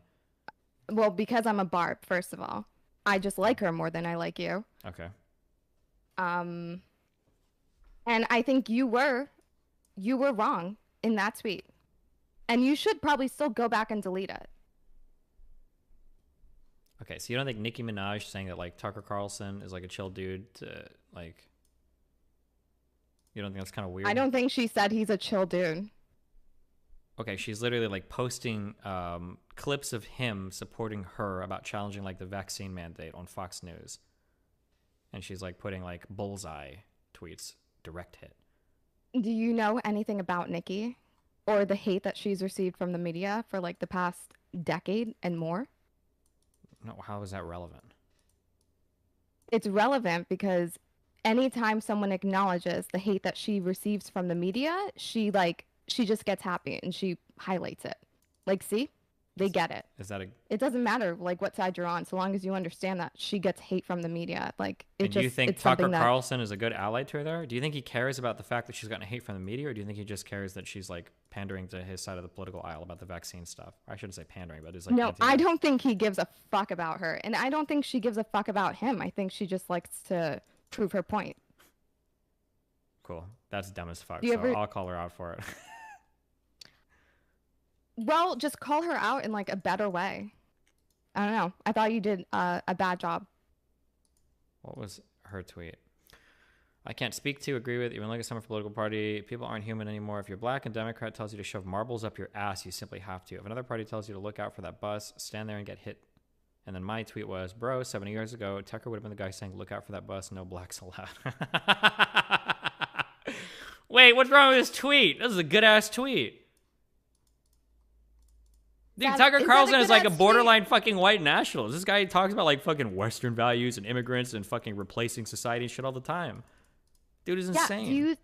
do you think saying that to her is gonna convince her to remove her tweet and to get vaccinated, or do you think that you are pushing my queen into pettydom, where she will just not get vaccinated to spite everybody else I giving don't her think hate? she's gonna read anything I fucking tweet. Okay, I'm not as big as she is. I don't think she'll give a fuck. So I'm just there to get dunks and clappers and, you know, my engagement on That's Twitter. okay, and that's fair. Okay. But then I'm also gonna shit talk you.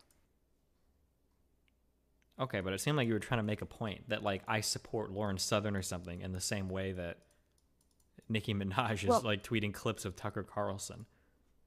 Okay, to be fair, I haven't gone over the Lauren Southern debates, and I still don't really know who she is, but people tell me she's a Nazi. Okay. So that's kind of why I like related the two. Gotcha. That's, you know what? That's fair. I'm gonna go ahead and give your tweet a heart. All right. Hey, thank you. Okay. Anything else we disagree on?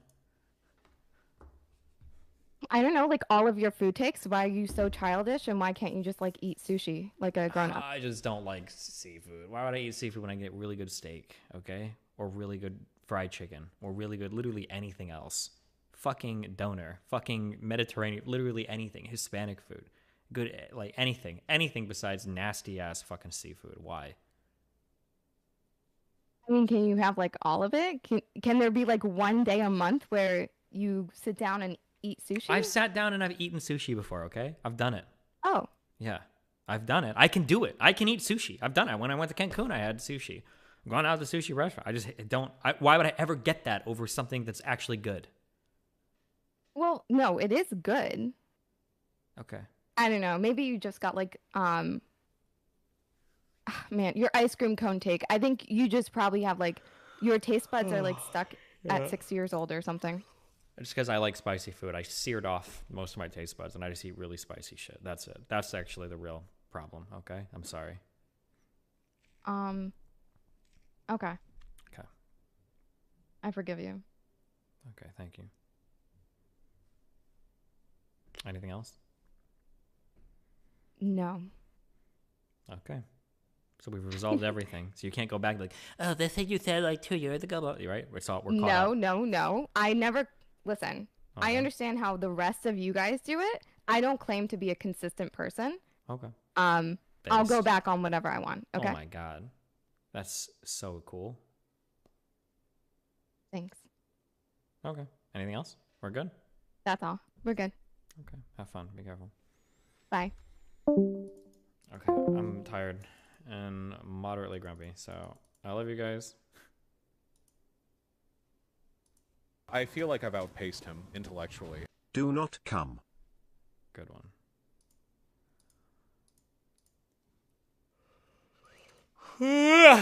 Go over the actual Jake response tomorrow. I don't care. He got another video out of that.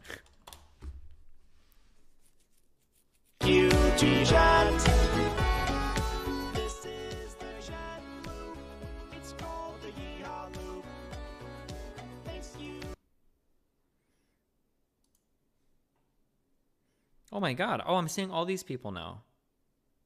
Because I'm back home. Amaranth started this green circle shit.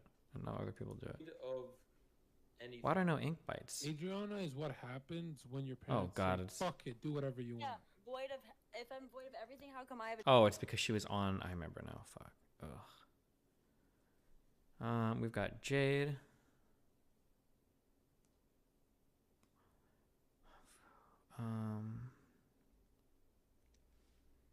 Adept. Oh no, we're back to GTA RP. Fuck.